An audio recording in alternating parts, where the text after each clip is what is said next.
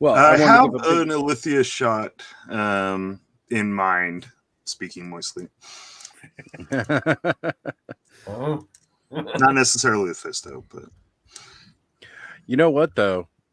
Did you reach out to Cobb about trying to get one of those heads from that Eternity Royal Guard pack?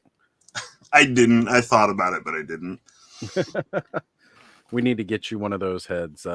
We'll talk about more to that, coming up soon. So which other of these have we not talked about yet? And before, actually, real quick, Aaron, welcome to Legion's class. I know it's one of your first times sitting in on class with us, but we're happy to have you here and, joining in on this talk of reinforcement too. Because I know there was a couple here that you were all excited about. I held off. Ooh. Speaking about some legions, look at this beautiful paint job. If you were growing up around in the 90s, this paint color scheme very well from the Charlotte Hornets that everybody had that starter coat. Is a phenomenal looking paint job that you've done on this engine. My camera would only work better, but yeah. That's okay. No. People can still check the shots that you've taken of it. It turned out phenomenal. It has good value. Is that like there's some things where I just want to chunk it against the wall because paint wouldn't stick in the peg. So it is what it is. I think the only one we haven't looked at all is the cavern dwarf. Well, let's get some midget on. Let's go talk to the dwarf. Let's get our torches handy there. That's not. Yeah, this was one that I was wanting, but I'm gonna wait until it comes the second handling of those. I was like, you know what? I get to save the money now. I'll get it later. That's fine. Yeah, you need your money for other stuff right now. This will be available later since you weren't.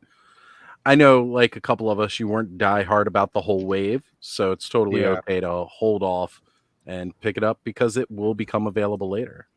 Yeah, that was the other reason. If it hadn't been available later, I would have been like, I guess I'll have to get it. But since it's going to have that availability later, it was fine. So I'm digging this with the bronze armor. Really, really liking that all over. There's a weird part of me that loves and is insanely frustrated by the naming system on the Legion dwarves. Because there's a bronze dwarf that's gunmetal. There's a cavern dwarf that's bronze. Clearly bronze. The gold dwarf is going to be like jet black. The black dwarf is going to be red. It's like... And thus we have found out that all dwarves are colorblind. I guess maybe they're in a bit of an Olympic scene. Different medals, they've been tossed around a lot. They've got brain damage, so people got too excited. Maybe it's just the lack of oxygen in the lower atmospheres. You're running away from a Balrog. It doesn't matter which color you are. Yeah. I do like on this one. I like that they included this head with the bearded head. Yes. The armored one. I'm just not a huge fan of that other head that it comes with, where it's got the kind of armored looking beard. I don't know what that's supposed to be, but I do like this look quite a bit. I prefer this one as well. I got to agree with you on that one, Curtis. Like, if I want a dwarf, I want to see that beautiful beard. I don't want just like these armor plates in the shape of a beard. I want an actual beard. And this screams perfect dwarf to me because like there's this beautifully crafted blacksmithed helmet and beard. And to me, that's what dwarves look like. But again, here you see that more armor plated. I mean, sure, it's cool. I could tell that this is supposed to be a dwarf with that, but I just don't care for that look as much. Yeah, protect those lovely locks there, you might say. Well, that's true. That's true. I love this one. Maybe this is just for younger dwarves. Maybe this is the younger dwarves that their beard hasn't grown out yet. Or maybe it is a female dwarf. Yeah, maybe it's the female dwarf. I don't know. I've heard that the females, dwarves' beards are just as long and luxurious as the males. That's the Tolkien thing. It's the fact that there are no dwarf women. The dwarves just springing holes in the ground there. Ragna's a female dwarf in Legions, and she does not have a beard. Wow. I'm the bearded lady. What are you, one of the freaks?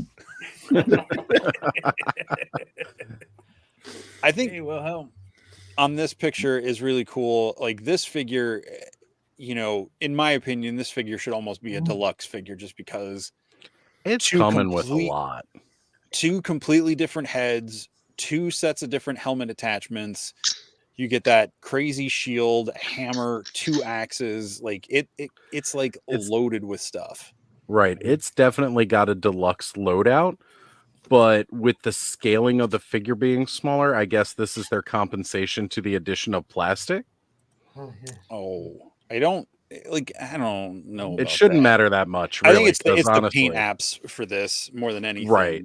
Yeah, because Right. the For weapons people don't that have were- a whole lot on them, so Yeah, for people who are and the- disappointed that Bromden didn't make it into the All-Stars this year, I think this is a great consolation if you want to look at it that way for the dwarf fans, because you still get that shield, and you get those, you know, all those.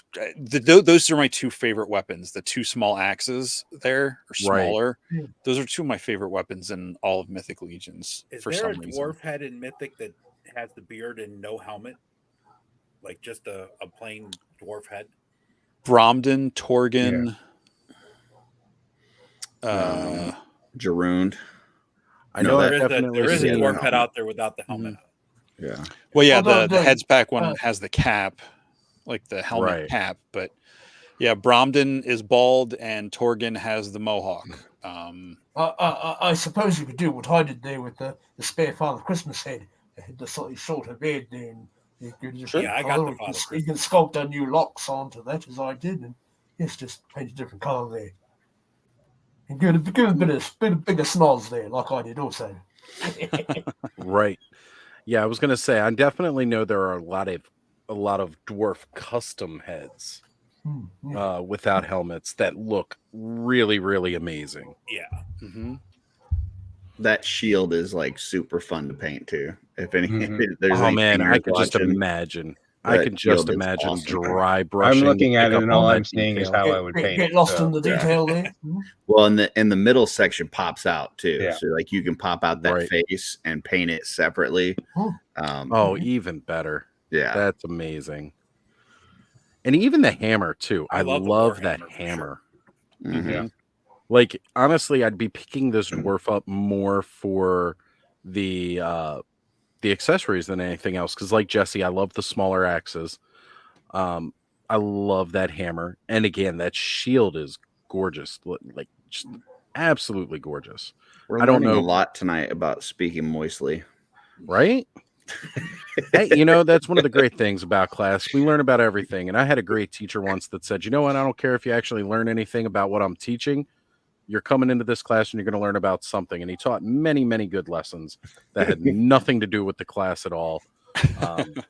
So I'm glad we're still having that effect here. We're learning more about speaking moistly than we probably should. So, and since we're learning a bit more about speaking moistly, Curtis, how fun is it to run your lips over these different accessories? That shield is a really good one. See, I knew that was coming. Yeah, that shield is a really good one. Comfortable. I don't know that I can tell you about the other pieces. Well, that the one axe, not the wooden one, but that one right there. Yeah, that the handle on that one is really good too. So you can really feel those ridges. Is that why you like the bearded head better? Maybe, I don't know. No, I just like the look on the bearded head better. But yes, with my dwarf custom that I use the aforementioned Father Christmas head on, I tried to use the helmet off that came with that. With the bronze dwarf, Legion builder there. I dreamed out all the inside there, but no, the helmet ended up a bit too small to be able to fit over the top of old Saint Nick's head. So I just scrapped that idea and just left him helmetless, you might say. That's okay. Because I found that they're fairly easy to do that if you like. If you have a smaller head that the helmet will fit over, you just dream all out the. Eldor, I saw somebody in the Cabal today that was doing up one of the Father Christmas heads like you did. They were like putting like epoxy sculpt or green stuff on the nose, like building up the nose and kind of So that was cool. So I with the moustache sort of curls up at the sides, I just trimmed those off and sculpted just the bands holding the locks of hair down the sides. And your uncle, it was that. Joe just completely annihilated Jesse. What did I miss there? Oh, you missed Joe's wonderful comment here. Hold on a second. Oh, I'm never going to be able to. Like, it's bad enough hearing Curtis talking about him rubbing his lips over stuff, but like now the image Joe of him named it horse lipping, like I can't unsee that. Like straight up Mr. Edding the shit out of his toy collection. Of course, a horse, of course. Oh man! Just call it motorboating and you're fine. If it's motorboating, it's toys. That takes it to an entirely different level. It's a scientific fact that you have more nerves in your lip than in your fingers. So if you want to feel the textures, you can feel it better on your lips than you can with your finger. It's all right, Curtis. We understand. It's fine. Just saying. I'm not. We all have our thing. Your science. There's no one's arguing that science. Right?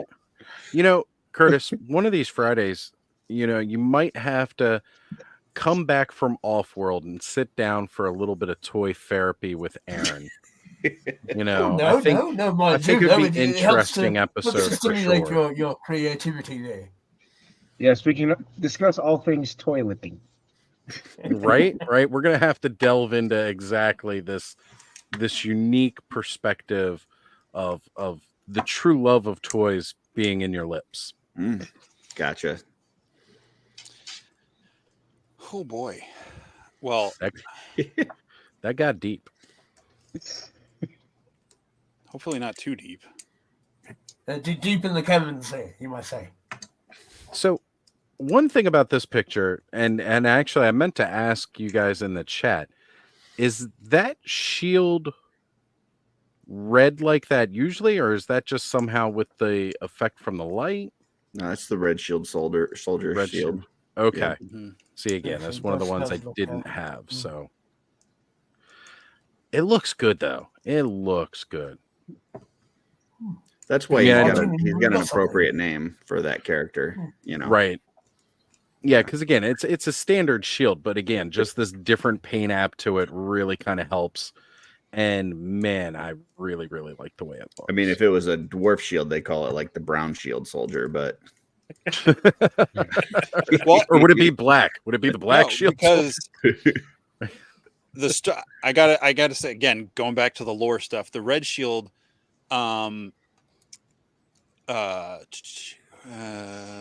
so it's part of the army of Leodicius. The red shield, its own faction, but they were a different army that got absorbed into the army of Leodicius. And they were named the Red Shield for the bloody symbols which they marked on their shields during battle. So like that, the origin of that shield design is from like people like marking bloody red marks on their shield as like a warning going into battle that they've now modernized for the setting of this shield design. And I just think that's kind of cool. I love how in the chat, I mean, even through all of the lipping talk, we've gotten into this wonderful conversation here about beautiful bald women now. I've got to say, I appreciate everybody talking about the beauty of a bald woman in the chat because, I get very self-conscious about my bald head, and it's nice to know that you people appreciate beautiful bald women like me. They just like the reflection, Oz. That's what it is. It's the reflection off the bald head. They can see themselves in it. You're their personal mirror, right? That's true. Let me. Oz likes his women bald and bearded. So hey. Maybe in the dark it feels like another breast. I don't know. Put your lips on it. Yes, after about 700 years there, he's gonna get those suction cups stick. I still have a nice head of gray, you might say. Didn't this be saved for after? We're gonna have to start a new segment called Curtis's lip reading.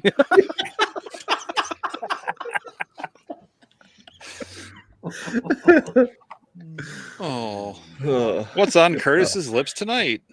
Right. We have to consult the bones there. So, well, I mean, if he got Braille, he could actually read with his lips. Oh, Braille. That's another one. I tried to do that. I actually got a book to learn Braille, but it had no actual Braille in it. It was like Braille for people that can see. So like it was like teaching you the patterns of the dots, but it didn't actually have Braille on it. So I couldn't actually rub it against my lips. It was bad. They say the bumpier your head is, the more intelligent you are. So just that's your brain. The bumpier your brain is. So speaking moistly, saying that he's bald and he embraced it. And look, man, I embraced it too. I started balding at a very, very young age, like, before I was even 20. And I, just started shaving my head at a younger age. And then there were times when I tried to grow it back. The only reason that I cover my bald head so much for live streams is because I have a light source that sits right here pointing down a little bit so you can see this beautiful visage. And if I didn't cover my head as much, there'd be this giant glare. You mean like this right there, that glare, Right, Aaron. See, Aaron shows it off. That's you get this bright glare, but so I keep a hat on my head for the glare purpose. Just as well have a pair of sunnies handy there. There we go. Oh wait, it's suddenly Sergeant Cellulor is these are Sergeant Cellulor's glasses, yeah. Don't let him catch you wearing that. He'll make you get up and do PT at 4 a.m. Oh, yes, you're right. Speaking of 4 a.m., I don't want to be doing the 50 laps, you might say. Not with my. I'm gonna have to make my bounce out at this point tonight, gentlemen.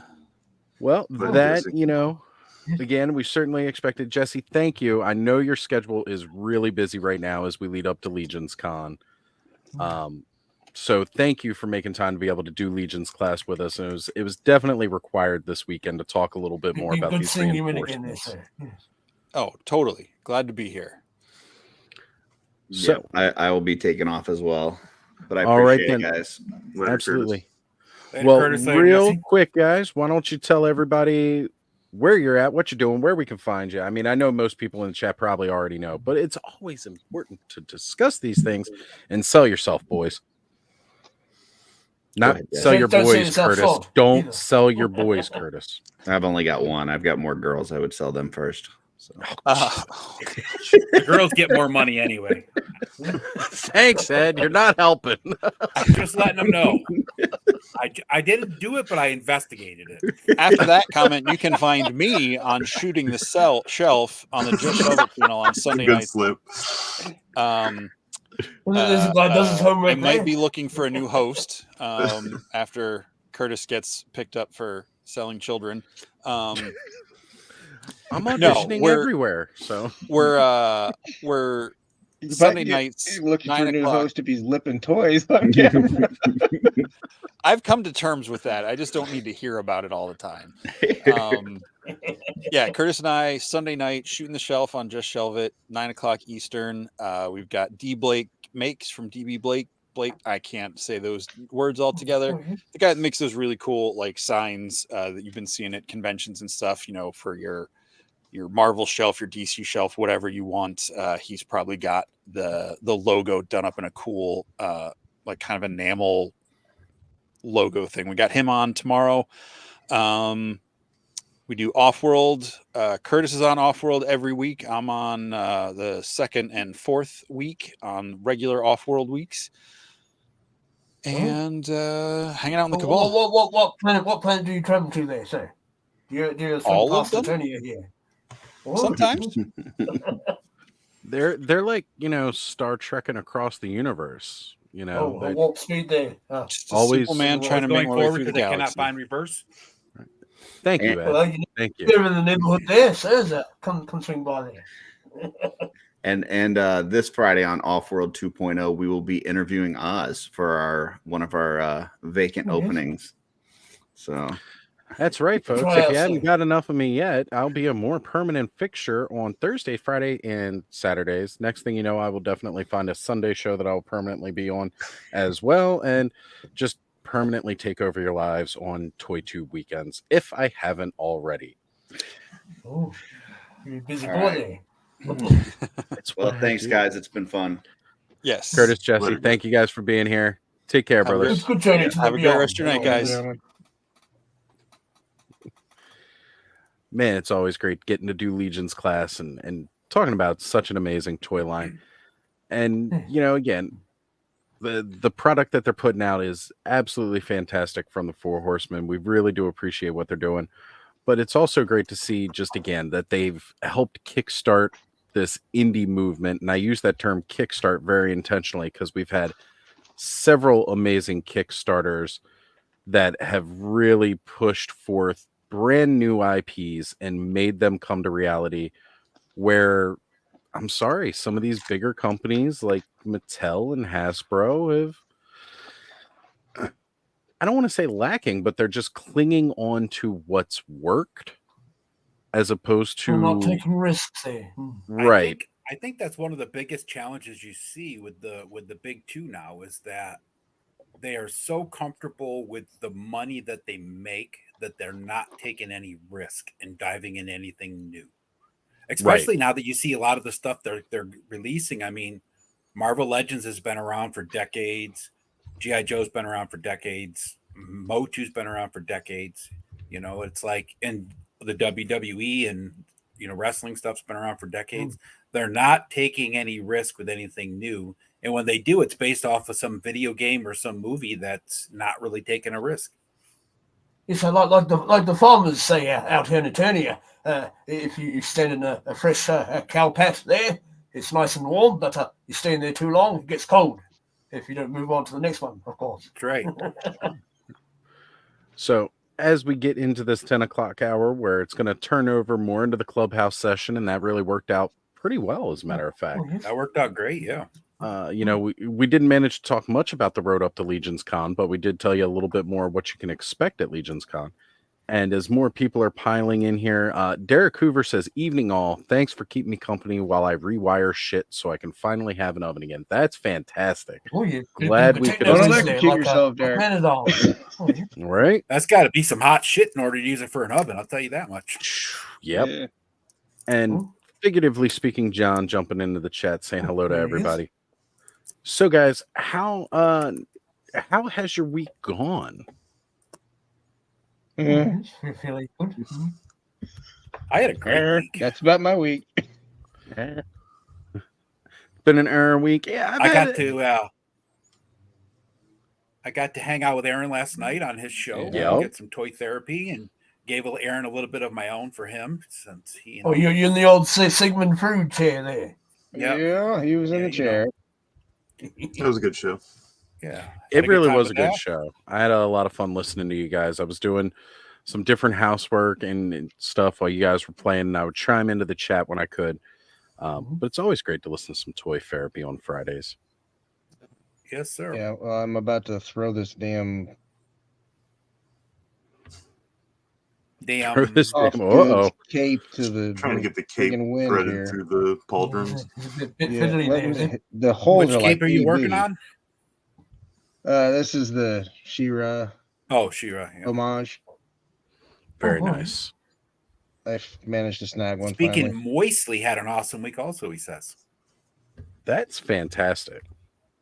That's one of the things that I love about this is, doing the Saturday nights. It's the end of the work week. It's like the peak of the weekend, as you would say. And it's good that we all, like, no matter how your week's gone, the clubhouse is where everybody comes to hang out, unwind, forget about all the adulting, and just get back to kidulting for Unless a couple you get called hours. to work in the middle of it. Unless you get called to work in the middle of it. Technically, that was still during class, though. So let the kidulting begin. That's right. No, I'm still got the toys there. Even at my ripe old age, I'm over 1,000 there. So I thought about this today. Helidopes tomorrow night, they're doing an unboxing of the Red Death. which I will not be watching because I haven't I have to tell. No, I'm going to tell Aaron and Ted that they can't show that face underneath the mask secretly because they're not supposed to. They're apparently. Who was it? Somebody said somebody's live. They did show what was under the mask. Yeah, and I've been after watching Dork Layer's review, and I didn't finish watching it all the way to the end because I might have been a little worried that he was going to reveal what was under the mask, but I'm pretty sure he was told not to. I just don't want to chance it, and I've been very, very careful to not watch many other reviews because I don't want to chance seeing what's under it. And one of the whole reasons that I have spent this time, like we've been toy edging this whole time, waiting for everybody to get in it, or get it in rather. Finally, all of us have gotten the figure. But as you can see, Brick was not a part of Legion's class tonight, and he was not a part. He's not going to be joining us live tonight. So we are toy edging for one more week, and then we'll finally get the reaction from all of us as we look under the mask. But we're still not going to show you guys out there what's under that mask. Even though I never got the Red Death figure, the fellow I bought a Sun Wukong off here, he brought in that figure and he messaged me through the great eye of the universe there saying, "Are you interested in this one there?" I said, "Oh no, he's a bit too scary for me." So I knew of two other fellows that were looking for it. You see, so between myself and the seller and one other fellow, we were able to sort him up there with the Red Death figure. So he was thanking me for that and so forth. Definitely. And this has been one of the coolest things ever here. And Carol actually got this last Saturday. K-Roll did we ever know who sent those to them? Oh, for John, that was me. That's why he said an awesome person did it. Because I remember John saying he was like interested, but he didn't. I know John liked those gladiators. So I sent John one because I knew the red soft goods would look really good with his gladiators. But he wasn't trying to buy the figure itself, really. Like he had kind of said like he was staying away from it. And I said, "Nope, you're getting this damn figure," and I sent it to him. I did it when it finally became in stock later, after I'd been paid and it was still available. I was like, okay, let me go ahead and get this for him now. But my sister's, that is still a mystery. Nobody has taken credit for having sent my sister her first Four Horsemen figure. Carol loves that figure. I've seen her post how awesome. A bit of a secret Santa there, you might say. A bit, yeah. So I mean, I think that is really one of the greatest things again, because that was a random act of kindness from within the Frenzied without and again, we're assuming it was from within the Frenzied, but it had to be because somebody had to have her address. That's not like that's public knowledge to the world. Exactly. That's what I was like. Somebody who's seen it in one of the chats from when we were putting together her we could narrow down the pool of suspects. Well, we have a limited number of suspects. That's true. It's true. We have a very, very limited number of people that could have possibly arranged to get this for her. But trying to put them in the hot seat and ask, "Did you do this?" Watch their eyeballs. You know what though? Honestly, it's better not knowing. Santa Claus. Sometimes the anonymity is fine and it works. That's what I say about I just figured someone would want, a genuine thank you 1-to-1 from her. Right. Well, I know she has certainly thanked everybody. So whoever it was did it, if you want a personalized thank you, step forward and, if you want that. But to be honest, like that's one of the best things about that is we don't all need the thank you for it. We just want to do something nice for others. And that's, part of that culture that Toy Frenzy really helped establish and get going. The Frenzied have picked it up and carried that torch well. and it's followed throughout a larger part of the community. Like we've finally started to see where it's happened with other parts of the toy community that weren't necessarily the frenzied, but I know we all certainly came together and we tried to help Mega J. He was like one of the very first big recipients outside of the frenzied that managed to get this. And if you all are wondering what the frenzied is, that is the name that we gave to all of the patrons of Toy Frenzy. Is they are the frenzied, and honestly, it extends a little beyond that to the people who are just there in the chats every week and all. It's amazing, but it's this really, really great community of the most awesome people across the net. Like, it's just amazing. And I mean, not to say that there aren't great people amongst all of ToyTube, because I've met a lot of them. They've been on the show. We see each other everywhere else. Like, it's really just a cool place to be. And there are some dark sides to the ToyTube, but the ones that you see frequently together around here are really just the most amazing people out there. All right, so I got to get this set up. Now here's Onyx with the new paint job. Yeah, here we go. Ed's armor that he sent me. Here we go. Oh man! Yes. Animal Warrior. Painting in those ears makes a huge difference, but he's got some purples and some gray, and he's got some silver. And there's a mahogany brown wash on the fur. Oh, yes. That is so good looking. Again, the nice thing about that wash you gave him is you can actually see the details in that figure, because he's so the chest looks the best. Let me pop the head off. I should see if you can see it because the chest turned out really good. Oh yes. Get this thing off because it kind of blocks some of it. But I don't know if you're going to see the highlights as well. But no, you can actually pick them up. It was actually focusing in there. It was good. Yep. Yeah, block your face a little bit more with your hand. I know that helps because it's like, there we go. Yeah. Oh man, that does made that pop. You can see the striations in the in the center, and it made it gave it a little more depth, and just enough that pop color to change the look. And the heads, they do look better if you paint in those ears, because they just look weird being the same color as the figure. Oh, Cobb found it out. He said he heard Sasquatch sent it to her.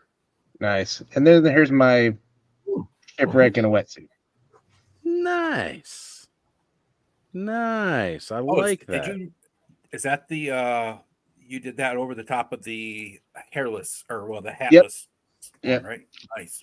That is sculpted on top of the hairless. So really good use of that additional hatless head for shipwreck. The paint job on that suit looks good too. The way it looks actually like neoprene or whatever it would be made out of. Yeah, it was a little weird to get there, but I figured it out.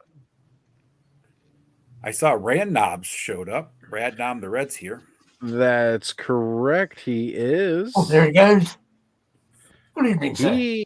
He actually has reached out and will probably be joining us shortly. Come to hang out. And again, for those of you who don't know, Radnom is not so much a toy collector, but he does these amazing diorama pieces. I've showed off a couple here that I won in a giveaway over with our boys at Hella Dope. They were doing a wonderful giveaway for hitting their 500 subscriber mark, and just everybody was chipping in and helping out. It was a really fun live stream. But he sent me over that beautiful computer console that's going to go in something that I will be opening up tonight. And it's really good. And he's going to be coming on and joining and jumping with us a little bit. Indeed. So, speaking of things that we got to unbox, we all know that's kind of like ceremoniously what we do here in the clubhouse on Saturdays. We all have fun opening up the stuff that's shown up this week.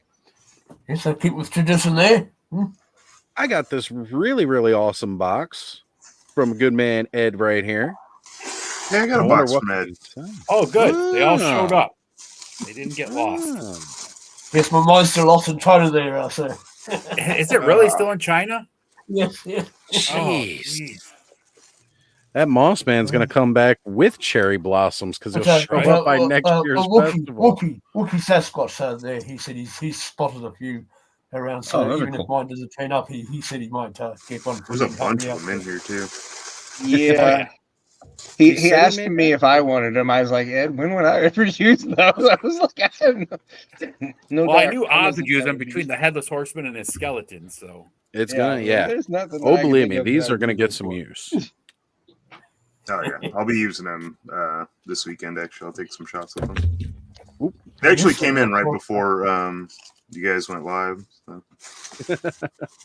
Nice. And yes, my son Wukong finally popped up in the mail there. So glad you finally got that. I missed this one at first, of course, but the fellow over here Wukong's such a cool figure, though. He is. Like, honestly, he's missing one of his feathers in the cap there, though. But all in all, I was going to be displaying with those anyway. So. Sun Wukong is still my vote for figure of the year because he's just absolutely gorgeous. He's got a nice bendy tail there too. You can bend his tail around. A wired tail. If you remember to put it in, though. Yep. It's true. All right, I'm gonna make myself large here for a second. Oh, yeah. If anybody can read the beautiful engraving, let me hide my face a little. Which one is that one? It says I'm dead. I'm dead. Yeah. Which I love. These look great. Fun. They look great. Thank you for making quite a bit more than you needed, I will say, because they're just going to be fun. And then there's this other little pack here. They're little rooms, aren't they? Headstones. Well, I had like a ton of scrap foam, and it's like, what are you going to do with it other than just little pieces like that, right? Yeah, I got you some little vials like I gave Aaron to. Which will also, again, look very, very nice in probably either Grayskull or Snake Mountain. They're going to look good no matter which place that they get set up in. But, yeah. Gotta say, thank you very much, Ed. I really appreciate it, brother. Problem, guys. Yeah, these are going to look fantastic. Cool. So, yeah. Oh, yes, I had a few pieces entered into an art exhibition there. Oh, Wolfman! That opened up yesterday, I believe. So that'll run from about November to about December there. At least I had my skeletal bust going into that. This one just says bye. Thanks, signing off for the last time. Yeah. Bye. I was a manager at a Spirit of Halloween like 4 years ago, I think. Just as a second job. I started working there just for fun, and they asked me to be the manager because the manager that they had hired sucked. So, right. And they had all those styrofoam tombstones you can buy for your yard, and they had like some of the dumbest sayings on those, like bye and, gone but not forgotten and stuff like that. I was like, yeah, that's what I'll do. Right. Xanathar the Beholder. That is really, really a good looking figure too. I got something shocking. Do you guys want to see it? Is it a bag? Okay. Yeah. Go ahead. This is a safe space. So, this was canceled by Target, but Walmart Collector Con actually didn't cancel my pre-order, and a year later, I got them. Wow. Just took a year until the current I actually forgot I ordered them, but they came in, and their cards aren't all banged the up. cards don't look bad because they sent them in a non-envelope. All right, folks. We've been waiting a long time for this, and this is probably going to be one of the biggest events in toys. One of the biggest events that you're going to experience all weekend. Oh. We have our very special guest. Guys, we got to be gentle. He's popping his cherry. We like going hard when you pop the cherry. We've got Nolan with us tonight, guys. Nolan. Good to see you, brother. Hey, all. That's the microphone? Yep, you can hear him. You can hear him. Coming loud and clear. You guys hear me okay? Yep. Yeah, we can definitely hear you. Yep. Man, this definitely has made my weekend. You know, it was funny because we kind of throw that together last week. You said you'd be coming live with us this weekend. I got really, really excited. And then we had the reinforcements wave, and I was checking in with Legion's class. And again, Jesse's very, very busy right now. It's Curtis as well, because they're both getting ready for Legion's Con. Oh, wait. What are we showing off here? Hold that up again. It's his winnings. He's got these. Oh, he got the winnings in. Yes. Beautiful winnings in. There it is. The Cobra nice. Foot Locker. Oh, yes. Very nice. That is a one of a kind, just for you, Nolan. And the Rey Mysterio. Awesome. Booyaka. Well, thank you for, again, honestly, it's what means the most to anybody who does these channels is the support from all of you guys that watch. Because honestly, we all wouldn't want to be up here talking to ourselves. There were a couple surprises in there, Nolan. I was gonna say I saw a Croc Master in there. Wow. No Fiona, but Croc Master. Awesome. He was just collecting dust. I had to, so figured I'd send one. Right? Hasbro does such a good job with their animals, though. I mean, that. Oh man, that Fiona. Now we're gonna make Nolan jealous. Yeah. But yeah, they really, really do amazing work. That Cobra Foot Locker is a one of a kind, Nolan. That's an Aaron original. And we've got it pouring in here for Nolan making his appearance this week. Oh, wait, hold on. Here we go. He's got a Fiona. There you go. He's got a beautiful Fiona. Yeah.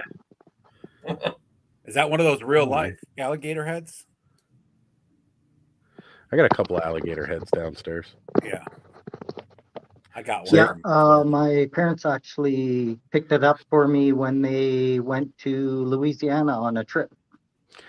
In Louisiana, you can get the larger ones pretty cheap. Yep. Louisiana, I think, is the state where they cost basically, once you start getting south of the border here in the U.S. on the eastern coast towards the Midwest, you could pretty much get alligator heads at any truck stop that you go into. Anybody who's well traveled down south knows that if you go along the highways, you go into a rest stop or a truck stop, those alligator heads are all over the place. But you might find one or two at the old creek there. Depending on which state you're in, kind of negotiates the price. The two cheapest places you tend to get are Mississippi and Louisiana. Because they hunt so many of them for population control purposes.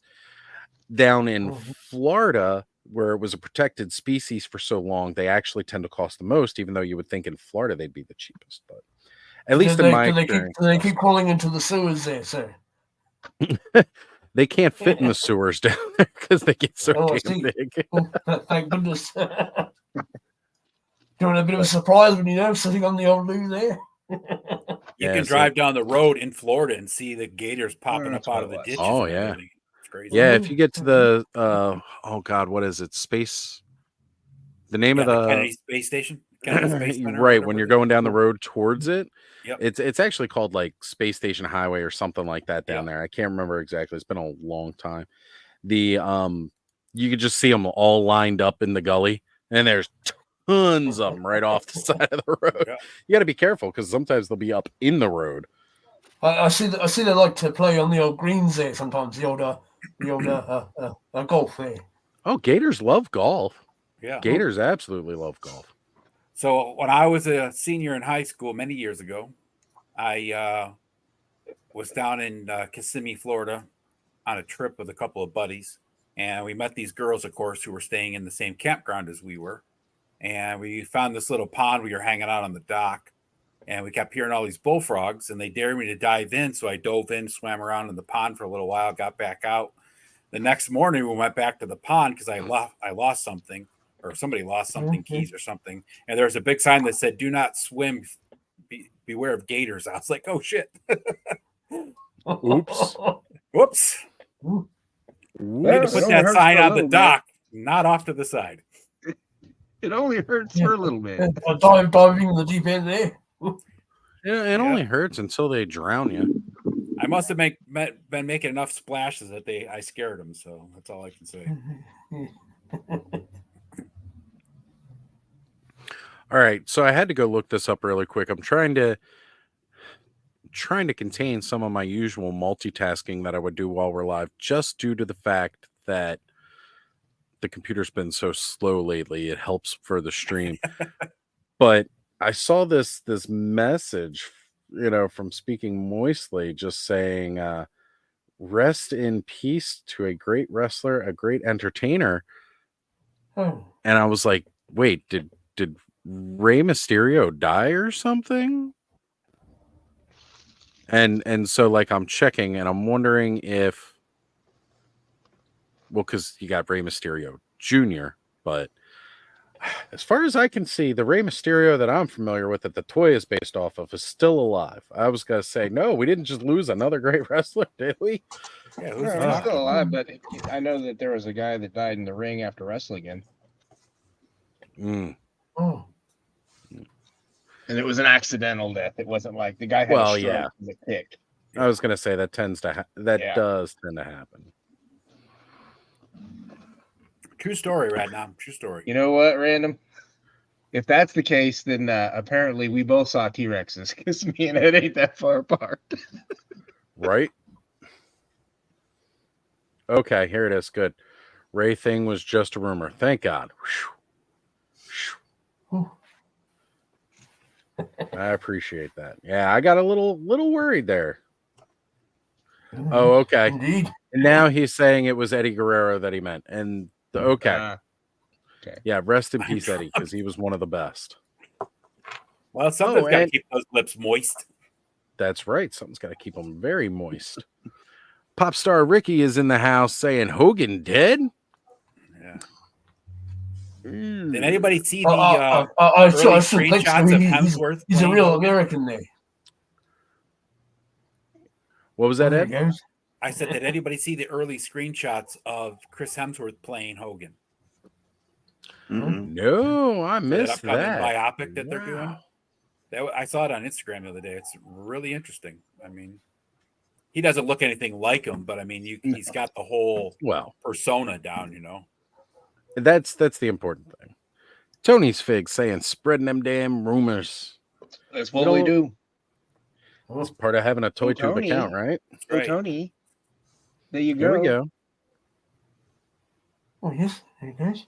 You done-ish.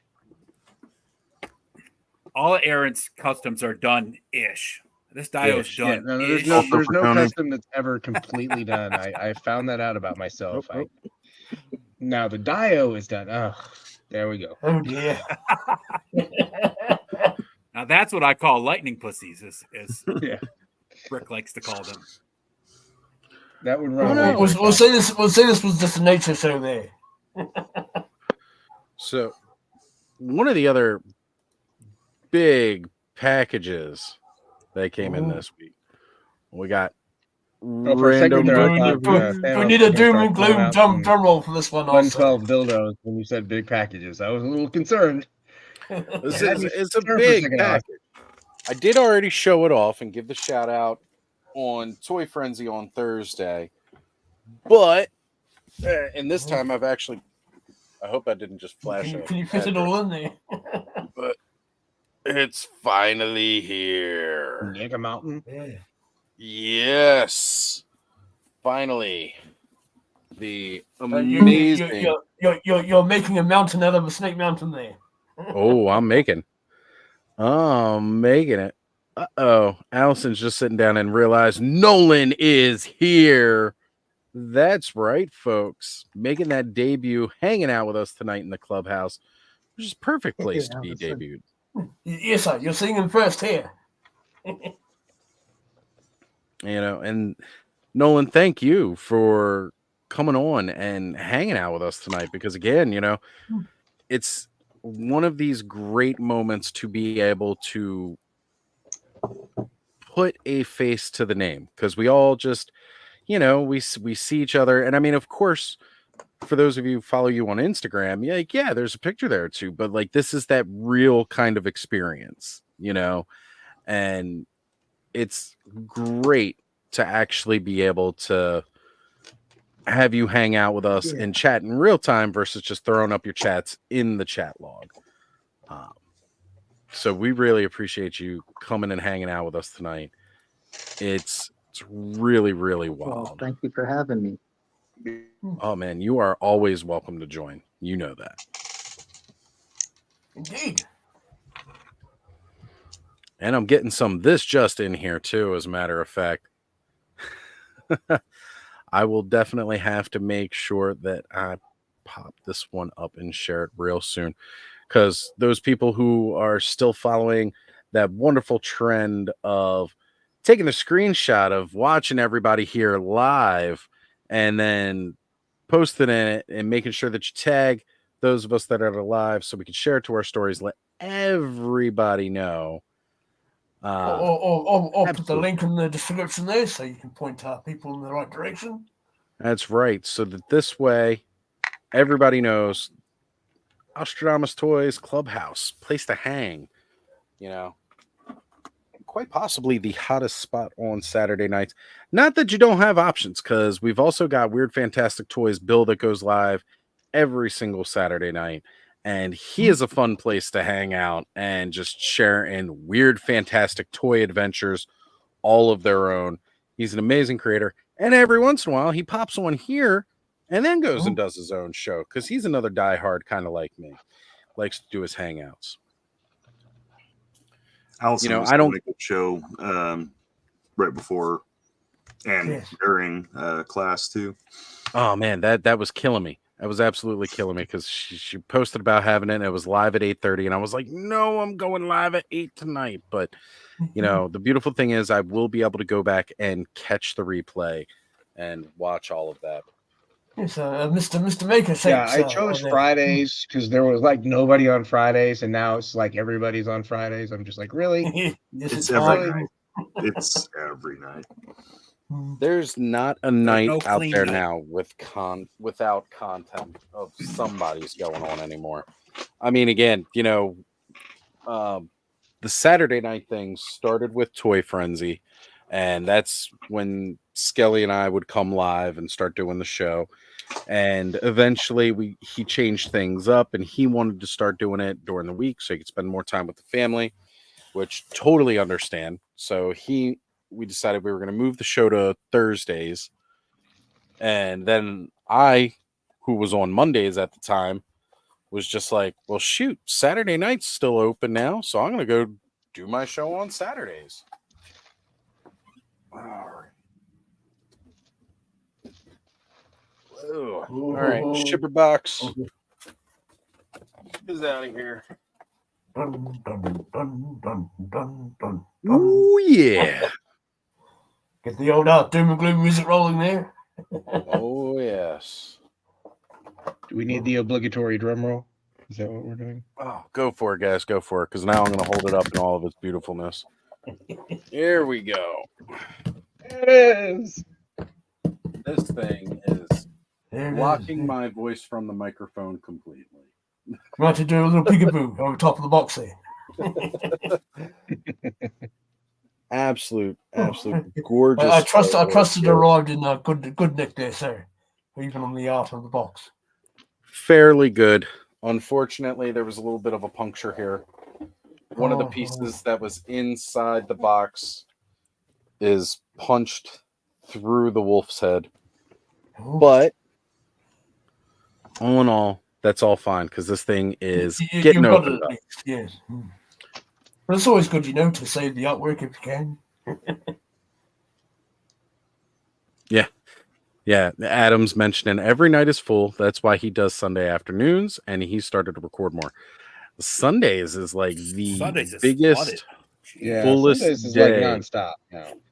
Yeah, you wake up in the morning and you start, and you just don't stop until 9, 11 o'clock at night. Yeah.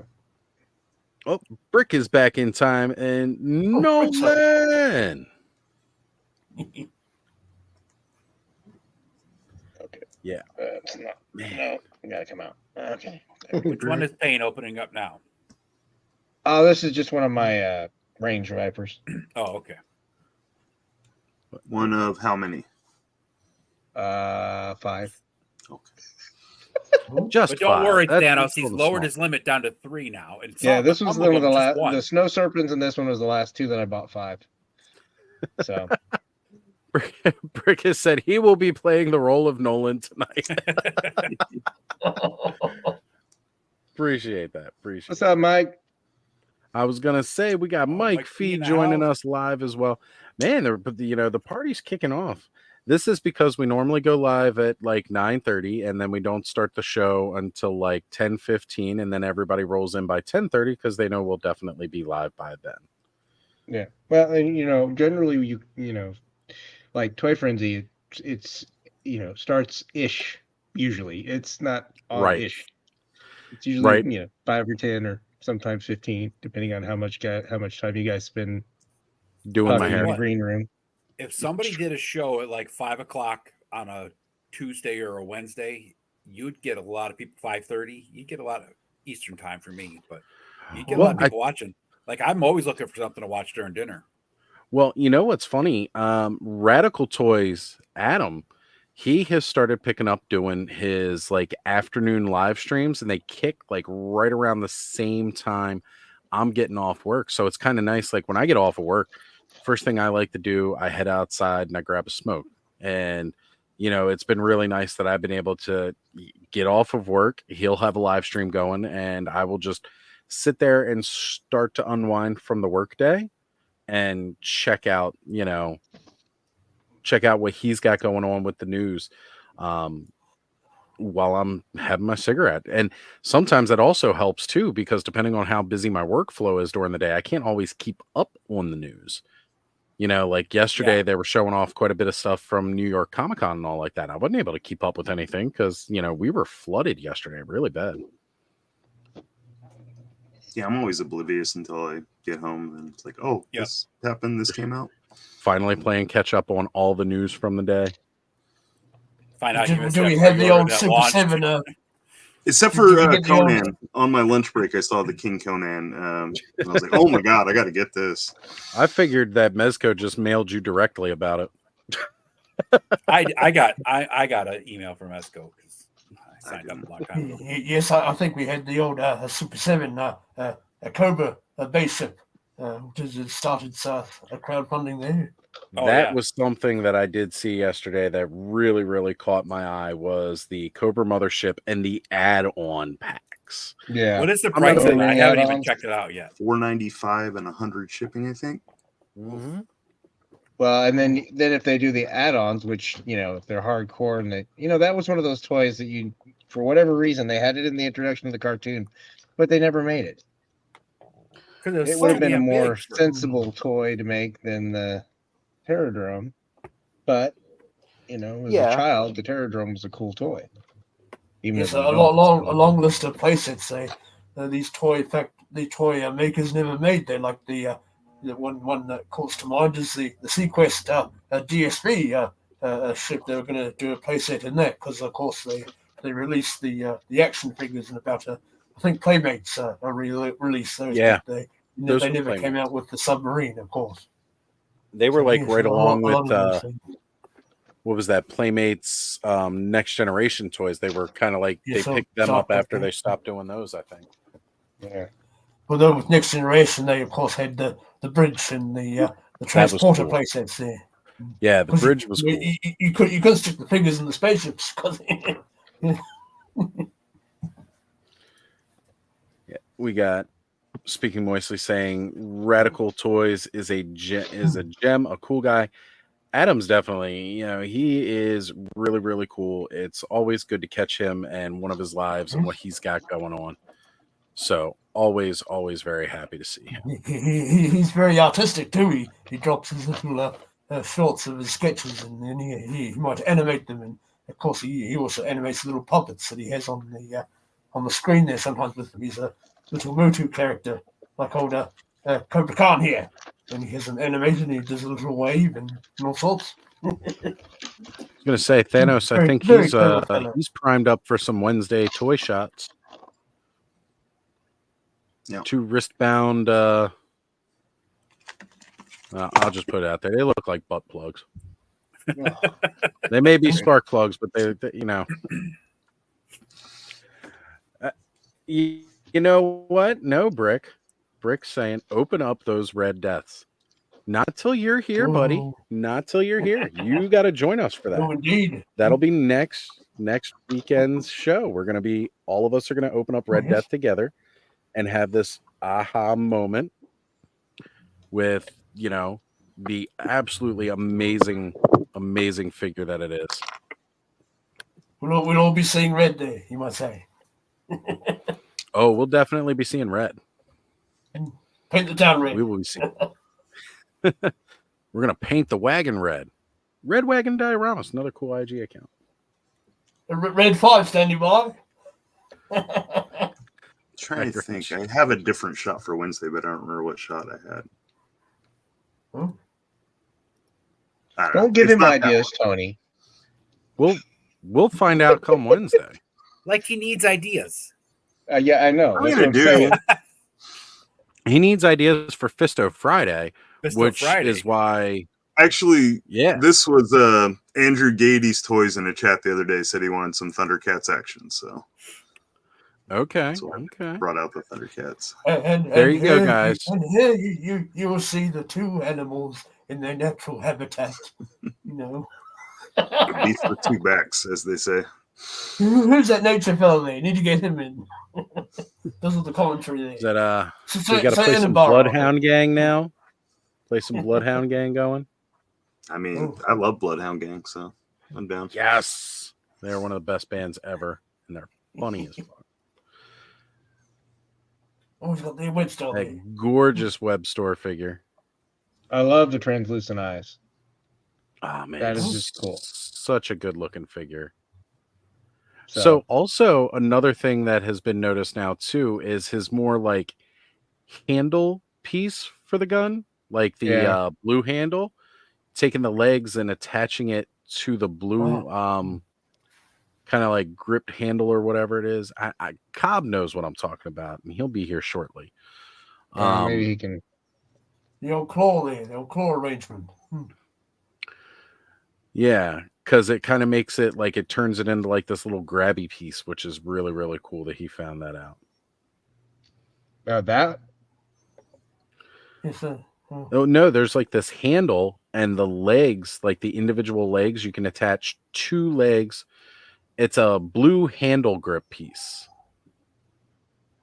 I'm not seeing it. Maybe it's still in the package. No, I think you unplug the legs individually, and you might plug them into the blue handle. I think is how it goes. What blue handle? You're talking about? Yes. There may be instructions in the insert in the box. Yeah, Cobb said it was like on the back of the box or something, or on the bottom of the box, something like that. Yes, I noticed later. Sometimes they've had little cell instructions on the bottom. Is it blue or is it orange? Yeah, somehow I am.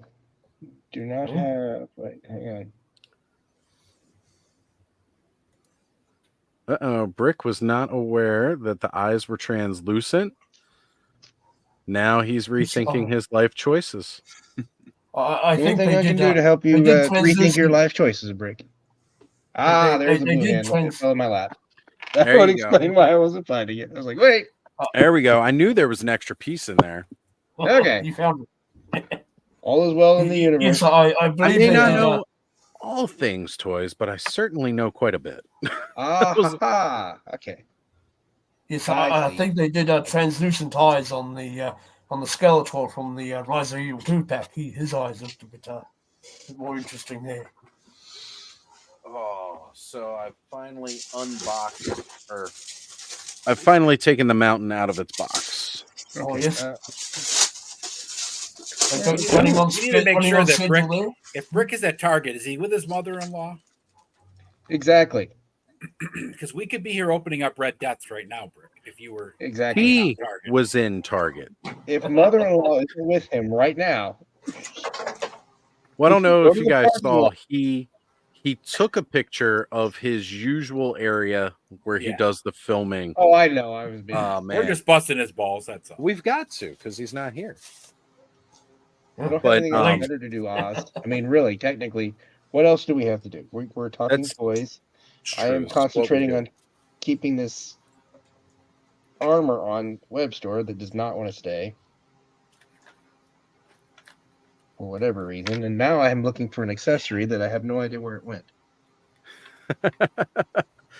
Yes. Challenge we all. You shall face. be here joining us in our event. I had it right. Coming there was her idea. Oh, we got a flash. We got a superpowers. Oh, superpowers flash. Nice. Oh, nice. Very, very cool, Nolan. I saw my Walmart finally got the new Batmobile and Invisible Jet today. So. Oh, did he's they? Going the flash. Yeah. I kept joking that when they announced that McFarlane was doing the Invisible Jet, he was just going to sell an empty box. Yeah. Yeah. I'm kind of disappointed that's not the way it came. It's really small. It's the same size as the Batwing and the Supermobile or whatever that's called. Oh, I'm sure. It's not going to be huge, but that's kind of the beauty of the superpowers vehicles. Oh, yeah. Because it, it's like he's his very own version of Clamp Champ. I dig it. I see. I like it's like that. Now I got to figure out what I did with the other weapon. Oh, wait a minute. See, what's going on there? Coming to the store was her idea, and now she's gonna buy in this toy. See, this be well behaved there tonight. Well worth the trip, right? Not many of us will go to the store anymore and be like, "Mommy, buy me toy." So yeah, especially when it's not even our mommy anymore, right? Some of us just don't have the option anymore. You can only pick one there, Brixo. Got Batwing on clearance, and it broke in 3 minutes. Now, which Batwing was this? Because there's a couple now. Well, it didn't last very long in the movie there, so. Oh, there you go. Probably this one. Screen accurate. Screen accurate. Oh, there it is. It's a cool little. So Nolan, what you got going on, brother? How are you? This is your first live, man. Live it up with us.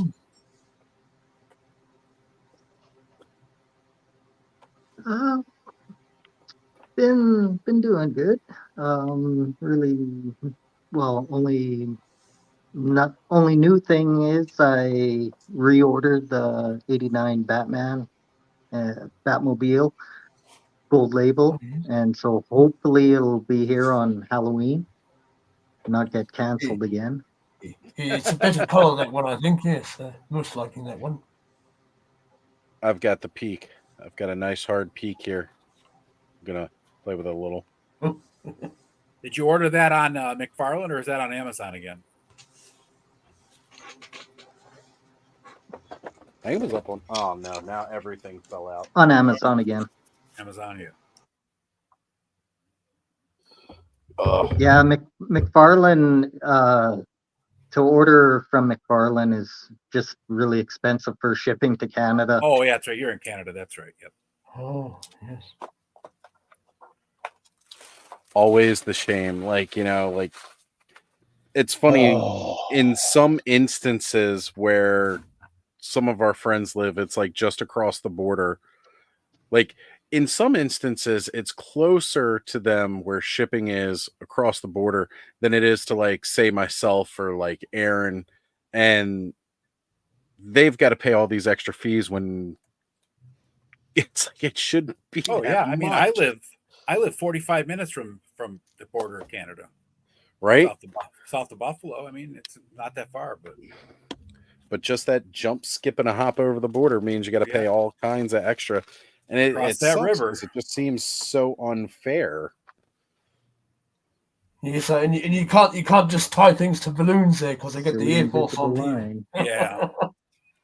It gets over the middle of that river, they start taking things out. Do not send your drone over the river. That's right. Yes, they might think you're a bit of a cartel there, perhaps. All right, this new snakehead is way cooler than the old one. I'm just going to put that out there now. Yes, folks, I'm playing with my snake online, and I got to use 2 hands. Oh, yeah. Well, I was always told this is something and this is something else, Oz. So you got something else there. Hey, I always liked having a whopper because you had to handle it with 2 hands. Zing! Oh, yeah. Yes, how long you been collecting there, Nolan? Say.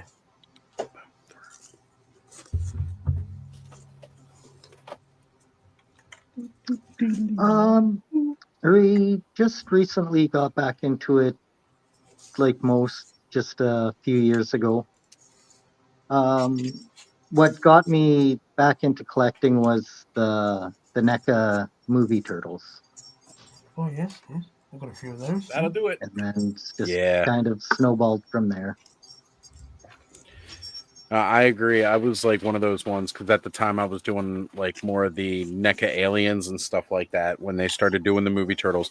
It was like right after they had announced the Secret of the Ooze ones, and I'd already seen the movie 1 versions. Everybody was waiting for the Secret of the Ooze ones to get the additional head sculpts with the more open eyes.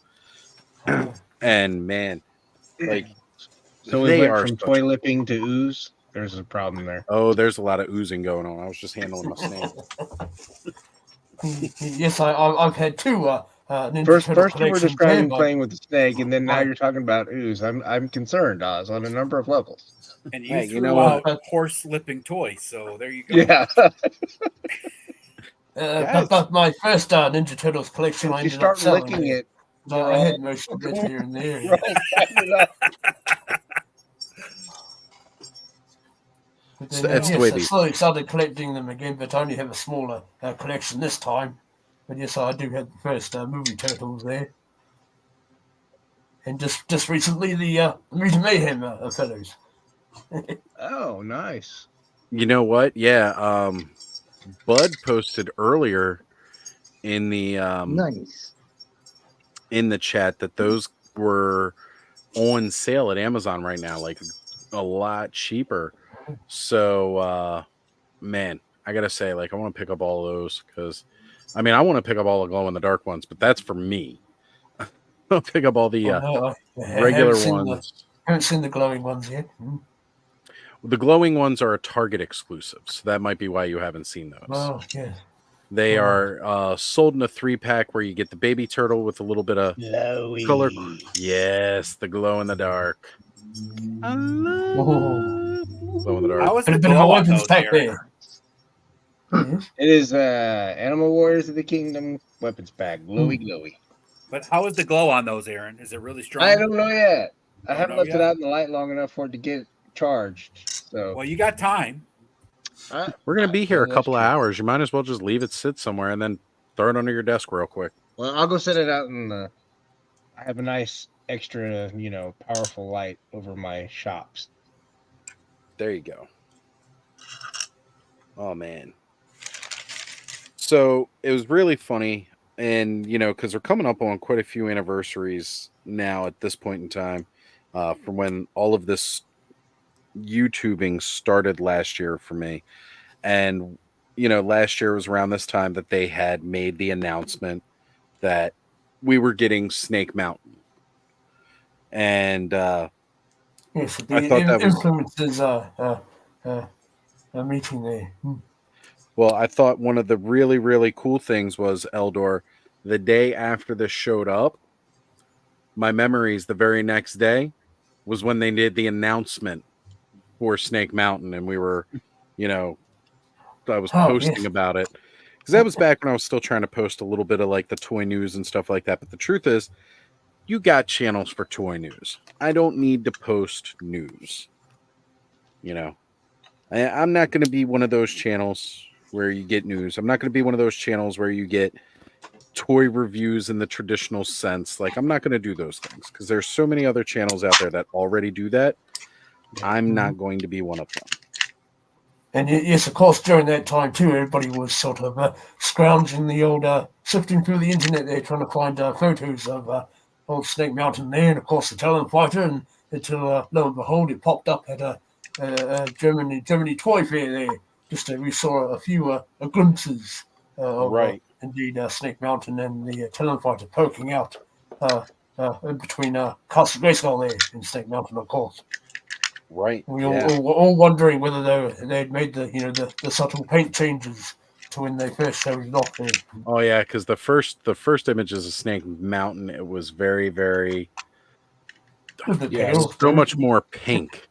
Yeah, it needed a lot of help. Mm-hmm. Well, they definitely. Oh, hold on. Oh, we've got the rain coming in now. Cool. Oh, yes. So I got these little pieces because I was going to make a dispensary for Mossman. Mm-hmm. Oh, yes. Nice. That was cool. Nice. Mossman Kush Shop. I've got like a little cash register. Oh, yes. What do they use for currency in Eternia there, Thanos? I don't know. You'd have to ask Elder. A little bar thing. So I dig it. You're gonna have to get some gold coins. Just the old gold coin, you know. Yeah, you're gonna need some miniature gold coins to put on there. Did you see the thing on Oiler's Workshop from the other? It was on Instagram yesterday. It was a working vending machine, mini. Oh. I don't think I saw that one. I saw some 1/6 scale ones that looked like. Oh yes. This is a 112. There was the drinking machine there. Yeah, it's a 112 Coca-Cola vending machine that has mini cans of Coke that come out. It had mini coins that he had to pick up with tweezers to put in it. It had a mini dollar bill, and apparently the dollar bill thing is supposed to work, but he couldn't. Oh, I saw that guy doing that thing with and he kept trying to get the dollar bill to feed it. It wouldn't feed. Yeah, it's Oiler's Workshop, but apparently this is made by some company. I can't remember who the company was. By the way, you got a Arsenal of Pew Pews. Oh yeah, I saw your picture. That is some nice. There's some nice guns. Let's be honest. Is that on? Is that off of Etsy or is that off of? Yep, it's Etsy. Etsy. I'll have to check them out. Very nice. They had a saw, a 249 saw. Yeah. Unfortunately, my one of the I picked this up today at the dollar store. Did you guys see these at the Dollar Tree? Yeah, those are cool. Oh man, yeah. That's what I got all my little potions and whatnot in. Yeah, that would work good as even that you could use that as a mold, and you could mold skeletons to hang somewhere. Well, I thought about making some skeletons out of resin on that front part. That's the only reason I actually bought the damn thing. Nice. What's going on, everyone? Dollar Tree. Did you have money that goes on trees there, Axion, sir? So, I want to give this big shout out here. Ray Black is mentioning that Nolan got her first figure, and my personal favorite name for that figure, Daddy Goldblum. You all know the one I'm talking about, where he's laying out and he's got that chest open, that Daddy Goldblum figure. Ooh, yeah. Well, I wasn't taking my spicy shots when that one came out, or I would have picked them up. Why don't you go back and check on Mattel Creations? I'm pretty sure he's still available. Probably. Well, did NECA do a version of him? Not that way. Not with the open shirt. They probably did another. Tony's mentioning about the Arsenal Pew Pews being out of Arizona. It seems like Arizona is a hotbed for 3D printers because you got Arsenal Pew Pews, you got Gridiron. How many other, I think he's still available, yeah. They're probably all They're probably all Tony's friends. Yeah, it must be the climate in Arizona that just gives it to 3D printing. I don't know. What's up, Kyle? Adam and Red Dom. What's up, Ed? What's up, everybody? Yo, what's going on? How's it going down there, sir? All right. That's right. How you doing, Eldor? Oh, doing good there, sir. Yeah. Oh, Adam, did you see this? Hold on. I'm trying to scroll back up to you there, Aaron. Oh, God. Oh, nice. That's the Feralist armor set. Yeah, Ed gave it to me, and then I did some painting on Onyx, give him some depth and some color. That's the only armor set that I don't have. Oh. So when Mossman stops by the dispensary, sometimes he makes deliveries, and he rolls around in the Mossmobile right here. It's nice and fuzzy. It feels very, very nice to pet. It's got live action sound. Let's hope that nobody tries to smoke it. Yeah, let's hope. Does it sound like a hookah going off or a bong when it drives? I mean, is it steam powered? Not quite. I didn't have that much time, guys. Yeah, those little jars you got, Thanos. My son just had a whole bunch of those little glass jars. I was like, oh, those are the same thing Thanos just picked up. Yeah, I got like a bunch of them, a bunch of different stuff. It's easier to have all Lego all in them, but Ed sent me like 3 of them, so I'm going to be putting some glowy paint in them and fill them up from the dollar store. Whatever. A couple of them I haven't been able to find these ones. Yeah, those are nice. So that's cool. Those I got on Temu. Huh? I got those off of Temu or Temu or however. Oh, okay. Ooh.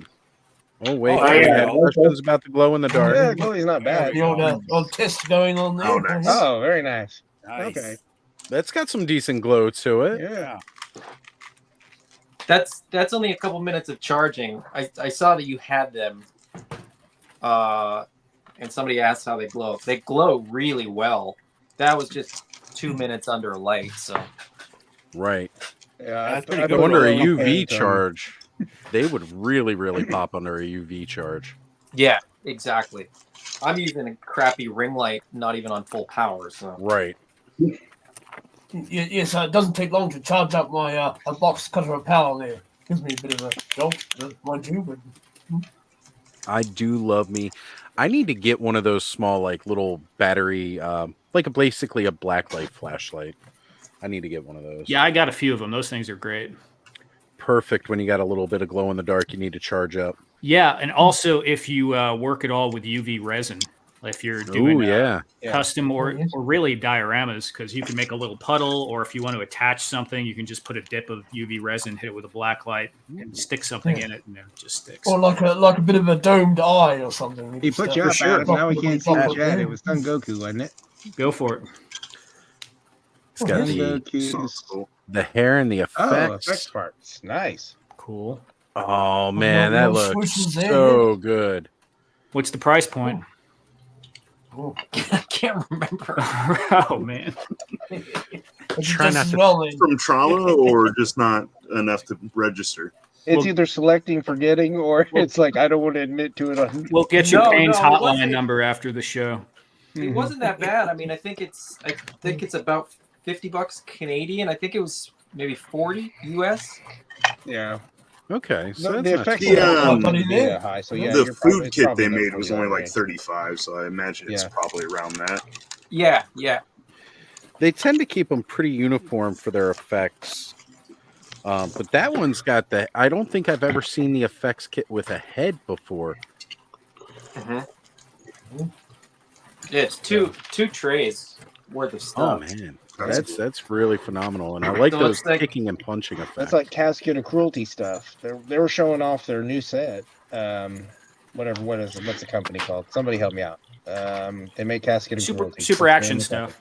Yeah, super action stuff. Yep, that's the one. Yeah, they were showing off their new sets. I'm digging those.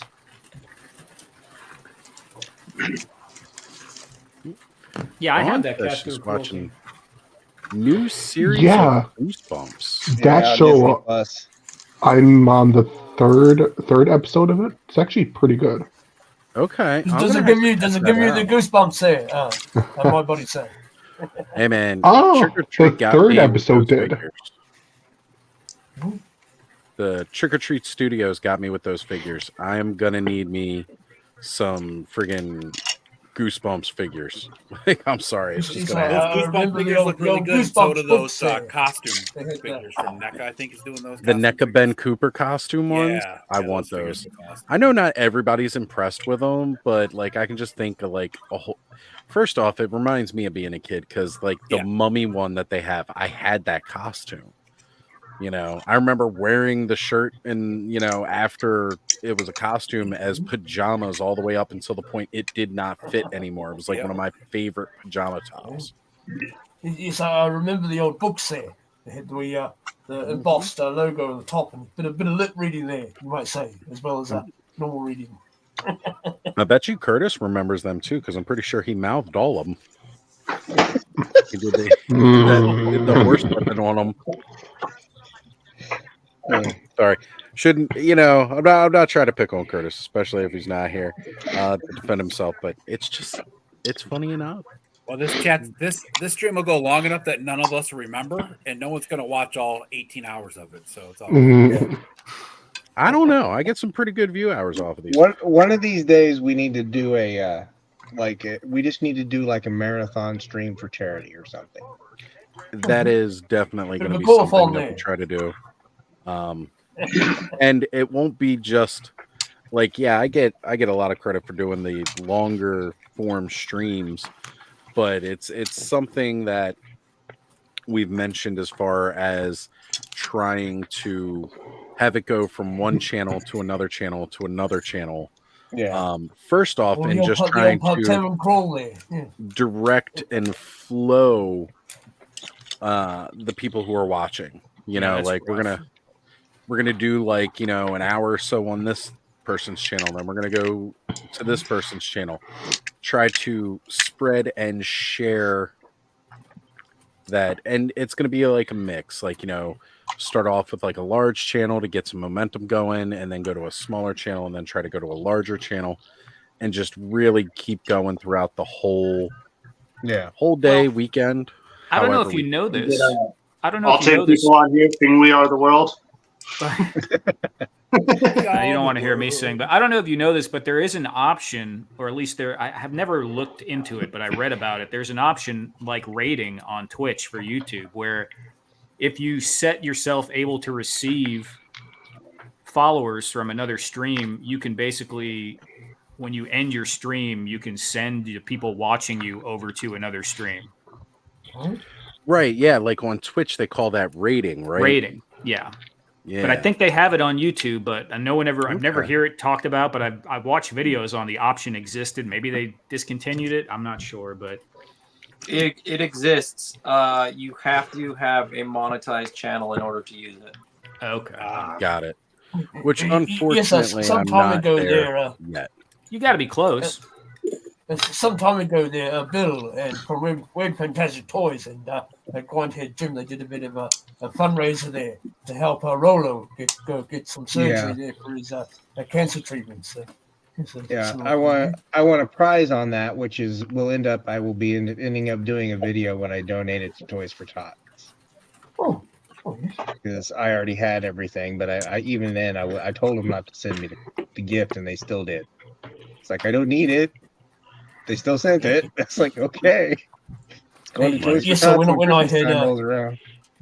when I had ordered my shipwreck there, the seller I usually buy from, I had two G.I. Joe figures in there. Oh, what's going on here? I only ordered shipwreck, and there's a bit of a letter in there also. He said, I hope you'll enjoy this figure in your collection, but sadly it was the G.I. Joe movie Storm Shadow there, and I've already got him. So I thought, you know what? You can customize him, Eldor.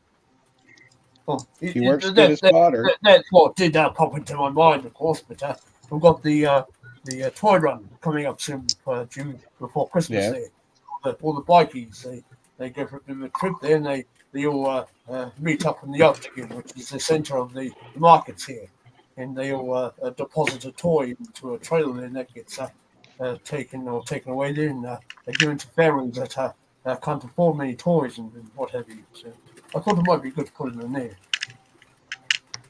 Pass it on, you might say. Indeed. I don't know what to tell people as far as on tips. I don't know what I'm doing. Bud showing off. I think most of us don't really know what we're doing. We're just all trying to, figure it out as we go along. It's half the so fun. that is from the Masterverse Evelyn, right? Bud? The Sorceress Evelyn. Yes. And then I painted the body again. I painted the suit black to kind of look like the classics Battleground Evelyn. Yeah, that's nice. You know what you could do with that with that thing with the overhang bud is you could probably get it some magnets, and you could probably, if you got a pin vise, you could go into the top of her bustier and drill in there and put the really small they're like 1.5 millimeter magnets. Oh yeah. And you could probably then I also to clip down. It's basically micron. That's what I used on the mine to get it to float attached to this. So painting in some more detail on Vicron's armor. I like that. Yeah, I did a bunch of paintings because I was feeling like doing it. This one I did very little, but sorry. I know this paint is had the size that you want, bud. It's 1.5 millimeters by 3. I used it for this, but you could probably get away with that. Probably get away with 1.5 by 1.5 and probably work it into that. I mean, if you don't want it removable again, you could always just put the magnets on her nips. Yeah. Magnetic nips. The little gold. Yeah, I like I was looking at that like Mondo version, and I really liked that gold trim. It definitely helps bring something more to an otherwise kind of plain, vest. There's something about Origin's weapons that are just really they really are kind of there's a bit more loyalty there. Yeah, I just took some of my pink color shift paint, and I just put it on the cross guard. It looks good. Then, because I've done a couple of these, this one I'm really happy with so far. God damn it! Oh, it's not smelled there. Yeah, I took the bracers off of the Bullet Man suit, and I popped them on, and then of course did the old coffee creamer shoulders. And I felt he needed another weapon, so. Ray says we got to have hashtag magnetic nips. But then, why'd you track the wrong crowd though? Speaking moistly has refined it to magnets. I was just gonna say it's gotta be magnets. Ooh, it's looking really good on the squeeze. Kind of that vintage coloration with the more modern too. Like that actually gave him the yellow eyes just because it was too much white with the teeth. Right. No. And then I did a purple color shift on this part of the armor, and then metallic purple on this part, and then under here.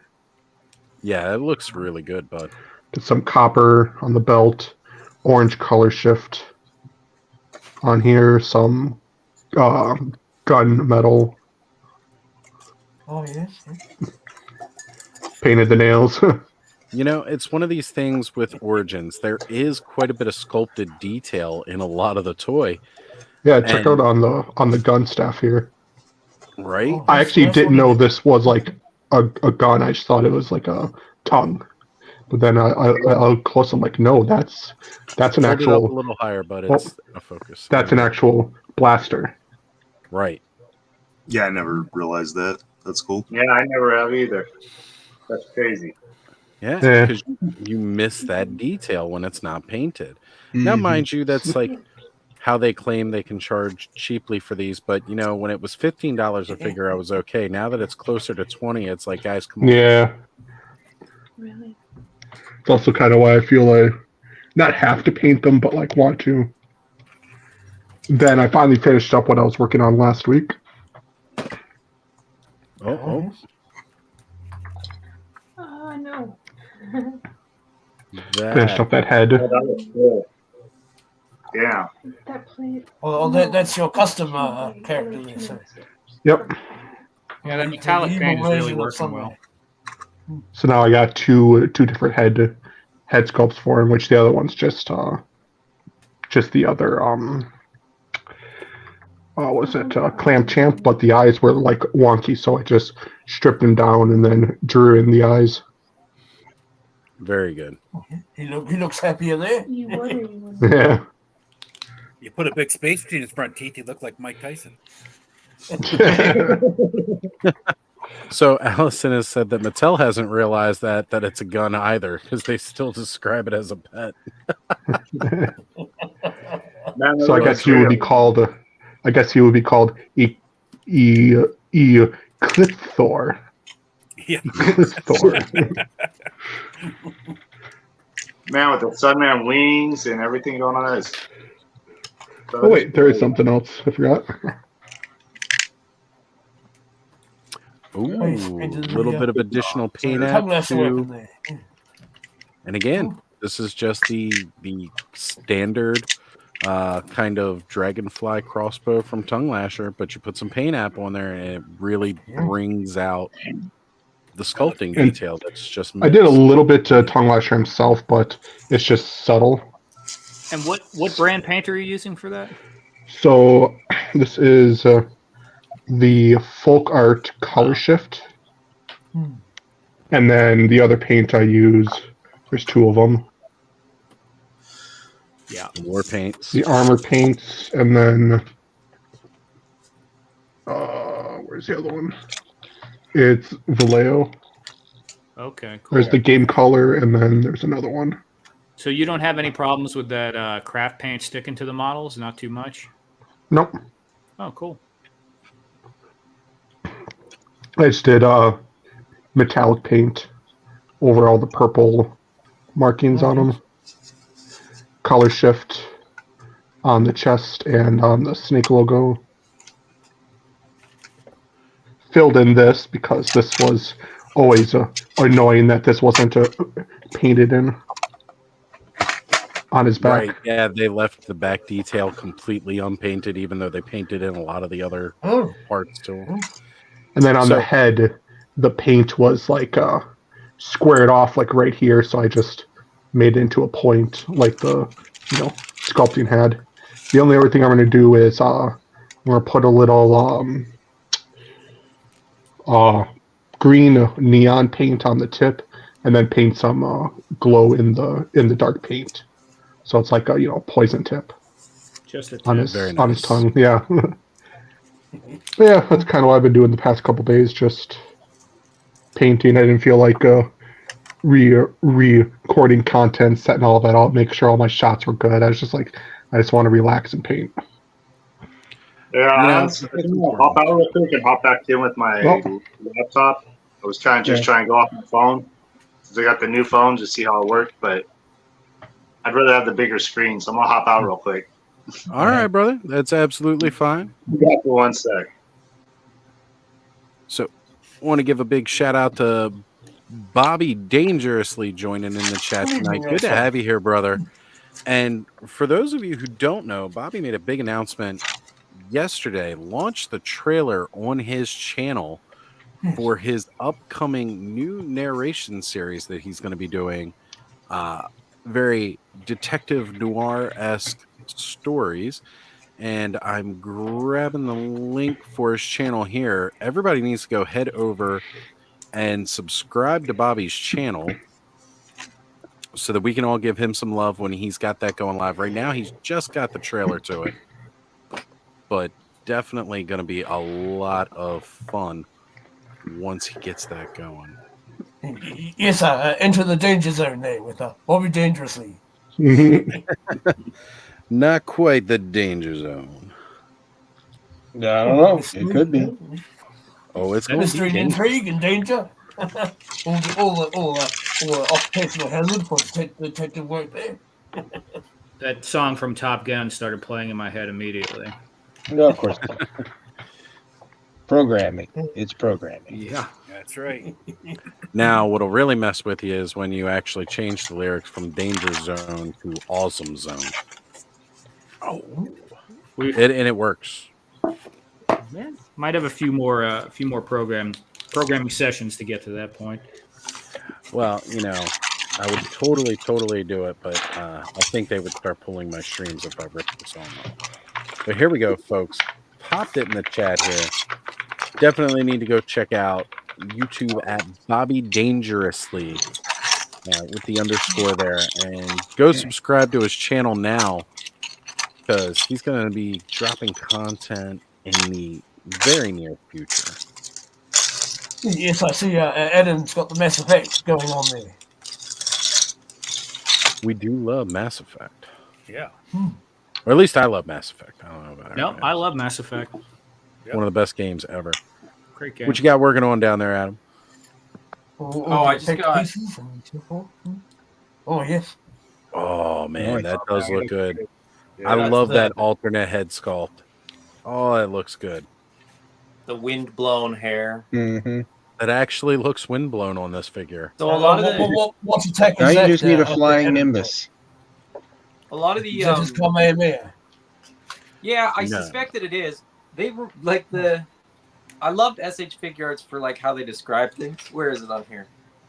Air bullet effect part is what they call it. Air bullet effect part, huh? Okie dokie. But normally, like when you get a figure that comes with a blast effect like this, they actually give you a hand. And I don't have one nearby. Oh, usually they give you a hand that has like a peg on it, which I might have. Hold on. Bear with me. It should be in here. Take my word for it. No, there we go. It's not going to show up very well. But you see it's got like an extra finger right in the palm. Oh, right. Right. Normally, there you can see it there. Normally the blast effects like peg on to the figure, but what they do with this is actually give you this little clear adapter. I don't know if you can see it here. I'll turn it so that you can see the adapter. Yeah. Okay. So they actually give you an adapter, so you could use this on any figure. To be honest, like it wouldn't even necessarily have to be SH Figure Arts because this just clips on. Right, so you could use that with like the more nice. standard Bandai All Star, or you could use it with anything. And then the way that they do the, so this is meant to be like a kick effect, like a sweeping kick. Oh yes. Right. And they just have these little hooks on them. Oh, like a little cool. ring. So again, you just fit it over an arm or a leg. So this would work with your Motu stuff or whatever. Right. Pretty cool little set. Very clever. I mean, the head, not so much, but the effects would work. Right. Yeah. I mean, you could put that head on a Motu figure, but you could. Yeah. I don't think the peg will work. Right? It's like super small. It's you just tiny. gotta wait. Yeah. Here, I'll show you. Because I'll pop this head back off. Okay. That's the ball peg for an SH Figure Arts figure, which sucks because you're always worried it's gonna snap every time you put the new head on. Yeah, they're super tiny. It's tiny, and it doesn't need to be because the neck's big enough to like. Right, you could have a solid like ball joint head. It doesn't need to be shaved down to almost nothing. Yeah, and some do like they've gotten better. Like some figures are sort of moving towards that. The parts effect are designed for this Goku figure, which just happens to be a slightly older design. It was new, and they used it a few times, but they've since sort of come out with an even better version of the Goku body. So anyway, yeah, cool because set. Figure Arts always really doing great work with those. Like, you pick up any of the Figure Arts figures across their lines. Doesn't it just have to be Dragon Ball Z? Yeah. They are good, solid figures. They are definitely worth the money. Oh, we got a Naruto up here. I'm just showing this one is like the opposite, where the hole is in the thing, and then the peg is in the ball. Rasengan. Yeah. I think my son just picked up one of him today. I went shopping with my son, and he went crazy today shopping. I did at the Mattel store the other day, but took him out and he spent money at the Lego store like crazy. Was that your money or his money, Cop? His money. He works. Okay. That's all that matters. It wouldn't be mine because he spent $60 on one minifig. Oh, jeez. Yeah, yeah, those minifigs can get Deadpool pricey. Yeah, they can get ridiculous. Oh yes, indeed. I guess Deadpool is like one of the hard ones to hot get. ones. Yeah, and since they're not, Well, no, right, he's come in a couple sets now. So I was gonna say it might have to be a specific Deadpool. Yeah, Comic-Con exclusive ones or something. Yeah, got to be something like that where there's like some minor difference, because Deadpool's come in quite a few sets. More Deadpools, I'm sure. Now that they know what Deadpool is.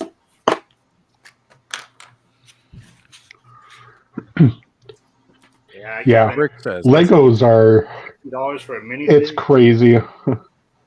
But I mean, all those plastic bricks and the actual plastic needed to make them. I mean, the mini and the brand name. Like, you know, we all collect like a wide range of action figures, but like when it comes to Legos, there are some people that don't just collect the Lego sets; they collect the minifigures. Yeah, and that they got to buy whole sets of Legos to get specific minifigures. Yeah. And I mean, some people do, you know, sell those online for pretty high price. That's why when Cobb was saying like $60 for a minifig, like it's got to be like one of those more specific ones that came in a particular set that may be out of print, and that's why you're going to pay that price for a minifig. Or again, even just like, you know, maybe it was a con exclusive because they do specific. I mean, we all know how con exclusives go. So, anyone ever mess around on Bricklink? Oh, yes. Bricklink's an amazing site. It's wild. It's I had the 3-in-1 jet fighter set there that you could build the boat and the helicopter and the jet fighter, but it didn't have any minifigures with it. So I went on the old Bricklink there and bought 2 pilot minifigures for it. So how much were those each, Cobb? Depends on who you are. Oh, okay. So yeah, I'd say I was just asking because like the armor itself would be really cool to like snag some and put it on like Origins. I got a bunch of these. Let's say your name is Buddy and you show up with a plate of special cookies. How much are they there? Yeah. I could ship you some cookies. Well, speaking of food there, yes, I better sign off and get some grog into the old later. Plus, I'm busy on a few custom jobs. So, yes. Good journey, all, and have a good journey. Thanks for being here tonight, brother. Thank you for joining us. How much to just borrow one of the Scott Knightlick heads? Yeah, I was actually. I'll talk to you on the side. All right. I would love to paint one as like a snake man Scott head. I think that'd be very fitting. I just want to have a fisto shot with it. I was gonna say, yeah, fisto or something. I know what you need to do is have it like the fist, and then his head is like screaming away. Now they had these out of package. I think I showed you, and then I have a lady that went and got me the shipper boxes and everything, brand new mint in these. So I'm gonna probably open one here because I got one for myself. I'm gonna open one here tonight and check it out. But I probably sell also the $45 each. Oh, and, that's not bad. Not bad. Yeah, I mean that's the original price on it. Classics. Yeah, so. 2-pack of classics, $45. So if anybody's, if you're a Frenzy Patreon, get a little discount. Oh, see, look at that! More reason to sign up for the Patreon. Get a discount on your Palace Guard figures from Cobweb. But I could get a few of these. I'll say. I mean, one of these. Didn't you get this, Thanos? Yeah, I got one. It was like super discounted. I picked it up. Here. Yeah. That one's tempting. Yeah. I actually really dig the whole design of it. Nothing with it. Like I got it, I opened it, I put it away, and it hasn't moved. Yeah. Hi, Allison. Hi, Allison. Allison has joined us this evening. I got yours, Oz. Oh, yes. You want another one of him, right? Not another one. I wanted him. He was. I actually want that this year. So just to paint the like fur on the I mean, this packaging shoulders there. but I don't know. I'm okay with that. You know, I open my stuff. Like, Yeah, I don't so I want wasn't him sure. for the shelf. To be keep in box. I want to open him. But when you flashed across him, I was just like, all I was right. surprised they had two of them there. Oz always beats his clam shells. It's true, I do. Beat them clam shells up. Got to get them clams.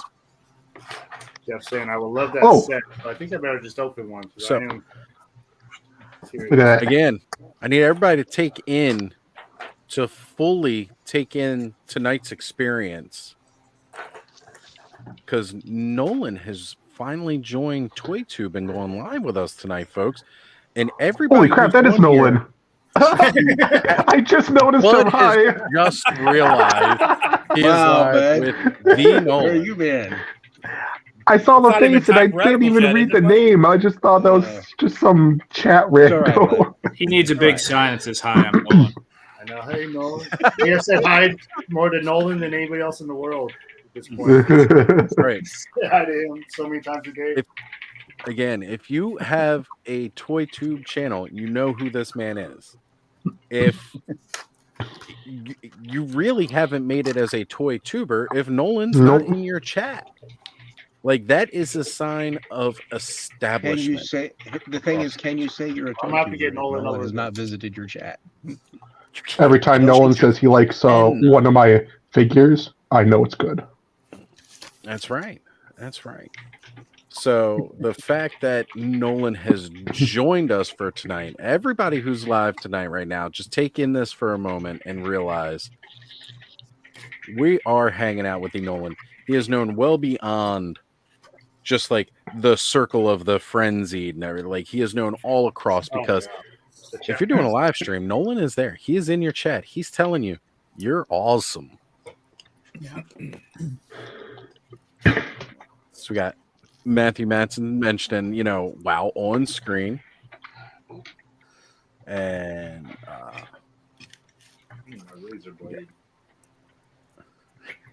Brick says, "Dan, those must be some good cooking." No, they are. I have no doubt. Gonna be the best. Bobby giving the big shout out to Nolan as well.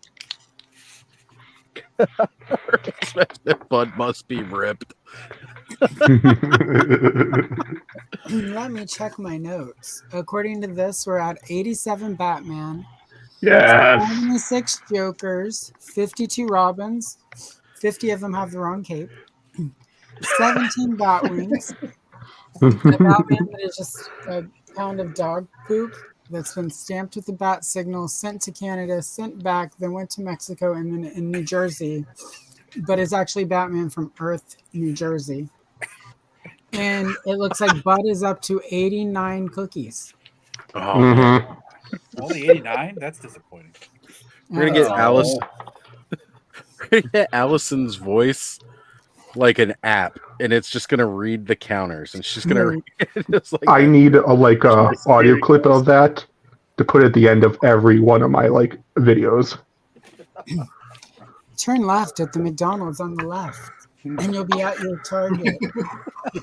And while we've been in this car, Todd McFarlane has done 97 Batman, 86 Jokers, 57 Robins, 2 of them have the right cape, a Batwing, but 3 of them are painted gold, so we'll say 4 Batwings, and a computer mouse that is broken because you hit yourself in the head with it, but it's really Batman. And Speaking of, sorry. And 92 cookies for Bud. Speaking of Batman, everyone goes crazy over that 86 Batmobile and the one from the Flash film. 89 Batmobile? Yeah. Or 80. Yeah. Good 89, going. right? Keep going. Okay. Anyways. I hate that thing so much, and it's because some of them came with the gray canopy, but the canopy split is down the middle like it should be for a 2-seater, but it is a 1-seater. When you're driving that thing, Batman is literally staring at a giant strip of metal. He can't see what's right in front of him. He uses that so annoying. That's right. He drives like a bat. There you go. Drives like a bat. The window is just a suggestion. He doesn't need it. He's got all of his auto drive. Here it is. Oh, that's so cool. I didn't think these would be the first classics I got, but there's Scott. And it's funny to me about the line dyeing and everything. Actually, I could get 45 more of these. I'm like, Scott needs to know that somehow. Are you That's what I army found. building Like 45 of these. Jacob, do we need to have an intervention? You're doing an army build for Scott Knightlick? We'll get a Scott Knightlick army build, and then we'll have them slaughtered. I'm not buying all 45 unless people want them, but I might hit you up on that. like I said, hit me up Patreon. At least one. Frenzy Patreons. Oh, so Stridor's blast effect kind of fits on its nose. You kind of got to like wiggle it on, but it looks like water shooting out. Oh, okay, cool. I don't know if he'll stand. Probably not. No. I doubt it. Really lean him back. There's another idea for you, Thanos. At least he doesn't have. I've been meaning to do one with him in a wet T-shirt contest. So you could just use. There was a picture.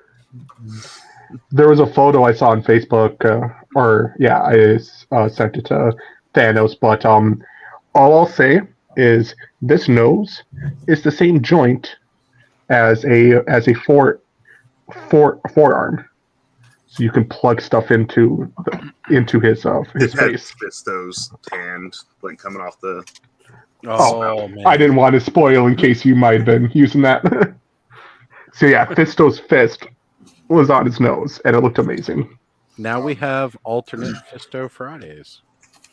I already did the Fisto Roboto Friday, so that's true. And I got one coming up with the Mr. T. I got him over there because he's got the dual action. Mm-hmm. I don't know if you can see here, but I did a horde version of my. Oh, nice. Spout. His backpack right here. I figured because that's how he kind of started. Hordak was trying to recruit him. Mm-hmm. Oh, you know what? I want my own horde. There was someone on Facebook that used a bunch of different colored bodies, like how this one's orange, and they made an entire snout spout fire brigade. Oh yeah, it actually looked really cool. Because I think they used the different the other heads for the other ones, and this was like the main I got extra leader. Stuff about body, and I kind of an extra Vicron. I was thinking about trying that orange buck with the space dude, Space Ace, the armor on there, and see how it looked together. See if the orange matches. Mm-hmm. How cool it looked, but I haven't got to that yet. What's up, Travis? In this box. Because I know he's a Eternius firefighter, but he's only one. You think there would be more? It's all you need when He-Man's out there preventing forest fires. It was so weird in the comic. Those buildings made of stone in Eternia are definitely fire hazards. So There was the mini comic that came with Mossman. And the Snake Man lit his forest on fire, and I thought it was really weird that Snoutspout wasn't in the comic doing the one job he has. You had one job.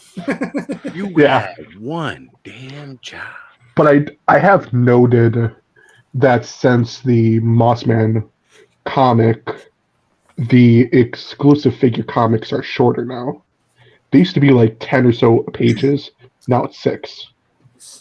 Oh, from Origins to Vintage, or just no, like the Origin exclusive comics that come with the exclusive figures. They're always longer. They always have a bigger story. That's right. Yeah. But since Mossman, now they're all the same length as every other comic. I haven't really gotten to him in a while. I need to organize all my mini comics. Like even the Lady Slither one was short, and I was actually reading through the story, and it seemed like there was a part in the second page where it seemed like there's some like a gap or like a missing page, and that's when I like went back and like started to look. Some detective So, work. one thing that I've noticed here about my Snake Mountain is that the fold down lava pool or acid pool has a lot of paint rub on it, and you could see the blue. Like, Mine too. Yeah. Yeah. I don't know, a couple. And also be careful with the waist joints, the where you can plug in characters, because the pin they use on the bottom is just a flat, like almost like a push screw that they used, and the plastic can kind of crack around it. And I've seen some of the pegs just like break off, and they've broken off inside of like figures. Yeah, so I've only connected my one of my guys like once to it. Other than that, I haven't like messed with it. Good to know. And I also think like if you look at the little like creatures that you could plug in there, they're a softer, almost like rubber plastic. Yeah, that's whereas the normal figures are that harder plastic. So like those rubber dudes are cool, but yeah, I was noticing that guy on there. I was like, I'm not gonna be messing with putting a half. I've seen a couple people post that theirs have like broken, but there is a quick fix if it just breaks off, and it doesn't break off in like a figure. It's just to use a normal screw end with like a not flathead but a Phillips, so you can just like screw it in. I'm just realizing too, this comes with those 2 extra heads, huh? I know I'd seen that before. But yes. So now another reason that I'm gonna sorry, go ahead. 2 packs. 2 packs now. Right. One reason why that pack's actually good. I mean, not only can we get to riff on Scott, but there is a blackhead or black person's head in the pack. Over here, yeah. Right. There's actually 2 of them, I think. One that doesn't have the face mask on, and then the other one. So that's kind of a cool if you want to like if you have a couple Origin Eternian guards, or maybe you want to make a younger Deckard back from when he was Man-at-Arms or something. If you follow that storyline. Yeah, so just to answer that question, none of them are complete yet, but 10 of them are almost done.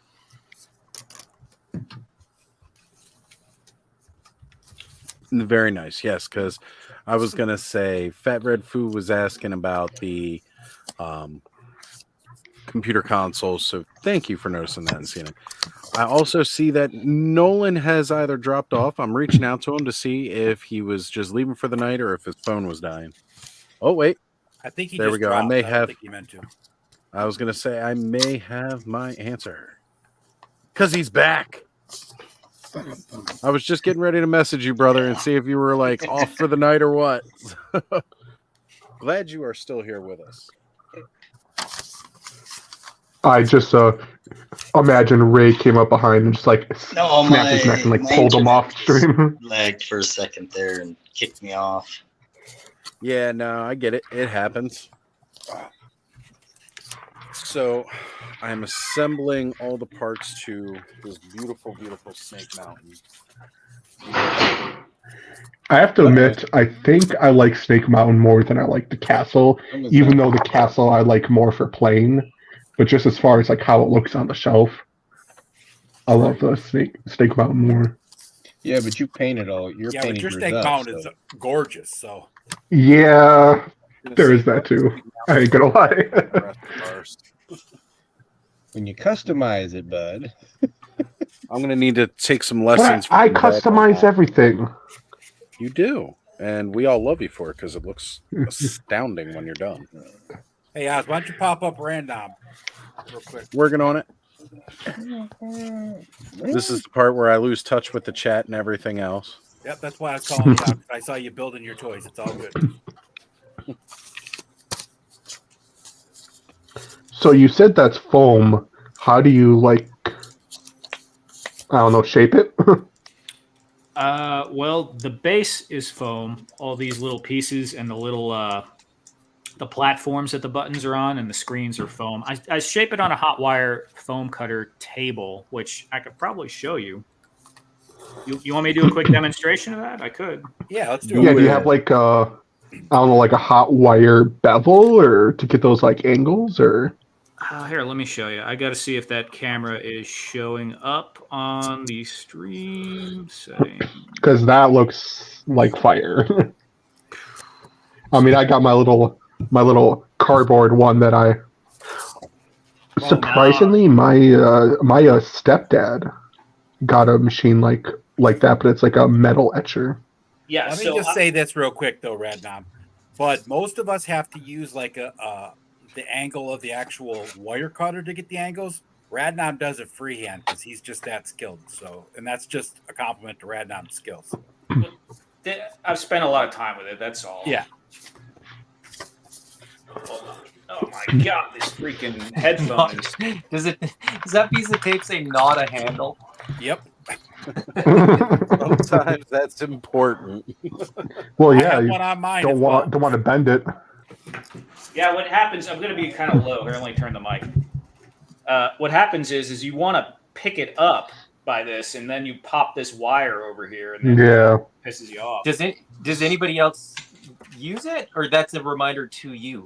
Oh, that's for me, dude. Oh, okay, that was what I.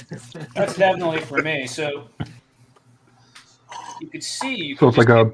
Oh, okay. Straight cuts. And if you want to do a bevel on that, you can just kind of. Yeah. Because with when I used to build Gundams, I have this device called the chopper, and I can like cut really exact pieces and bevel them and stuff.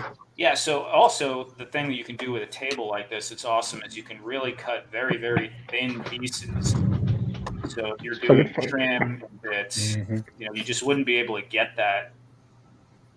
I cut a whole bunch of like pieces to be like 2x8s to do flooring. Yeah. All right, I'll get off of that. I will say That's cool. do love the sheer amount of talent and creativeness that is just so abundant within this community. Like, for sure. Funny story about that blue tape, Adam, is the night that I noticed that on Radnom's cutter. I had just done that to my wire cutter that morning. I was like, Radnom, what's that blue sticker say? And he's like, not a handle. I was like, yeah, I better put one on mine. So that night I put one on mine. Yeah, when I first tension got arm. It messed me up a few times, but after having that on there, I pretty much don't grab it anymore, but it's staying on there. It's just so right there. Sorry, I only tipped over half my stuff, but this is my cardboard console that I made like a while back. Oh, that's pretty sweet, bud. It is, and he's got swappable screens on it too, which is really cool. Yeah. Well, ladies and gents, I am going to go hit the hay. I am running on fumes today. So, all right, Aaron. All right. I know you definitely had a rough week, brother, but thank you for hanging out with us tonight. Have a good one. It's a good rest. See ya. Later. I know these are kind of old news to a lot of people, but these are pretty cool. They're going to fit in good with my Masterverse. Right. Oh, the scales are pretty good. I mean, they're a little bit like beefier, but the armor will fit. At least Scott comes and with they that actually face. fit like Origins. You can fix Scott's face. Comes with that mask. But yeah, that mask, the weapons, the armor, the extra heads, like the only thing that's kind of meh is the bucks. Yeah, and you know this armor covers up all the joints and everything, because every elbow joint, knees, and everything. You can't see all the pins or anything with that, so that's cool too. These will fit in good. Only thing I noticed is where I took them out, like this hybrid that it had. These are blue painted silver, I guess, because these are older now. Yeah, and so long. There's little fingerprints where the paint came off, and it's blue right there. Yeah. I'm like, why wouldn't they just cast it in the silver to begin with? I'm sure there's a I video. think in one of the weapon packs, I think in one of the like weapon packs, there's a blue set. Is there? And I think they used that and then just painted it. I mean, you could. I guess painting's easier than casting. But they've cheaper. been sitting in my hand for so long too. Probably when this came out, 2016 or something, I think. Yeah, it was later. So they've been sitting there for years in their hands. So. Well, hey, really quick, I just did want to mention, although the bodies of these are foam, the buttons on this batch are all laser cut wood. So I was making them by hand from Sculpey. That's what mine are made out of. Yeah, yours are made from Sculpey, but these I've got a laser cutter, and the detail's a little bit finer, and it's a little bit less wear and tear on me. Oh no! So quick, I was Radnom, do you have your little church steeple with your window that can be replaced, like Bud's screen? Yeah. Is that handy? Yeah, I can grab it. Bud needs to check that out. Yeah. Because mine's just a folded up piece of paper I just slide in the slot. I should have maybe tested the size within Castle Grayskull, but one of the things that I wanted to try with Radnon's computer console that he gave me was that I was going to put it on that upper floor of Snake Mountain, where that electronics terminal, not really sure what its purpose is now, thing on the wall of Snake Mountain. Yeah. But the computer console is bigger than the space.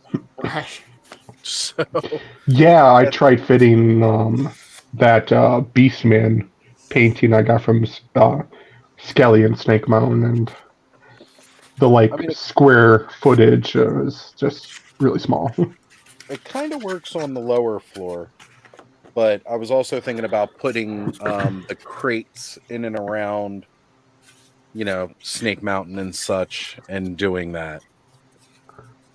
One thing I got, I don't know why they gave me these huge bottles, but some of the meds I had gotten, they gave me these gigantic pill bottles. So I took sandpaper and I kind of sanded down the top and sanded down the inside, and I'm going to paint neon paint on the inside, like kind of halfway, and then paint this in a different color, like get like a kind of like a glaze paint, and then do a little trim of like plastic.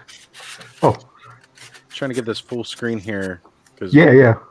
Random showing. Gosh, that looks nice. Stain class. So yeah, this was basically, it's all foam except for this, obviously, and it just kind of fits two pieces that sandwich the paper in there, and I built like a lip on the bottom there to kind of, it squeezes it together when you stick it in. It's got this clamp piece on top that holds it all together, and you can just, open it up and print out and put whatever you want in there.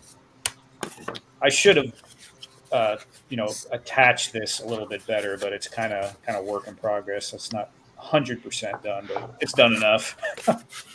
Right. It's done enough that it holds in place and works. Yeah, and when you put a light behind it, it's all just friction fit. Yeah, it's all friction fit. You put the light behind it, looks really cool. Oh, that does look really good. I have some Joy Toy Space Marines standing in front of it up on the shelf. Nice.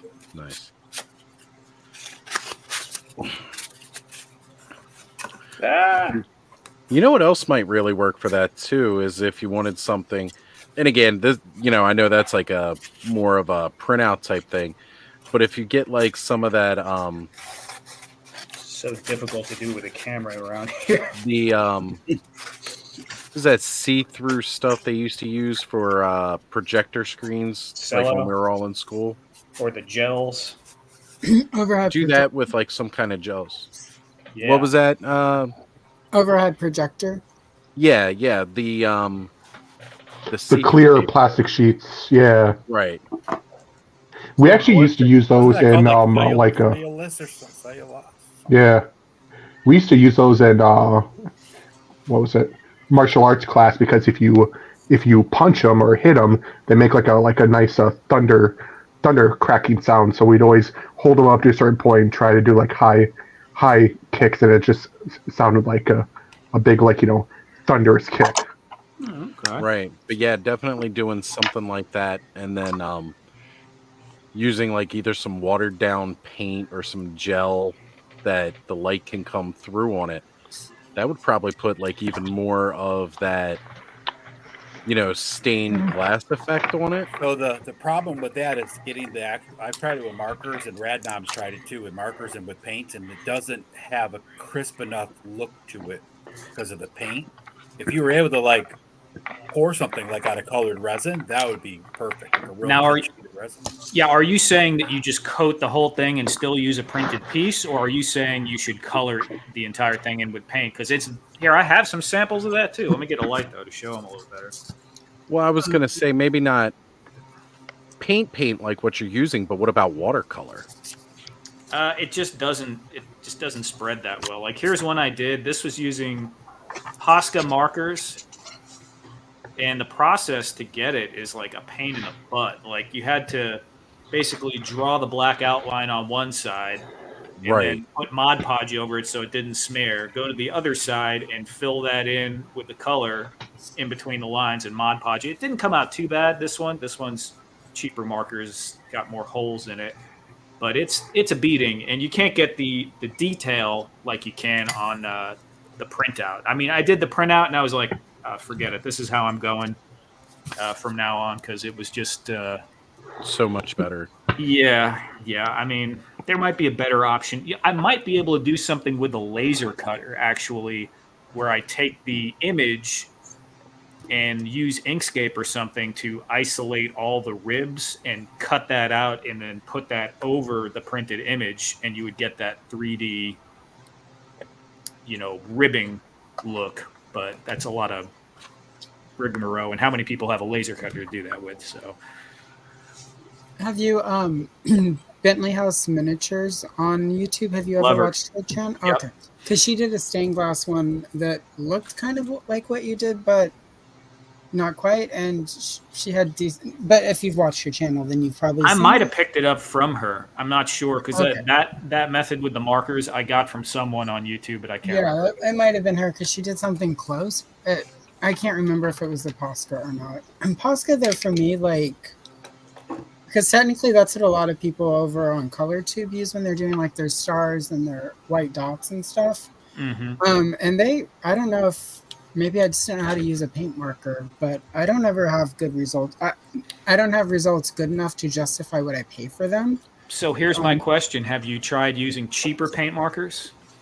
I have. I've got Artistro white paint marker, and I get what I want from that. And it was like 6 of them for $8. So it's just white. I don't have any colored ones.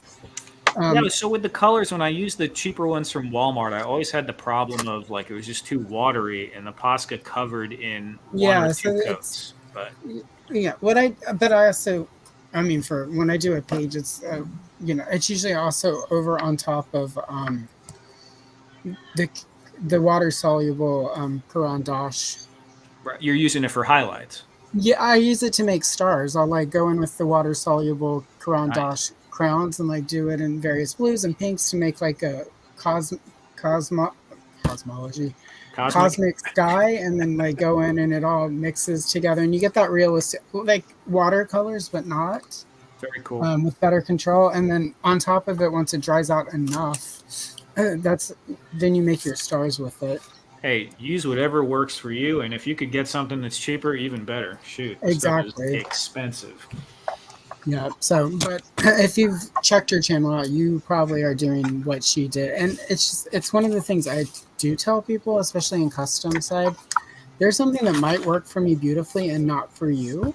Right. That's where the magic of the creativity comes in. Like it could be something as simple as I have, like as I'm a quote unquote hard colorer, so like I color really hard on the pencils. Mm-hmm. So pencils that work beautifully for somebody who doesn't color hard will be a little bit different than mine, and that can make the difference between getting the results you want and the results they got. So yeah, there's quite a bit with colored pencils. You just think pencil, but there's all those different techniques. People use alcohol, all kinds of wild stuff. I didn't really get too into it, but I started looking into it. I was like, wow, this is more to it than I thought. Yeah, it's kind of what I enjoy about it. It's like that's one of the reasons I watch a lot of different people over there for what I do is because like they'll do something that may not work for me, but like other stuff works better for me than it does for them. So yeah, I mean, and that's for anyone listening, excellent source of inspiration for action figure customizing or dioramas or anything is the dollhouse community and miniature community. They have like some crazy stuff going on over there. Yeah, they are. They definitely MacGyver a lot of stuff, especially when they're trying to do something that's like, because they make dollhouse kits for like stained glass, but a lot of those dollhouse kits for stained glass they look really. This is rude because they're expensive, but they look really cheap. Like, yeah, it doesn't. It looks like fakeness, and what I appreciate with with your miniatures, it's like if you get a little bit back from it and the lighting is just right, it looks like a real place. And thank you. Not everybody gets that. Like, and if you're not going for that, that's fine. Toy side of it, we often don't. We're either going for realism or we're going for toyetic, and so that gives us a little bit more leeway. So everybody mentions and complains about the bridge being too small for figures to stand on. And I just made the decision that I'm not putting the back railings on it. Yeah, I tried taking mine off and I almost broke it. That's why because didn't put them the on. railings are so soft. They're soft and they've got that tight, kind of like button joint. Yep. Can't really see it because that. So I'm just not putting my railings on the back, and now it's perfectly wide enough for a figure to stand on because he's not limited by his secondary railing. But you might. At first, I was contemplating cutting mine. Well, you know what? This is Snake Mountain. It's not known for safety, and OSHA don't give a fuck. Oh, dude, that's what Ted needs to do. He needs to have OSHA visit. Maybe Mossman's like a member who works for OSHA or something. Yeah. That'd be funny. Oh, guys, I don't think this is going to pass the safety inspection. No. Sorceress is the chief of OSHA. That'd be the best. Yeah. Mossman is sorceress. They don't have no railing on the back of their bridge. Or Skeletor shows up and tries to like fine them $25,000 for a pallet on its edge or something like that.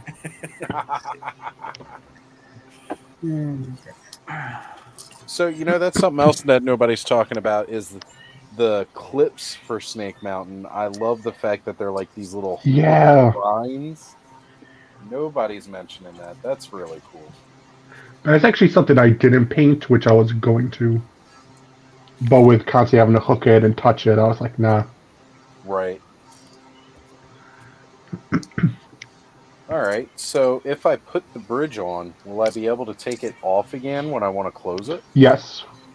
Okay. It seems like it clips in a little tight, but don't worry.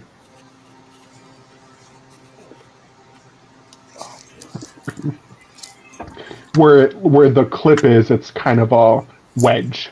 I feel like we're about rather than an actual like clawed clip. We're about to hear cursing at any moment now. I was gonna say, like, honestly, right.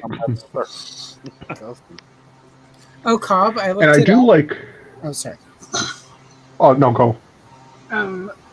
Those Palace Guards, 2011. Oh, older than that. Okay. Yep. Oh, 2016 was something else my son was saying. Yeah, I don't like how they look good with Masterverse, but I don't like how they're beefier than Duncan. Not bigger than Man at Arms. That's what I was saying. Just take the armor and the heads, get a couple like Man at Arms on cheap like the first wave. Bud's been giving him just cookies. That's all. Swap armor. Yeah. So other Man at Arms buffer, like that new one, the one in the radio. The new attorney one. I don't think so. Now it's just It seems buffer because the buck is different because he's wearing that like tunic and they had to give him the folded cloth look. Yeah. Yeah. So he is kind of a little bit bigger, but all the armor, like I've swapped it around and it fits the same. Well, yeah, and I'm gonna see if I get a few of him cheaper then. Swap them all out. Because I went ahead and made my like ultimate Duncan. Oh yeah. Because I just love having the armor on both sides, but I also love having that kind of like bigger, larger, black armor, Dude, and then painted the second you said Dunkin', I'm thinking Dunkin' Donuts. Like I'm associating you with snacks immediately. Now I'm hungry. And the headstone, the ball pegs don't match up really, right? For Master Wrestling Classics. No, the pegs I believe are a little bit smaller, but not by too much. But if you do soak them in hot water, they should still pop on fine. They'll just be tight. Back in the day, Radnom, Duncan would still be open right now. Yeah. I wish they were. We don't really have too many around here in Texas, though. Nope. You guys have Krispy Kremes down there, don't you? Yeah. I mean, I haven't really seen too many of them lately either, but all I do is go to work and come home and paint shit, so... I live in Redneckville, Western New York, and I have a Dunkin', a Tim Hortons, and a Starbucks. Oh, nice. So close to Canada, you got a Hortons? Oh, yeah. Tim Hortons all over around here. We got a Tim Hortons about every 3 miles. I got an Arby's right outside my window. That's pretty good. Nobody's that hungry. I'd like Arby's. Yeah. Thankfully, I don't have any fast food within like walking distance because I'm big now, but yeah. I would be enormous. Or I was in Texas, the late night well, I'm already a big guy, but like, dang. Yeah, I don't even know because I haven't gone out that late in a long time. But Whataburger used to be 24 hours. Yeah, when I worked the night shift, I used to get Whataburger. That's where we would go in Austin when the clubs would close. Go to the drive-thru at Whataburger. Sober up enough to go through the Taco Cabana drive-thru, so they give you margaritas. Nice. And drive home. Wish you had gotten 2 margaritas because you just drank all of yours on the drive home. Oh, my 20s and 30s. We used to end up at Waffle House or IHOP quite a bit too. Waffle House. That's when you don't want to go home, but you don't want to get sober yet. I love Waffle House, not gonna lie. It's not a proper visit to the Waffle House either if you don't have to send at least 2 forks back because they still have egg on them from somebody else. Like, I refuse to consider that a true Waffle House experience. Has everyone seen that Waffle House girl? Yeah, that was epic. That was freaking crazy. A fight breaks out and she starts just like, she works behind the counter and just starts like beating the crap out of people, defending herself. But she catches this chair midair like the Matrix. For anyone that hasn't seen it, it's pretty wild. Deflects it like she's a Neo from the freaking Matrix. Yeah. I like the meme that talks about how you can tell what level of disaster you're in by if the Waffle House is still open or not. Yeah. That's a true story. That's not just yeah. a meme. The Waffle House is actually like part of what is it? The National Emergency Response Unit. Because Waffle House is to remain open for emergency personnel, and they have a better weather network and like a whole mobile command center for it. Like, it's insane. But it's not just a meme. Like, that's like legit. I was in a ice storm in Georgia, in Atlanta, Georgia, about 10 years ago, and Waffle House was the only restaurant that was open. So I had this wild idea about like a dystopian world where it was like Target versus Walmart, and everyone was living either at Target or Walmart, kind of like Mad Max style. But yeah, Waffle House would fit into that pretty well. Yeah, they would. Have you seen the videos where it shows like the front of like like Target or different places, and it's this dude's eyes and mouth, and he's like acting as each store, and they're like just talking shit to each other. No. Oh, I'll definitely have to share it. They are hilarious, and like every time like Taco Bell pops up, they're like, we ain't talking to you. Shut your bitch ass up. I mean, that sounds pretty. Go back to making it. Go back to like everyone shitting themselves at like 3 a.m. You sure you weren't laying on the floor in your bathroom after having too many cookies? I will say it is better. It's better after a couple gummies, but yeah. Right on.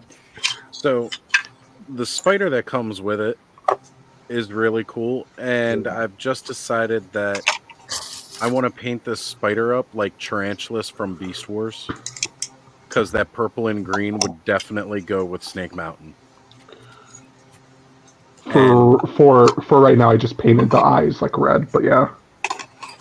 Like that it sounds like it needs to happen. So he's going to be purple and green, a little bit of gold. Maybe I should do the trans metal Tarantulas look. Yes. That would be great. I'm going to duck out. I got to record a couple unboxings, so. All right, Adam. Later, Thank you Adam. for being here, brother. Always good. See you tomorrow, yeah, I'll be doing it at 2 p.m. Pacific. Definitely check it out, folks. You're checking out more of you now too. Recording actual content. He's a professional. Man, I need to do that. Yeah, it's something I should probably be doing, but Yeah, me too. But what are you gonna do? What is record content? I told myself every figure was going to be its own video, and I'm not gonna lie, I've already painted up half of them, and I have like six or 7 videos out. Well, now you can just do a highlight reel. But yeah, I need to do something like that too, because I always want to do the whole process, and like, yeah. I think what I'll do is like I'll do a like normal video, but I'll do like team based. So I'll showcase all the horde, all the evil warriors, all the snake men. Okay. Yeah. And then I've got still like Masterverse and like DC figures I have to paint, so I still have stuff to paint. So I kind of doing all my snake men, all my sun men together. Now that I gotta watch that video Cobb put out today with the how to on busting He-Man out. Oh yeah, that was a good video. I haven't had a chance to watch it yet, but it looks. I want to see it for sure. That was my first time kind of trying to do something like that, to do a tutorial and then do like extracting sound and do the voiceover afterwards. So it didn't come out exactly I wanted, adding music in there and stuff. But it's hard to know if you haven't done the editing before. You don't know what to do. Now that I've gone with my son and edited stuff out, now I know for next time, I can be prepared and edit this out, and it'll make it a lot smoother. Kids that are 18, 19 years old are good for that stuff. Oh, yeah. Well, he's been doing YouTube a couple years longer than me, too, but you go ahead. And you get in there for your chance to win one. Yeah, I definitely want to. That's right. That's right. Hell yeah. If you want to check out the video and just put the comment, I tell you how to do it in there, but I had my original, then that one we worked on, and I'm kind of thinking I didn't like it while we were doing it. So you just gotta wait till you're actually done, and I think I like this one a little better. Well, it's because the first one was all trial and error, right? Yeah, and I think the plastic's a lot more clear because it's a newer box. Yeah. It has like a more glass look to it.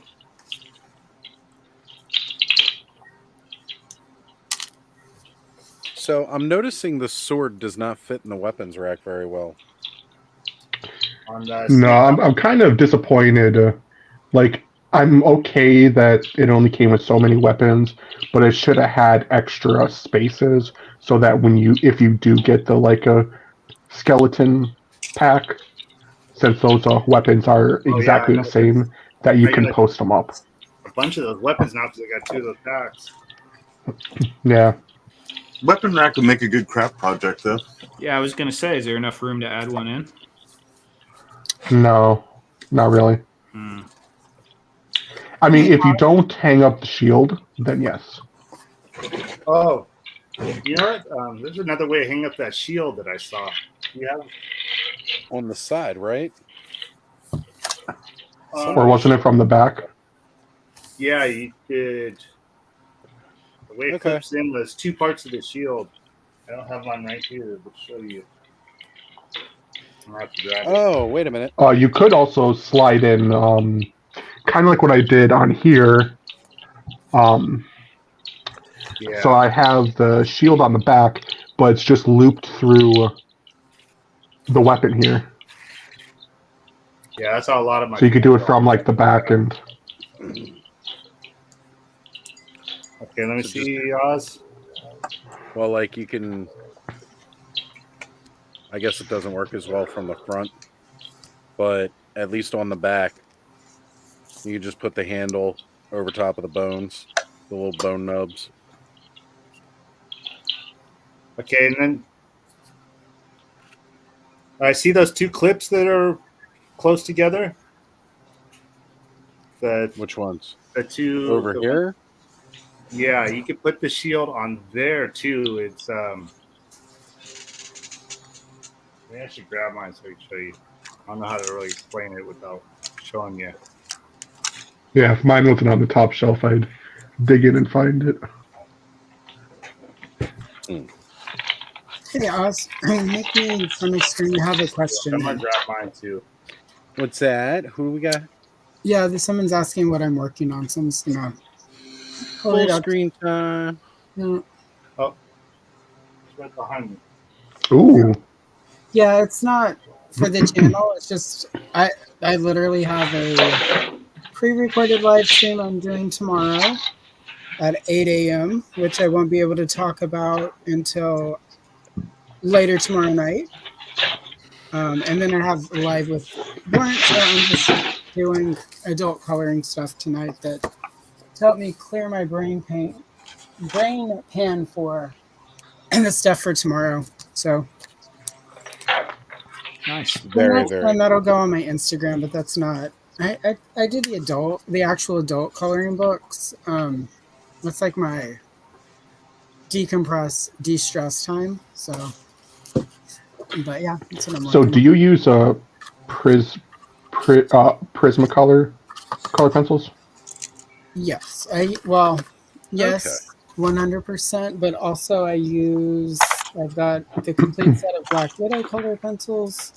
I have the crappy Amazon Basics color pencils. They are not fun to use, but I've got them. Because I have a set of, I think it's 130 or 140 color pencils that I'm literally not using. If you want them, they're yours. That would be great because I go through a lot of color pencils. So I mean, if you just want to pay shipping, like they're yours. Let's check that out because I literally because it comes in like that metal tin and it's got like 4 or 5 sheets of like pencils in it. Yeah, I think I might be missing one color, but I can try to find it. Yeah. Well, if it's missing one, buddy, she doesn't want it. Yeah, right. No. Yep, there's one color. Missing one color. What kind of crap is that? Not gonna lie. Yeah, I originally. Not gonna lie, it's probably black. We all go through a color. Look, those things are freaking expensive. So they are expensive. And I got it from like Amazon Prime a couple years ago, and I think I got it for it was like Amazon Day or some kind of really cheap. It was like $30-something bucks. Yeah, Amazon regularly will mark them, especially when like the art on the box changes or if there's a new color included. Like I have 2 of those big boxes like that I've gone through a couple times, and I get the little sets, and then you can get open stock. I found a decent retailer online who sells them for like $1.50 open stock a piece. 3 times a month they deliver to my mailbox so that I can, because I go through, since I do so much She-Ra, I go through a lot of hot pink, rose pink, processed red, which is just a dark pink. I go through a lot of cream and eggshell, and those are what strawberry shortcake too. But I go through cream and eggshell, and that's like what I use for base coat for white people. And there are a lot of white people in all these 80s coloring books. Yeah. I go through a lot of chestnut white. because but chestnut is sort of my base color for black people, and then for the other nationalities it depends. But there are fewer of those coloring books. So have you ever played? The set I have is watercolor pencils. I've got a few, and I like them. It's just because of the way my OCD around art supplies works, getting I do have an issue with buying a giant proper set with all the colors I'll need is spendy. Right. So I want that's right now. I am basically watching a lot of tutorials over on ColorTube of people who are using different watercolor pencils, and I'm basically there are 5 creators over there who, whenever they have good luck with something, it works for me, and they tend to be heavy, hard pressed colorers. So anytime they're like, this one worked for me and I loved it, usually it's going to work. So I had a lot of fun with those watercolor pencils, but I found which one was? I think it was the Ink Tense by Derwent. Those are the ones that I'm probably going to like, and they're spendy. So yeah. So yeah, that's also the other side. I'm sort of putting money aside so that I can afford, so that I can buy that and not for sure and not have a technically I can afford it, but it's that whole that's a lot of money to drop at once. And you have a channel, so technically that stuff is a tax write-off also. It's true. Yep. Yeah. I have been aware of that. Yeah, well, I mean, probably. Technically, just earlier on the interview I did with Corey, he all of the toys he buys, you don't get full amount back, but right, every little bit helps when you're a toy collector. Exactly. Right? Yeah. So, or when you're trying to make any money on your own because the taxes are brutal. Yep. So I've had Jim up here on the screen for quite a bit. Largo's Lair hanging out with us tonight. Jim, absolutely a pleasure to see you, brother. If you want to join, hit me up on either Facebook or IG, and I'll shoot you that link.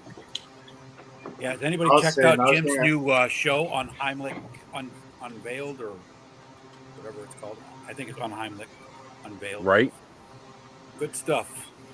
I agree. Well, I mean, everything Jim does is actually really good stuff from, right down to the infinite playlists and all. So, Jim, really appreciate you hanging out with us tonight, brother. Thank you. Yeah, I know Wilhelm was here earlier in class. Huh? Are you a Lego fan much?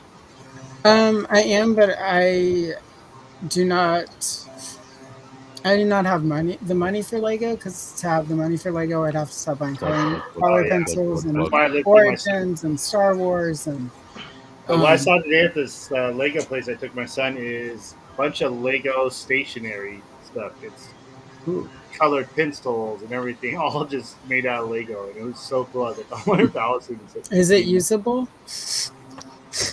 Because I could justify that as color pencils. If I can use it in a video and make content with it, I could then be watching me use these Lego color pencils. Yeah, I recorded the whole store on my phone. I'll have to go back and look through it, and then if not, I'll even just Google and see what they are. But they were just so cool looking, just all kinds of little different things. Pencils. Yeah. So, here's Snake Mountain. Ooh. And as you see, those spare crates that Radnom had sent me with my computer console, looking nice, filling in the negative space on top. Well, we can't see anything out because it's so big, it's only half on the screen.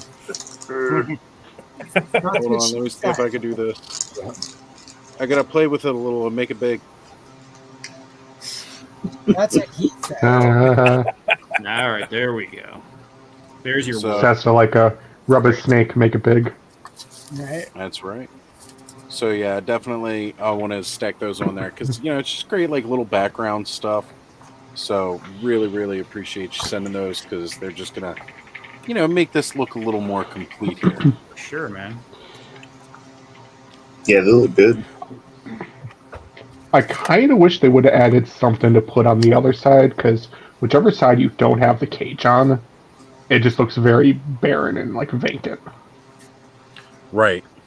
Yeah, no, I totally get like that. They could have just added the net too, just because.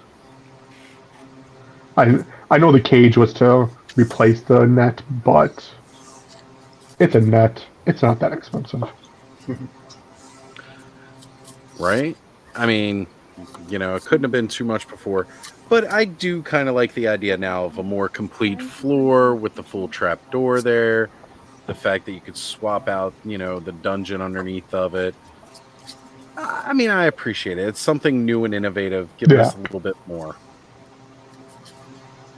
It's nice that they did give us a weapons rack because, before Snake Mountain really had nothing going on the inside. So, this is one of those things where I really feel that the Origins improved the original. It still has everything that the original had in what makes it that minus a microphone voice changer thing. Which, again, they said the reason that they decided not to include that is because you could just download an app and do it through your phone. Why are they going to worry putting in all these electronics, charging us more money? Because we're going to have to offset the cost of them engineering that into the toy. Sure. Is technology cheaper, lighter, smaller than it used to be? Absolutely. But this way, you don't have to worry about it. And they're not going to charge you any extra. Instead, they're going to give you some other cool features, which is nice. Anything. I'm really hoping they put out some kind of accessory pack for it, though, kind of similar to the Mystery of a Gray Skull set. We know it's coming. Seriously, we hopefully know the table's in it. It's going to be, because that's what's going to sit in these little pegs above the dungeon. It really just I want the table. I want a computer console, or maybe a little area for Triclops to do all his work. Yeah, some little add-on sets over time are going to be a nice touch. Yeah. Well, if you got the Cat Slayer, bud, you'd have all that stuff. Oh yeah. Just if I never bought any figure ever, right? I would have a Cat's Lair, but then none of the other stuff to put in it. Cash, credit, or kidney. Right. We're not selling kidneys. I only got one, so I can't really sell it. I kind of need it. Yeah. True story. They can insert some robotics or something in you, bud. Oh. Nah, man. Yeah. I had a kidney scare too. It's not a joke. No. I have to read. I have them all the time. To people every day. I can pretty much recite an entire questionnaire of just about every implant you can have in your body. Kidney implants are not one of them. No. That's why earlier I had to go pick somebody up for dialysis. Yeah, I was going to say that's the closest you get is dialysis, and that's just hooking you up to a machine that does it. They can't put it inside. Yeah, I'm trying to avoid that. You can get in-home dialysis, though. It keeps you alive, but it's not pleasant. They don't tell you about it. It makes you feel weak and lightheaded, and you got to do all this crazy stuff with your veins and your arms. Sometimes they have to do a little surgery to make you able to handle all that. And then if your ports go bad, there's only so many ports on the body. And then once you're done with that, you're screwed. Yeah, I was sitting in the hospital, so I started freaking out, reading all the different things they had to do But yeah, I didn't have to have anything like that done. But just, hopefully that's not a future for me. Let's hope not. Yeah, but they do some pretty amazing stuff, and a lot of people. But then again, Oh, go ahead. Sorry. No, you're good. I was just say I've defied every doctor I've had yet. They decided to my face when I was 12, being like, "Yeah, he's not going to make it past 20." And here I am, 37. So, fuck y'all. Living on borrowed time, bud. Enjoy it. Yeah. Well, they could do a lot more now than back then too. Technology has gotten imaging. The procedure that I had done when I was little because of medical reasons. It was never done before, and every time I get a new like a doctor and they go through my file, they're like, "Holy crap, that actually worked!" I'm like, "Yep." There you go. Guys, I need to get another refill in. I will be right back. Carry on amongst yourselves. Right Thanos, you're in charge. I don't want to be in charge. All right, Ed, you're in charge since you're back. He's gonna come back. We're all in ball gags and tied up, and fistos on every one of our screens. My desk is covered with like weird sex machines instead of computer consoles. It's got me crafting like the rack and shit. Everybody's just got a bag of dicks on their screen. That's all. I was playing with mine earlier. Oh, dude, I just thought about making Moss Man's penis. All right, I'm done. Moss Man's penis. And with I got the flock right there, and I got some Sculpey. It would not be hard to do. No. Rock out with your flock out. Right. What the flock is happening on this channel? The same old. I should just make that and send it in the box with the Mossmobile. Oh, yeah. Just Ted don't would even die. mention it. Just send it in there. Yeah. Ted would die. When he first started doing live streams, and he would send like the live stream questions email, he'd write them down, but he'd just scan them in and stuff. And he was drawing like when he sent one to Laser Pants, he actually drew a penis on it on the show notes for his show. It was hilarious. He'd like it. He'd get a good chuckle out of it. Well, I'm definitely considering already making some mossy turds. Yeah, he would like that too. I was just thinking of twig and two berries. I might have another shot out of just this conversation. The mossy turrets could also turn around and be like bundles of weed. Yeah. Apparently, like I didn't know this, but keef is a new word for weed. I'm guessing. It's the bits left over from when you grind. Okay, because it's showing up all over my my Halloween tombstone video when I'm pouring the flock on there. I'm like, what the hell does that word mean? All these kids are like, oh, he's like, keef. You could see him sprinkling the keef. I'm like, what the fuck is that? We have so many words already created for that stuff that we started. Yeah. We don't need any more. I recently just learned what Riz means, and I was like confused for the longest time. I'm like, what the hell is Riz? That I don't know. It's game. Having game. What? Like spitting game for ladies. Got no Riz. Yeah. I think it's short for charisma. I'll have to ask my son. Whatever. It's TikTok live. In my book, if you're using the word Riz, you're probably low on charisma anyway. So yeah. Well, who isn't awkward somewhat at like 15 or 16? That's true. Or 37. Or 44, yeah. About a year ago, I used to ride to work with my daughter because we worked like in buildings that were right next door to each other. So instead of both of us driving, we'd just ride together. And on the way there, I'd be having my coffee in the morning and she'd be just, spilling the tea, as she called it, and all these words. And I'm just like, wait, I don't know what that one means. I don't know what that one means. And I had a whole dictionary of these young kids. We're spilling the tea from Kermit the Frog. Or like drip. Drip was like confusing for a bit. Well, spending time on TikTok because I have a TikTok. Yeah, you learn very fast. Yeah, that's how you stay hip. Get on TikTok. Yep. I don't really want to be hip. I never really felt old until I got on there and like started hearing all the new terms and the new styles and all that. I'm like, I am old. Yeah, what made me feel super old was, I don't know, maybe about 8 years ago or something. I don't know. I downloaded Snapchat, and I was like, what the? I couldn't even figure out how to use it. I couldn't figure that out. I was like, forget this crap. I have Snapchat because my one daughter, that's the only way she communicates is basically through Snapchat. So if you want to talk to her or get her attention, you can't text her or call her. You have to snap her. So. Snap. But I know the bare minimum. A year ago, I know my enough. son.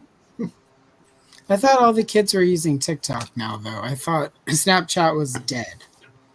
Well, they use Snapchat because they don't the messages don't stay on their phones. Yeah, they all use self-destruct. Okay, so my niece probably does still use it, and just her messages disappear. And yep, they use it for all their hijinks. Even when you lock it in the chat, I guess it only stays for like 24 hours or something like that. So.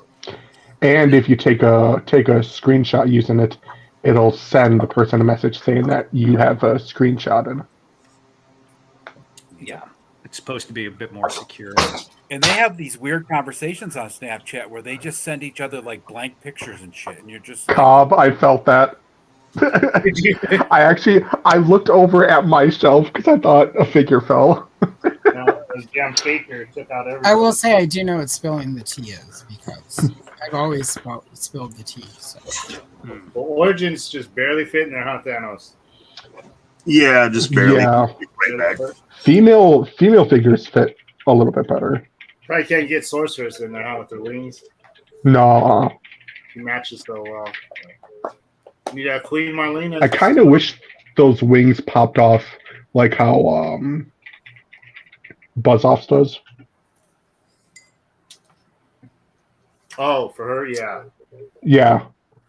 Buzz-Off's wings, you could just pop them off. It's got the one peg in the middle of the back, but like hers, they're like two silver like pegs that you can't like pull off because they're flat. Back so long. His wings actually come off, huh? Yeah. Been a minute since I've even checked them out. Yeah, this is pretty I cool. usually only pull them out when I want to make that like chimera figure that I make. When I want to use as like a torso. Yeah, for that discount price, this thing's pretty cool.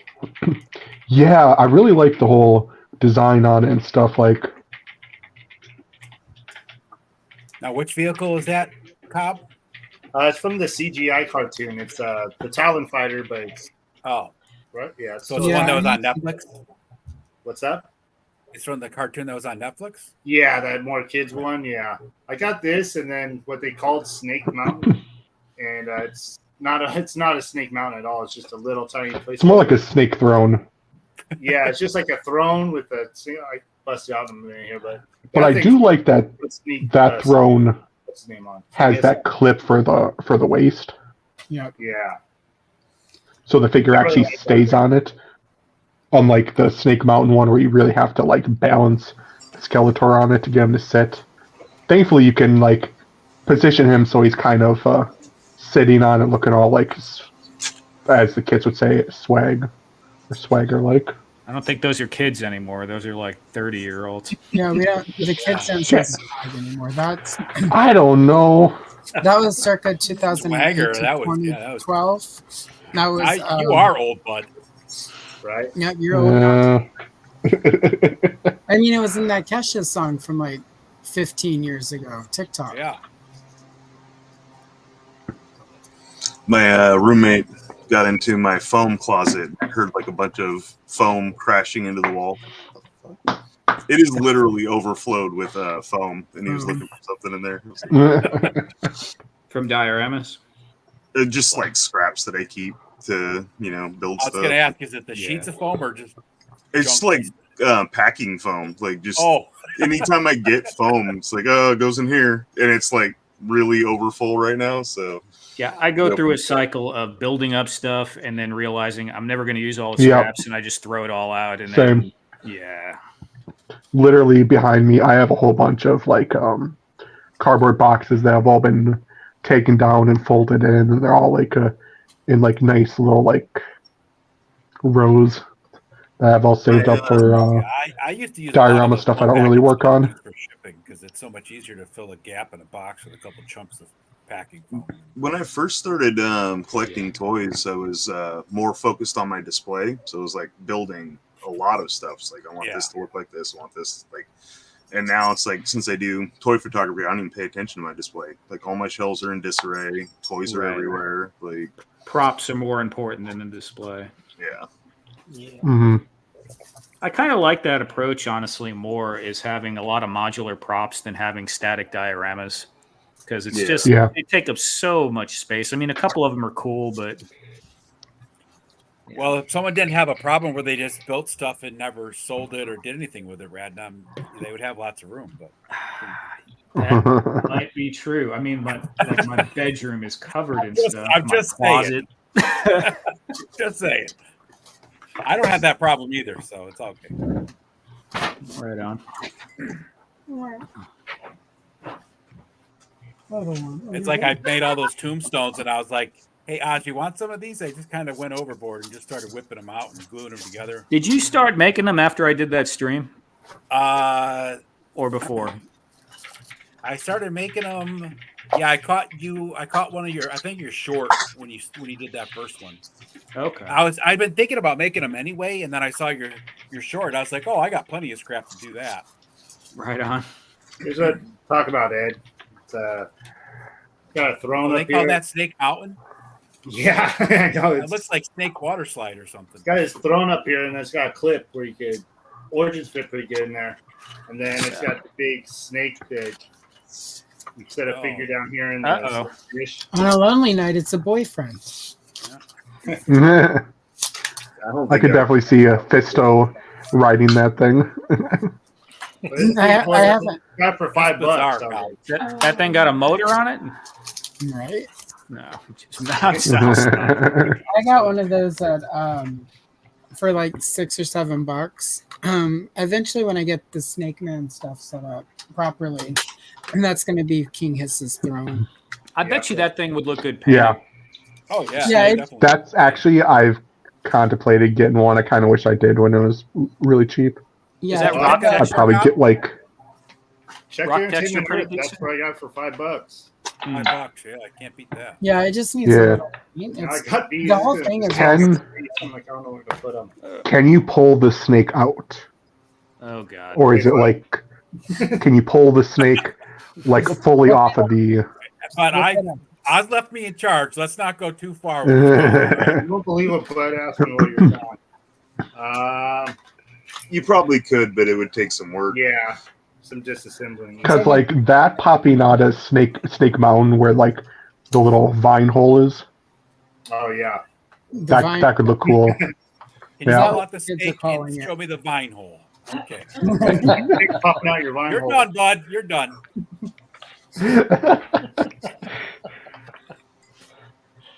Got vine hole, Moss Man's moss hole. I'll tell you. Do you have this, Thanos, or is anybody else? Yeah, I picked it up a while back. Yeah, I still don't even know. What's this little clip on the, or not clip, but this little switch on the tail for? It's supposed to like shake from side to side. So, yeah, like that said that you can. Once you've clipped the figure, you're supposed to be able to like swish it from side to side. Just put your wrist into it. Yeah, just put your wrist into it. To be honest, I have no idea. Yeah. I know I have messed with Oh, it. that I don't know about that one. I haven't opened it that far. It makes no sense to me, and I looked at the instructions. Just grab a hold of it, Cobb, and just shake your fist like this. See what happens. Yeah, like a shake. The I feel like Cosmic you're about Terror to, Skeletor. summon that Kayla girl, like she's just gonna show up in a puff of Right. smoke. Kayla just woke up wherever she's asleep. Oh my God, what's happening? Why am I not there? I was actually just looking at Amazon, and the Cosmic Terror Skeletors marked down pretty far. The thing's pretty cool.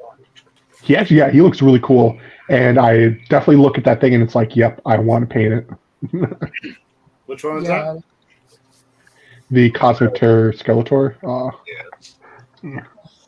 Pull this off here. It's the CGI one from where he like emerges from Grayskull, and he's got all the power. Oh. Yeah. Okay, yeah. Oh yeah, that's pretty cool. I've seen that. I think it's $17. Yeah, he's really cool. And the CGI Yeah. series has some cool toy designs. Yeah.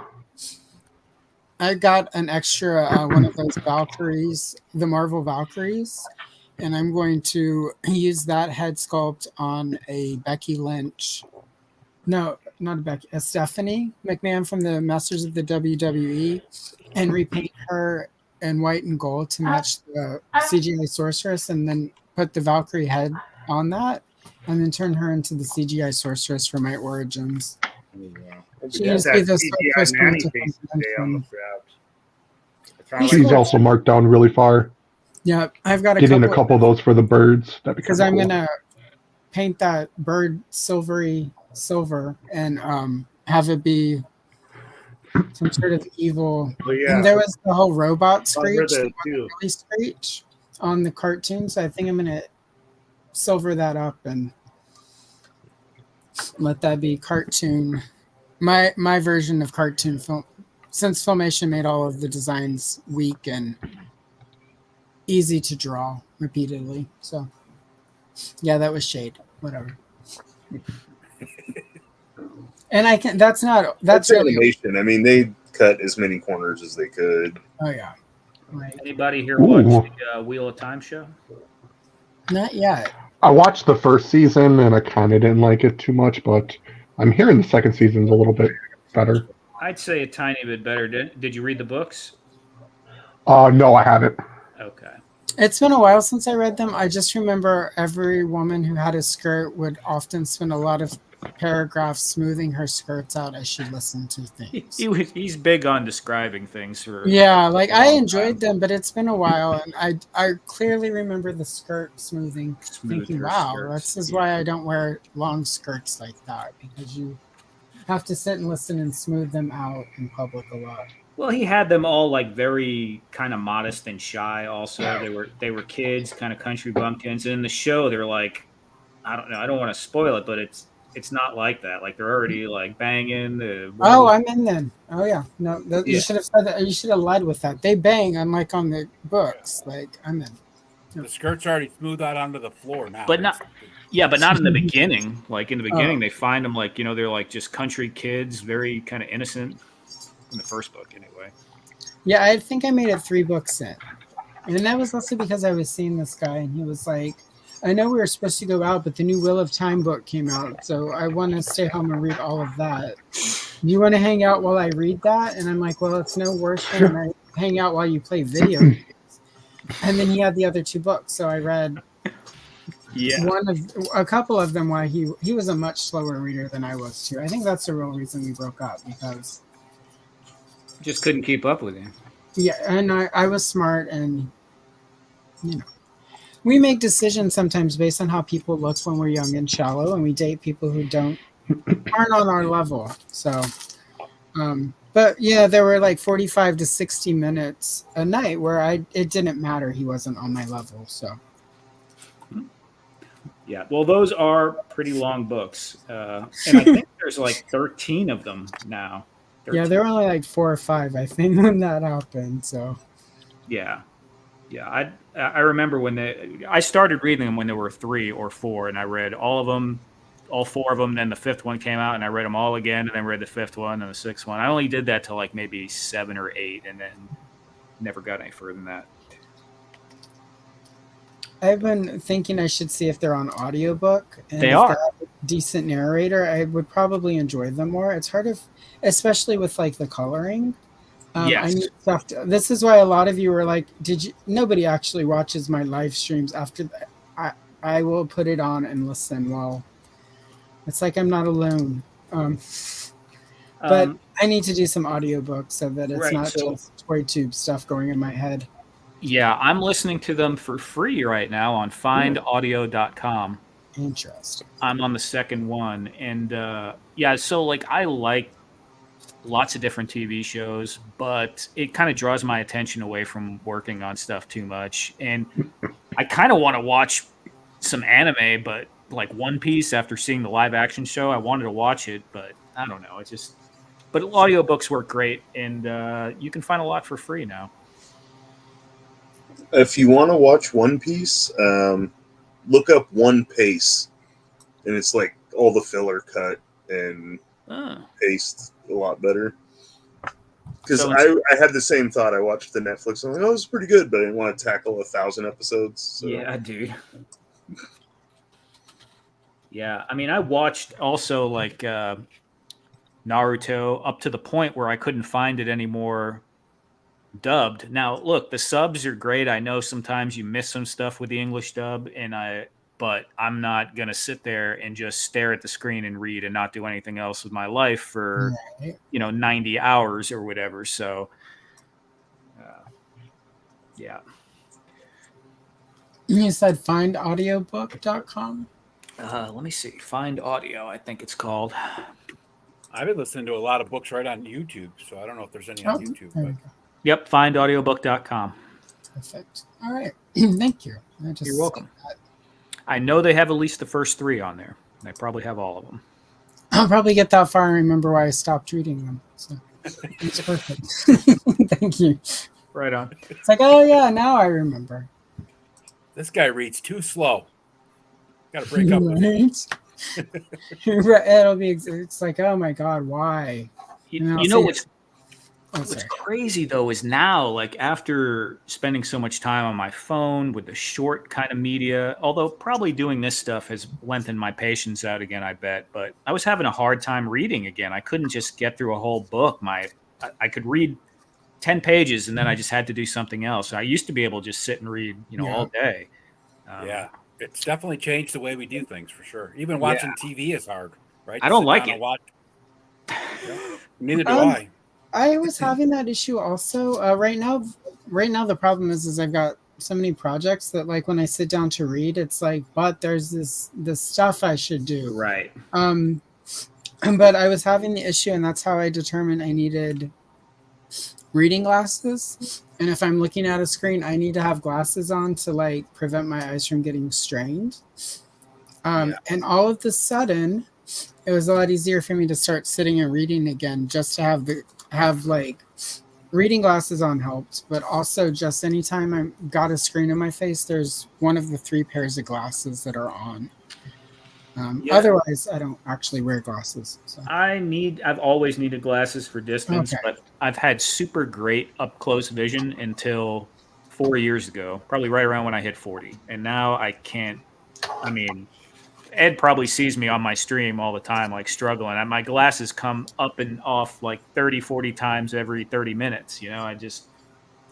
Like I said, man, I look over top of mine. I look underneath them. I get a magnifying glass out, and it doesn't matter. I can't see.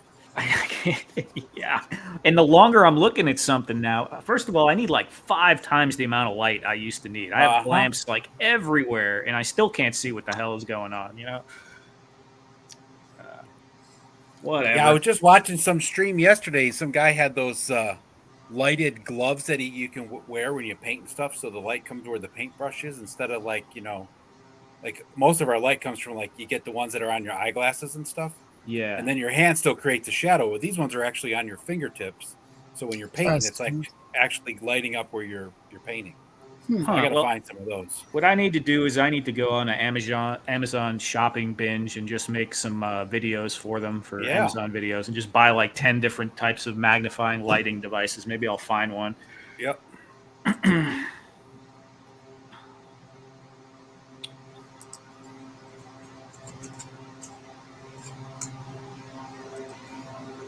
Yeah, Fat Road Foo says he doesn't read anymore because COVID messed up his reading skills. Oh man, he can't retain anything, and he doesn't have like the image that comes into his head anymore. I've heard that happening to people with COVID. Really? Very strange. That's interesting. No point in reading if you can't put a picture in your head. You might as well just read like a how-to manual. Yeah, if you don't retain it, it's like I can't imagine not imagining. It's weird. Right. Yeah, I don't know. I mean, I imagine stuff all day long. Too much, probably. Yeah, mine's dangerous. I keep my evil genius side at bay.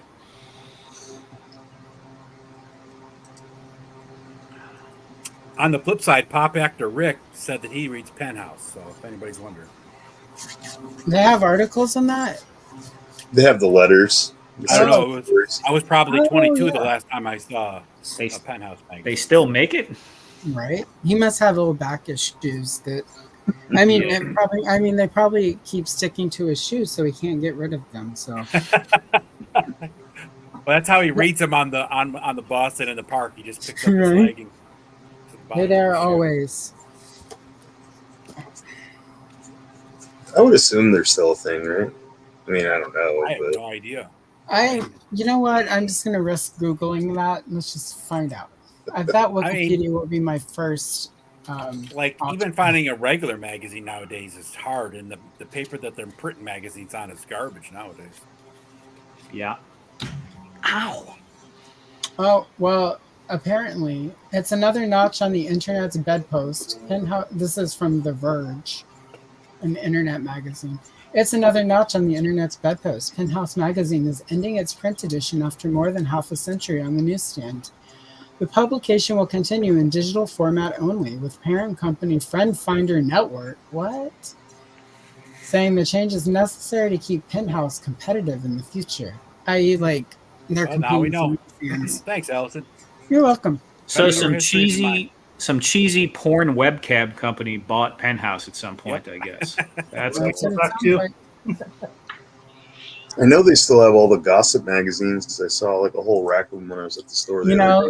No matter whatever happens, as long as you can put stuff like that in the checkout counter where we can all look at them, people are going to buy them. Yep. Yeah. I mean, there are even times where I'm like, I really don't care that Elvis's ghost just ate a waffle and then blue chunks on Zsa Zsa Gabor's It ghost. actually blows my mind when I walk into a Barnes and Noble and see how big their magazine rack still is. I'm like, man, they closed. They're still selling Fangoria. I mean, it's like, come on. Well, Fangoria just came back within the last year, which is awesome. I should go to a store and buy it now instead of reading it online. But I honestly feel like a lot of print media that's sort of gone away because of the internet, I feel like it's going to hit within the next 5 to 10 years. It's going to turn into vinyl records where it's it's coming back already. There's it's never going to be what it was, but I feel like it's going to turn into a. Yep. And my hope is it becomes a place where fiction and essays and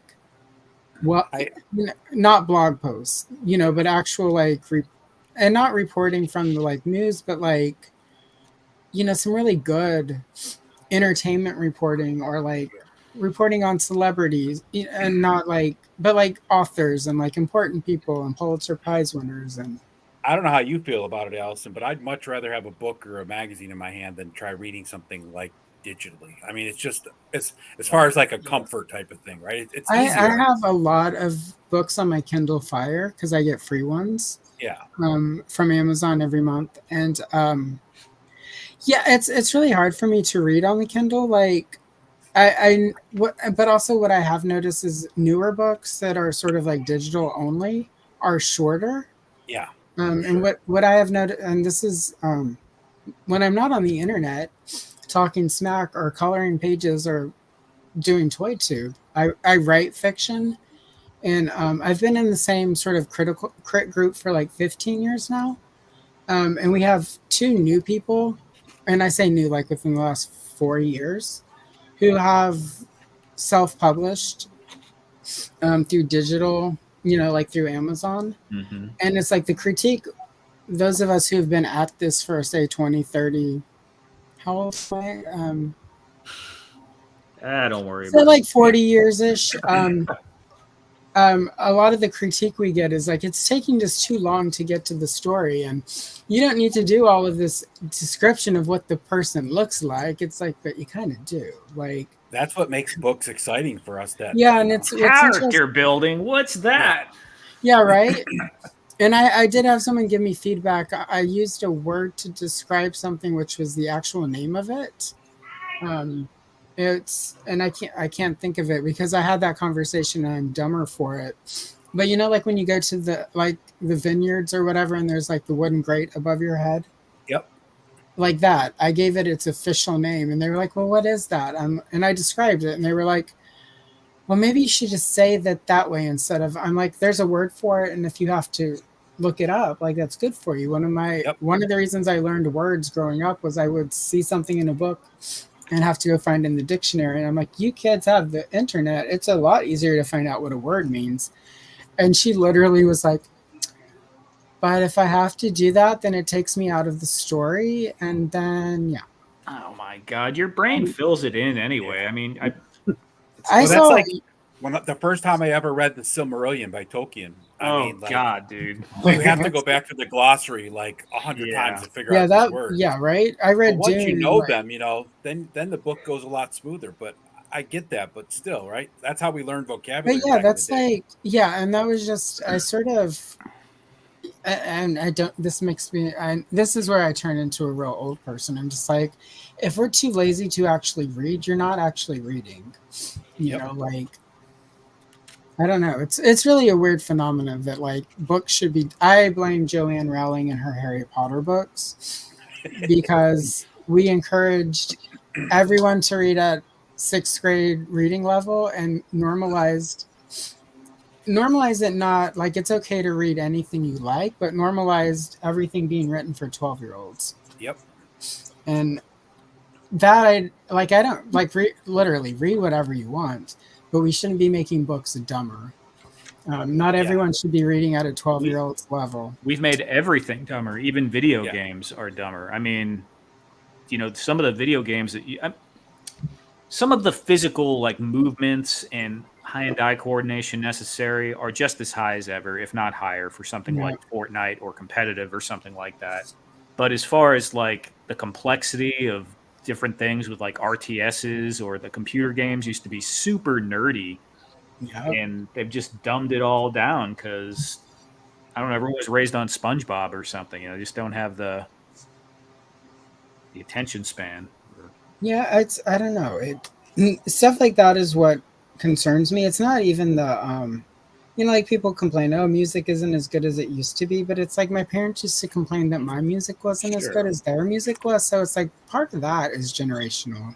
For sure. Yeah, but like, they might have actually been right, and we just didn't realize it. Like it just might have been getting worse. I like music across generations, from like modern to old. Like, but I have noticed like it's not as bad. Like stuff that we liked in the 80s and 90s, like, is still popular. I mean, like I don't know, but a lot of current music draws from that. So we're in that cycle right now. For sure. Whereas in the 80s, like everything sounded really different than the 70s and really different than the 60s. And I think the biggest difference in music, and even like movies, is that a lot of the artists used to do that stuff for the art form and not just for the fame and the dollar. Now it's all about the fame and the dollar. Well, not only that, but like, music, this is sort of this is the one place where I will be that old person who's like, music's just not as good. I think music is as good. I don't think albums are as good, because it used to be a point where you went and bought the album, the entire thing needed to, like, most people crafted it so from start to finish you like went through the whole thing and it was amazing. And for me, I noticed that stopped in the 90s. When it comes so I was just going to say, when it comes to sound. Yeah. When it comes to sounds, there's actually something in your brain that stops after the age of 30 something. I forget what it is, but it's there's been a documented scientific study about it, and I wish I knew what all journals it was in. But they've actually documented this, and past the age of 30 something, new sounds do not sound good. Interesting. So when people hit a certain age, they actually stop liking new music. They stop liking new sounds. And what ends up happening is you of course you go back to what you've already heard, what you've already listened to more heavily, and you do not like newer music and newer sounds. But it's actually something that switches in your brain, and that starts happening. And that actually happens with a lot of things too. They're trying to fully research that whole thing, but now because of how quickly media changes formats, it's harder to document and track, whereas music has remained a constant for hundreds of years. The only difference is what we listen to music on. Right. Whether it's live music, whether it's recorded music on vinyl, recorded music on tape, which nobody does anymore. recorded music through digital. But music itself, as an overall, is a constant. So they've been able to document that within people, as we mature and we get older and get to a certain age, we just do not like new sounds. Kind of goes along with the old saying of you can't teach an old dog new tricks. Yeah. The older we get, the less we like newer stuff. And I even find that to be somewhat true in many other forms of media too. Like we don't like newer movies as much, especially when we're watching remakes of older movies that we've already seen, done with new actors for a new day or even updating. It all kind of, I believe, ties into that brain chemistry that we have. Well, I read an article one time about like the movies and the TV shows, how people like to go back and watch those that they seen when they were younger. And that whole thing in your brain associates those people just like they do your friends, right? So when you see, an actor from back in the day, John Candy play a role, and then they switch it out to somebody new, your brain goes, that's not my buddy. That's, somebody else. Why is that person being the same guy, right? It doesn't work in your brain. Yeah, but I mean, if you give something a chance after about an hour or 30 minutes, you can sometimes get over it. Yeah. That same thing happens in reverse. Like if I go to try and watch the original Star Trek, the first couple of episodes is like, oh my God, this is so weird, like bad and old. And then you just kind of get into the storytelling and you're like, back into it again. Cool. Well, I think also sort of with media like that, I think one of the differences is it's not actually that we remake things now more than we used to. It's just, like there are a lot of movies, like The Fly by Cronenberg is a remake. The Thing by Carpenter, that's a remake. People forget these are remakes because a lot of them, were 20, 30. The Invasion of the Body Snatchers, like the one from 1978 with Donald Sutherland and Jeff Goldblum. People forget that was a remake, or it's accepted that that was a good remake. But the thing was back then, before VHS, before DVD, before Blu-ray, before streaming, 1,000 streaming channels that need to have something there for everyone to watch. Once a movie left, it left. Like you didn't see it again, and you could remake it because there were people who wouldn't have seen it because not everything's going to make it to television. Yeah, sure. Back in the 50s and 60s, not everybody went to the movies either, right? Like in the 80s, I mean, when I was a kid and when I got to be a high schooler, we were going to the movies like once a week and seeing a different movie. Back in the 50s and 60s, they go maybe once a month if they went at all, if there was even a theater nearby. Well, so it's like depends where you live. Yep. Yeah, but I think that's part of it is that we can compare these old things. So it's like that whole process of it doesn't make as much sense as it once did. Like, and so, I mean, sometimes the remake is just so that studios can retain their copyright of the thing because you have to redo it every so often to retain the rights to that thing. So there are a lot of layers to it, but it's really like, I don't know. I don't know that it's as insidious as a lot of people think as far as remakes go. Well, not like to get... it's always been there. We're just more. I mean, Ed, I'm not going to assume anyone's age, but those of us who are old enough to see the original Star Wars when it came out in 1977 will remember that in 1978 Star Wars went back to theaters. In 1979, Star Wars went back to theaters. 1980, after Empire Strikes Back had played for a little bit, Star Wars went back to theaters so that you could watch it. 1981, Empire Strikes Back came back. Some markets, Star Wars also came back. Yep. That whole thing they did with the Lord of the Rings, where they were like, there were theaters that got all three of them at once, or like two of them at once right before the third one came out. And everyone's like, oh, that's the way it used to be if a movie actually made money. Well, that's what they did with Star Wars before they released the Phantom Menace. Is they did 3 months of New Hope and then Empire Strikes Back and then Return of the Jedi. So and people were like, oh wow, but it's that just before VHS. That's how it was. Like The Wizard of Oz, like used to come on. It was an event when, like, oh in yeah, the that was a 80s, once it a was year an thing, event. man. Like, everyone stopped what you were doing to make sure you were home to watch on CBS The Wizard of Oz. Yep.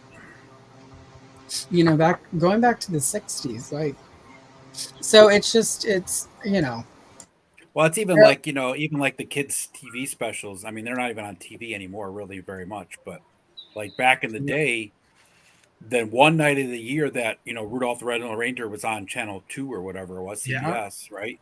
It was one time a year. That was it. You either saw it or you missed it, and that was. I was just thinking about It's a Wonderful Life. Like, you would just sit down and watch It's a Wonderful Life every year on TV. But some Charlie Brown. But they were just Thanksgiving on and once. Christmas. Now even on the syndication, they still play them once or twice or whatever. Even cable TV has the 25 Days of Christmas or whatever. Satellite TV, whatever the hell fuck you call it nowadays, streaming. I don't know. I haven't even had in my entire adult life. I've never had cable. I've been an internet. You don't even need it. Yeah, you don't need it now. What kind of messed me up is I stopped watching TV when I was a teenager, pretty much, and then Netflix came out, and I used to get the DVDs mailed to me to watch Star Trek or Babylon 5 or any kind of science fiction nerd thing I could find on there. And then when they started doing the streaming, it like messed up my life flow again, because I kind of started getting sucked back into shows. So did I miss that? Dragon Early Bird's gonna be on Big Bad Toy Store now. It's in stock. Oh, really? Yeah, mine. I got noticed Friday. I think that mine finally showed up. The whole Early Bird and everything. Still waiting. Didn't go through UBTS. Went straight through Formo. Oh, and what? Big Bad Toy Store has it in stock? Right? Well, it says in stock. Yeah. Yeah, they have it in stock. What the hell? I also seen Cobra Khan and Rattlers on there. If anybody missed on. Yeah, they just came in stock. From what I've heard, November we should be getting Thanos.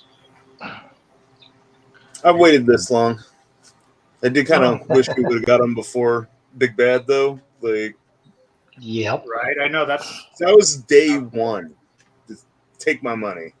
Actually, the first launch, I was like, it got postponed. Oh, I know the whole the rework. Yeah, and I thought about it since then. I'm like, I kind of put it out of my head. I'm like, well, I didn't get them. I'm not worried about They're it. in stock.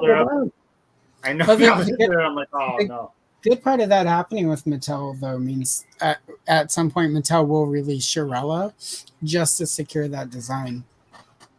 I mean, she'll be Mattel Creations, obviously, at this point, but we'll get her in some form, because half of what they've been releasing is to secure their trademark and copyright on some of these characters. So I'm wondering when the next drop from Formo is going to be. It's got to be soon. Once people have them in hand, they'll be like, okay. Right?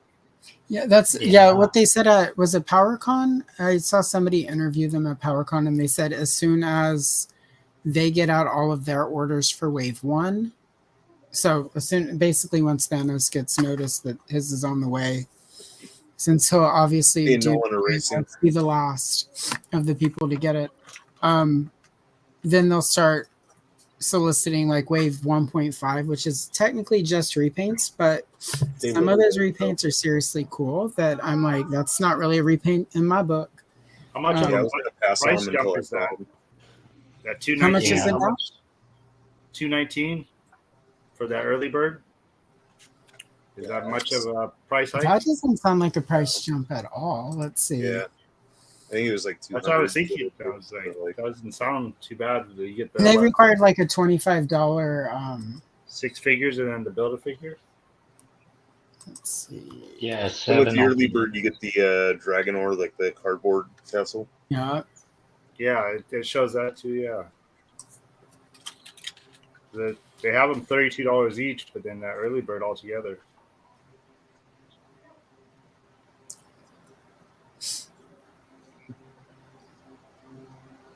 I'm looking up trying to find my original order.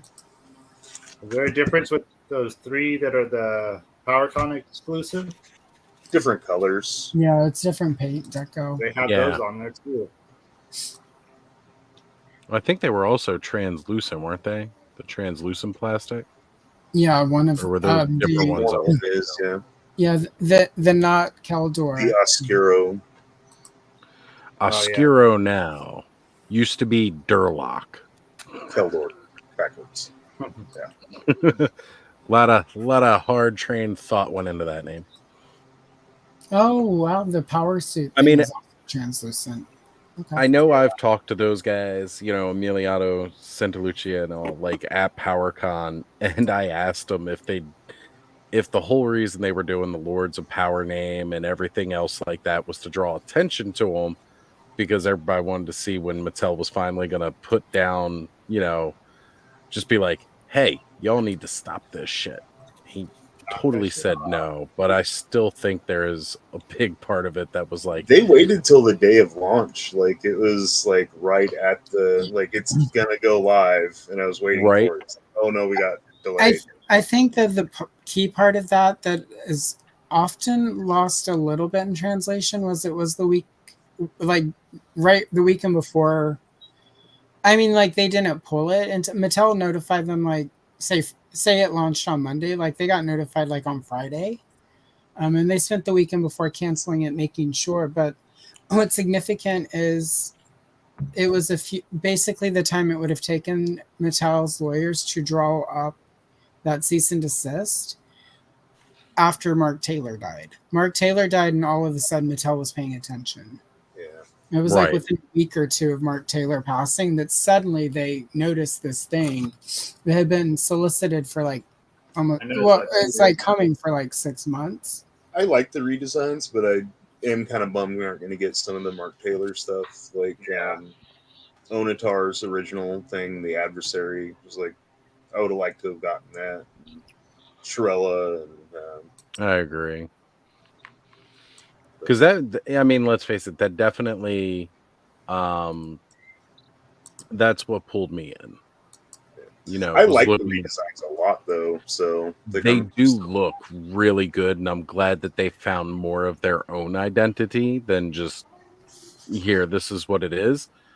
But I think it's that part of me that respects those original Mark Taylor designs that finally wanted to see those released too. Yeah. And again, I feel like Mattel will probably in some version give us some of those. I think we can expect more of it in Masterverse, right? I would think King G, i.e. the green web store. Like I was surprised New Eternia web store wasn't more of that design. That shocked me too. He looked more of like less concept, more of already what we finally had mixed with classics. Yeah. So that was odd, but I also was like, well, maybe King G will get released as his own character. Well, those New Eternia, they do kind of want to be able to have that original look, and then it's that's funny though because armor, then it looks like your original figures. But this first few waves definitely, but the recent they're a little lazy with it lately. Mm-hmm. Okay, so I've pulled up the email originally from Formo. So if you ordered the early bird directly through Formo, it was $200 plus shipping. And then I'm looking, and for Big Bad Toy Store, when I ordered it through them, it was $225, and that obviously whatever shipping you pay, and you had to do a $25 deposit because of the price of it. That with the bigger things. Well, it dropped by like $6, but I would assume that was, basically the total was $219.99 through the. Oh yeah, they charged me $219.99. So let me check my receipt. Oh, and according to my receipt, it is $197-ish. So yeah. No. I did want to. They took that off. So yeah, there we go. Hopefully this won't freeze me too much, but we're gonna try this.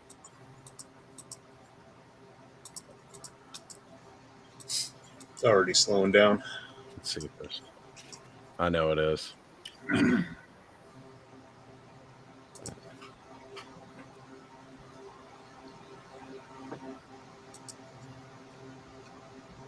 Yeah. So I wanted to go here to our good friends at Toy Habits, where they're talking about New Eternia Masterverse.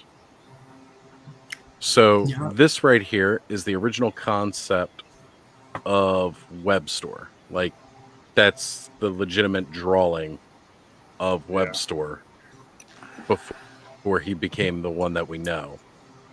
And so you look down here a little bit more at this, and notice here, Battle Ram blog. That's where the original drawing came from that they used to put it in that Masterverse box. Is actually what I have open on one of my other tabs here. Is that because I was going to swap between them. But then you go look here, and this is the adversary. This is what Ornator was. Yeah. And I really like how Ornator looks now too, but I would have liked to have gotten that as well. Yeah. Oh, yeah. I like that. Yeah.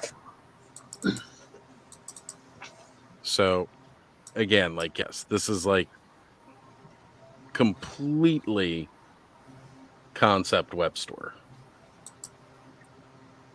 But man, if he doesn't look good,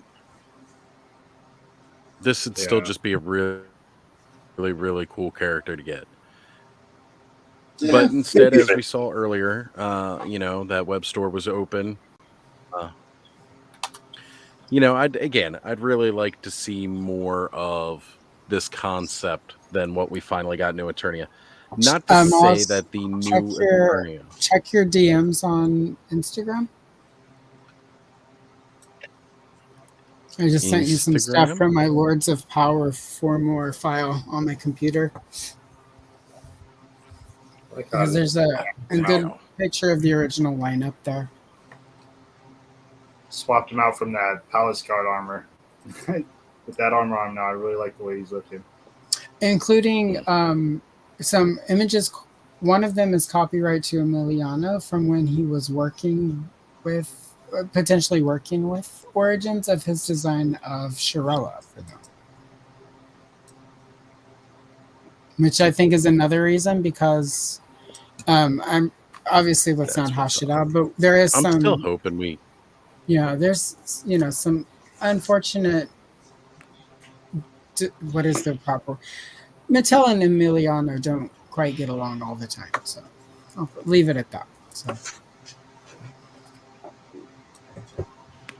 yeah, ain't that the truth? So but yeah, so I think that's another factor in it after Mr. Taylor left us, was that some of the actual designs being used, even though they were done sort of as fan designs, since at one point Emiliano worked for them, I'm thinking it falls into that weird. He also, for some fanzine that was authorized, did a poster that had a couple of these characters on it.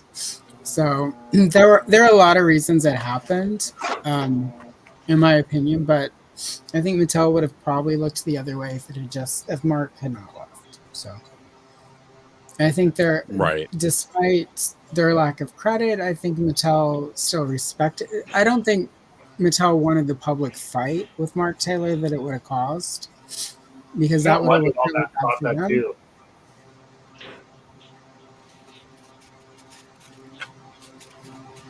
Nice.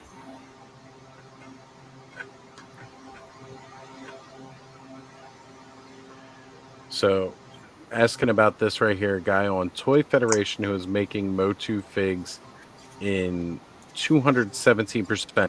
Are you talking like the human-sized Masters of the Universe figures that the guy is making? Like their full original look, full 5.0 articulation, but he's 3D printing the parts and building a Skeletor. So it's 3D printer he got. God damn. Well, that's why he's printing off pieces and then assembling them like a puzzle. Yeah, like it's like building a statue. Yeah, it's crazy right now. Life size? All right. Yes, like as big as us. He's saying not full human size. Oh, okay. That's still a lot of print material and a lot of super glue. Oh yeah. But yeah, there is definitely a guy who is making life-sized Masters of the Universe figures. I was actually just seeing it on Facebook earlier today. Like, it's really crazy. He's building a Skeletor like right now. So these are those original concept pictures for Shirella, and she comes with a bow that looks more like the one that came with Master Splinter from the Ninja Turtles and not exactly like the one we got with Bo from Princess of Power. And again, you see how she looks. It's not exactly like Tila. I actually like her overall costume design. But if you look, her helmet and like her scepter and staff here definitely have all these elements of Battle Cat's armor. Well, and that you can kind of is on the box for what is the giant figure with the blonde hair? Titus. Titus. Yeah, he's on the Titus. Right, she's on the one Titus that's box running from him. So yeah, that was her one brief cameo on an actual box. Yeah. And I know Nutlick tried to bring her into classics, but I think the closest he got was making the Battleground Tila. No, the closest he got was the Green Goddess. Because on the bio he wrote for Green Goddess, Shirella is the Green Goddess, which is what happened in the Wondar mini comic. They came with them. So, and what was that guy's name? Nutlick, I think he's what he called him. Yeah, Nutlick. Nutlick, okay. Yeah. That'd be a bad name to get born with, I'll tell you. Man. This face sculpt really does look like him too. That looks like Nutlick? Well, it is him. Oh, it is Nutlick. I mean, that's the Four Horsemen sculpted it based off of his like face. Yeah. You're all Same dead. guys that give us. I'm trying to. The line is dead. Give you. Oh, that's. The line is dead. You're all dead. It's all over. That's what's his name, right? Toy Guru. What's his? Yeah, Scott Nightlick, but Scott Nightlick. Yeah. I'm comfortable calling him Nightlick. Actually, now that I'm actually looking at these again, because I haven't looked at them in a while, I do prefer the new ones quite a bit. Yeah. But I would have liked to have gotten them. I like these for the Motu nostalgia of them. I like the new designs because they're different, and Mattel's not going to give me anything that looks like what they're now giving us. I mean, the genie didn't have to be changed at all, and the cat lady just had to turn her a different color because they don't own the idea of a cat lady with furry boots. If they did, a lot of furries that are going to be getting cease and desist next week. Yeah, exactly. But, and even then though, like if you think about it, yes, their genie was like all original tooling for the line, and it was like, but even as an original concept, I remember another blue genie that popped around in the 90s. So Kazam, even that's not original. Right. It's Kazam, right? You mean Kazam, that movie with the genie, right? Yes, with Sinbad. Yes. But you could see right here, Durlock himself, like there's not a lot of variance off of the actual. Well, and look at the Havocs. I mean, look at the Havocs. But even then, I still like this. Oh yeah, no, that's cool. It's the movie It's straight like movie design. Are you guys hearing that part where Oz's voice turns into a fart every now and then? It's he's playing with the internet. Okay. It's just funny. That's all. Barbaro. I pretty much made this one already. Again, yeah, straight concept. Yeah, I'd like to have that right there, though. Yeah, that concept. Yeah. That looks so cool. Bare feet. If we get bare feet, it's just gonna be the naked Stratos or Beastman feet again. Yeah. True I story. would have liked that green guy. They should have kept him in the line. Yeah, the green. That's the only one that, like, I really felt like we're missing out because we haven't gotten it yet. Which is why I'm more disappointed that we didn't get that for New Eternia web store. Yes. Yeah. I agree, because it's a cool looking concept figure. I really, really like that. And isn't there the what? How you say it? Fuchsia T. Furza T, I believe. Isn't there like a web store with him or with them too? Yeah. Well, yeah, they use the parts. They just reuse the molds. Was he green too? I can't remember. He's a teal green, so like a bluish aquamarine teal. Like, I may or may not have one half painted behind me. That was once a web store before web store commanded high prices, and I got two at Big Bad Toy Store. Oh my goodness! Sorry, I've got my office cat over here is too cute. Oh, he's been back here asleep the whole time. Sir. Anyway. Oh, it's cool. Right. So, talking about animatronic Masters of the Universe cards, doing it for nostalgia, not for sale. That's pretty badass.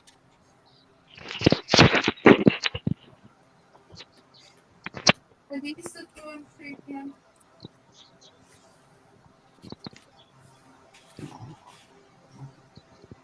Well, don't everybody speak at once.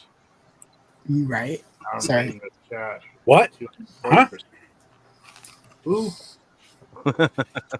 Who's on first? Who's on first? I am What's a on very second? model What's of a on modern second? Major General. Good movie. I don't know. Third base.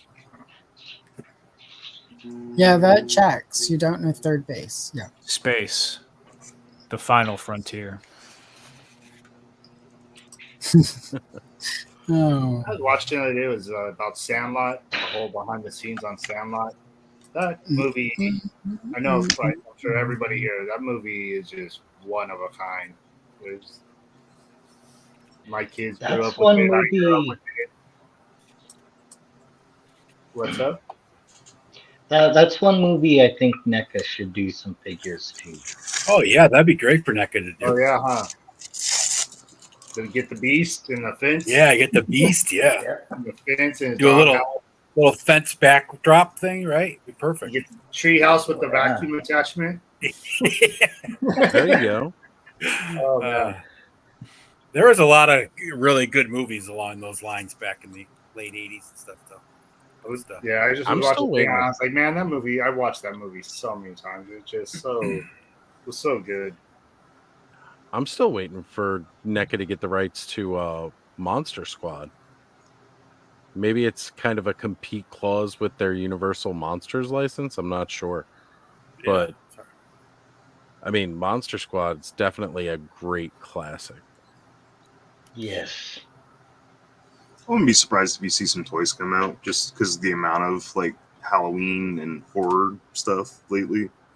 Well, hey, maybe Trick or Treat Studios will get their hands on it. Right?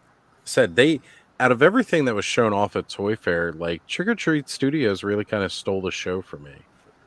They came out of nowhere too. Right? Like apparently they've been around for a little while, but I don't remember hearing about them until Toy Fair. So yeah, I never heard of them until then either. Yeah. Right. It was a lot like oh god, what was that other toy brand that kind of like came out of nowhere that's been around for a while, but they started showing off some really cool stuff. Oh, I can't think of it. I know what you're talking about. They had like the True Romance figures and the Dragon Slayer statues, and I can't think right. of the name God, that's bugging the crap out of me now too, because like I was really, really liking them. So I didn't show this off, but I got some new Naked Bucks. I see no. Ooh. Cheeks. Which one is that, Thanos? I don't know. It was on AliExpress for like $6.50. So I ordered a couple of them. They're actually like pretty decent quality. It's like a soft rubber on the chest. I mean, they have the dumb diaper that action figures can't seem to get away from, but it's not bad. Pretty posable. That last thing, I bought a couple of those. Sent me, I showed my son, and oh my god, he's like, "No, Thanos, why?" Well, I've been saying for a while I wanted to do a Xavier and Magneto, so I needed a couple of skinnier metal books. Yeah. So I don't know why. That's what I think. Favorite ones I was freaking dying too. I picked up a couple of those Notamans and one of I think it was Damn Toys had a 12th nude figure. I picked those up off of eBay a couple months ago, and they pose great. But I mean, it's no different than the cheap ones. You know, their hands still pop off if you bend them too far to the one side or whatever. So for $6, you can't beat that. These ones are actually surprisingly solid for $6.50. I got a female one coming too, just hasn't made it yet. You know, AliExpress, they take forever. Oh yeah. Well, it's because it's coming from China, so yeah. How's the neck? Thanos would get it before the rest of us. It's pretty small. So like, I don't if you noticed, I shoved like some paper in here, and then this one I actually just kind of put some pipe cleaner in there. That's a good idea. And it holds like really well. I use the hot glue trick attaching the heads. But I'm like constantly like, you know, different one. Well, that's the nice thing about the hot glue, because it's still rubbery enough you can still pop the heads on and off with the ball joint. Yeah. I might try it. Syndicate Collectibles. That's it. Syndicate Collectibles. That's the one that got that, the new one, or the one that's been around for a while that no one knows about. Right. Yeah, they're the ones doing True Romance, Bloodsport, Ghoulies. Yeah. I was trying to think right now. That's just like Fresh Monkey Fiction, though. So A couple years ago, stuff. Fresh Monkey Fiction was only doing that Eagle Force line.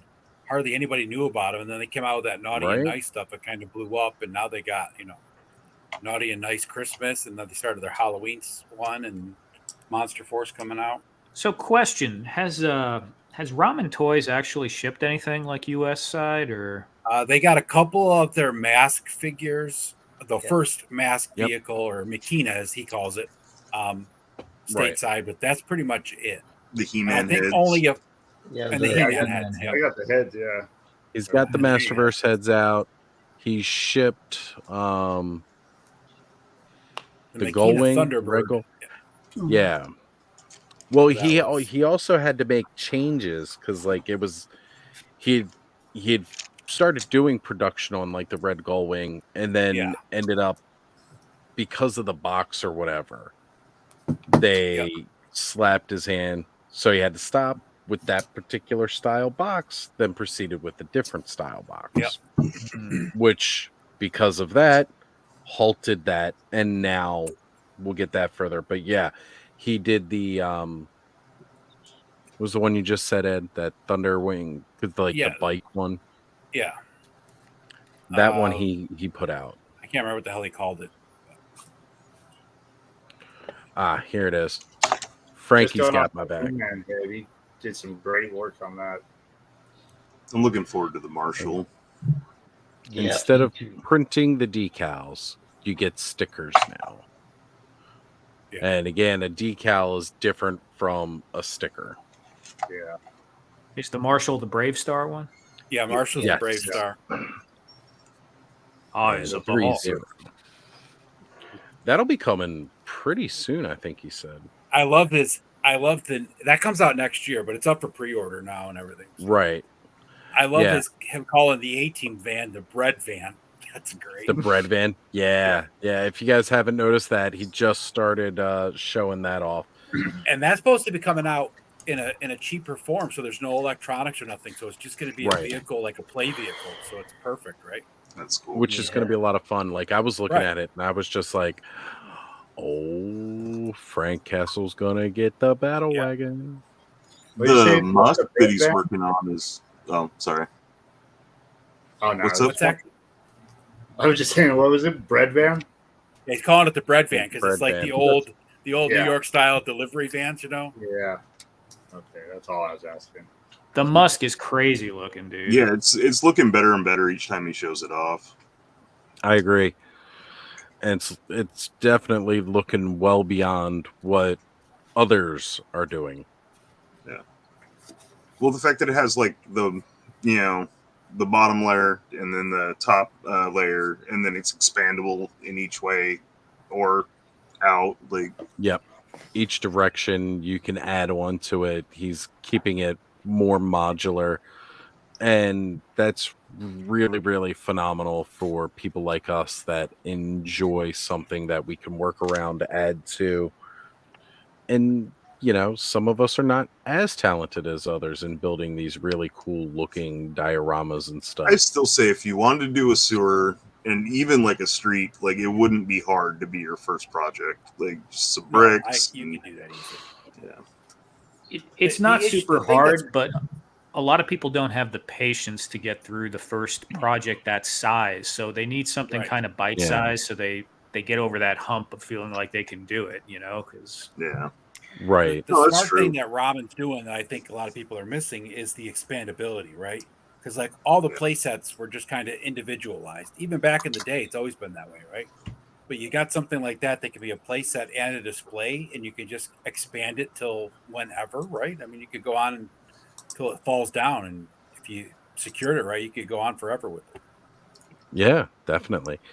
And the other thing is he's working on making it durable, like well durable. When it comes to doing some of these other kind of projects, if you don't seal it right or use even the right kind of foam, if you use a softer foam, it's not going to uphold to any kind of wear and tear play. Like it'll look good for a picture. Yeah, handmade dioramas are not meant for play. It's not meant for kids. I used to have to put that up on listings when I would sell them on eBay back in the day. Yeah. Like this it does not take gonna much to scratch the foam or dent the foam or ding a corner. Or something. I don't know if you've noticed. I've dropped some of these because I'm getting tired once or twice, and I jump like every time I accidentally drop one. But I mean, that's just how it is. Like that foam is not meant to be abused in any way. Nope. And if you're playing with it, it's going to take some abuse. So what he's doing is actually going to be making a very awesome and sturdy play set.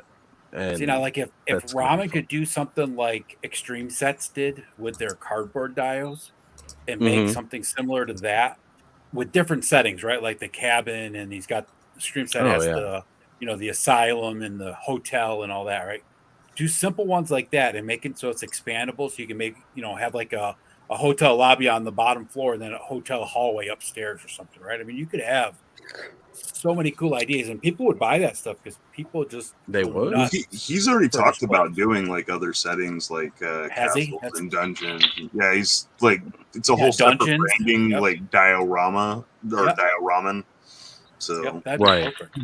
Well, it's a good space for him to get into now that he realizes that there would be a market for it. Yeah. Because I mean, even one of the things that he does with the what he's making now. Truth is, what he's making now is kind of a niche market type thing, nostalgia fueled all the way. And that's going to get you some money. It'll definitely print some nerd dollars and put it in your pocket. But like tonight, we're doing Legions class. And we're talking about mythic legions, we're talking about cosmic legions. So by selling like a castle style playset or a dungeon style playset, automatically that's something that can fit right in with mythic legions. But there's no kids buying legions. That's all old nerds. It's adult collectors. That's actually not true. Really? When I found that Sunman pack, there was another guy who was looking for it too, and he got the other one. There's only 2 in the store, but he was saying his son is like big into legions. Like that's his main line. Well, yeah. Imagine a dungeon play set with that Frankenstein set from NECA, though, right? The Frankenstein with the lab and the table and all that. I mean, that'd be perfect, right? Even the Dracula set, like, you know, having a dungeon with like the coffin in there and the rat and everything, they would work well together. Imagine if they made a YouTube style cartoon or web style cartoon to play on YouTube to help sell the toys that would capture the younger generation. Right. Stop spouting the idea for my freaking toy line on live like that. There's a reason I've been thinking the same thing, dude. I've been hush about my ideas for the toy line to a pretty good extent because of stuff like that. Right on. You know, back in the day, the FCC had this whole thing where they couldn't have them do this or they couldn't have them do that. And YouTube is far less regulated when you're putting content, as long as it's not made for kids. Yep. So you can get away with a lot of that stuff as long as you're not making it for kids. But you know what's awesome about that? When you don't make your content for kids, a lot of kids still watch it anyway. Yep, sure. So again, that's a whole part of my idea for that eventual toy line when it comes. Well, down. even I mean, like when you watch like the Kevin Smith Netflix Master of the Universe line, right? There wasn't very many kids. I mean, there was a lot of kids that watched it, but they watched it because their dad or mom watched it. I was going to say, right? who was it that sat them down to watch it, right? Right. Like, I mean, so there's still a lot of us from, 30 to 50 years old that are watching cartoons, and we, watch a new cartoon, especially if it was a 5-minute short every, couple of days or something. Exactly. Well, I mean, we're basically watching that with the Justin Rosh stolen stuff. It was just right. Yeah. I wish there was more with it. But now even with Mythic Legions and Figure Obscura, getting back to that with the kids, like while I was standing in line, walking my way up to the main table to, get the stuff that I was looking for that day. And, there was this guy tapped me on the shoulder and he was asking me, cause like they had the stanchion. So it did like this S curve around and everything like that. So they could accommodate all these people waiting in line. And this one guy taps me on the shoulder cause now I'm up to the table and he's on the other side of the stanchion still coming up and he's still got to go all the way around. He tapped me on the shoulder to grab something off the table. And it's like, there were no signs up that said you couldn't do that, but you kind of dick somebody who may be in between you and this other guy out of possibly getting something they want on the table. But then realized he was tapping on me to grab the Headless Horseman, which again was my first foray into the modern Four Horsemen figures, and that was that Figure Obscura that got me into Legions entirely. This kid next to him, I don't know whether it was, I don't even know if he was related to the kid. He was just the guy who grabbed my attention for the kid.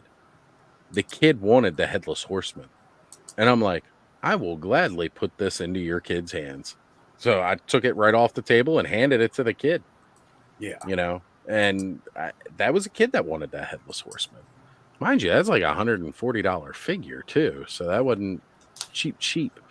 But I know at least the kid's mom or grandmom was with him because she was the one that was paying for it or whatever. But so Andrew Davis brought up a good point. I forgot that Ramen got the Quicksilver and the I was reading the other guy out there. I forgot about that. Yeah, so, he's gotten some product out to us. Okay. Yeah. Actually, but it's like everything else. I mean, you pre-order some of these Mythics Legions, you pre-order a lot of stuff. It's you're on pre-order for a year. So I mean, oh yeah, Necronominus is not coming until sometime. Like Poxus is up next. Yeah. And then after that it's Necronominus, I believe, after that. I don't know if it's right after Poxus or if there's something in between. I think there may be. I think there's a cosmic between there. Right. Well, there's definitely a cosmic between.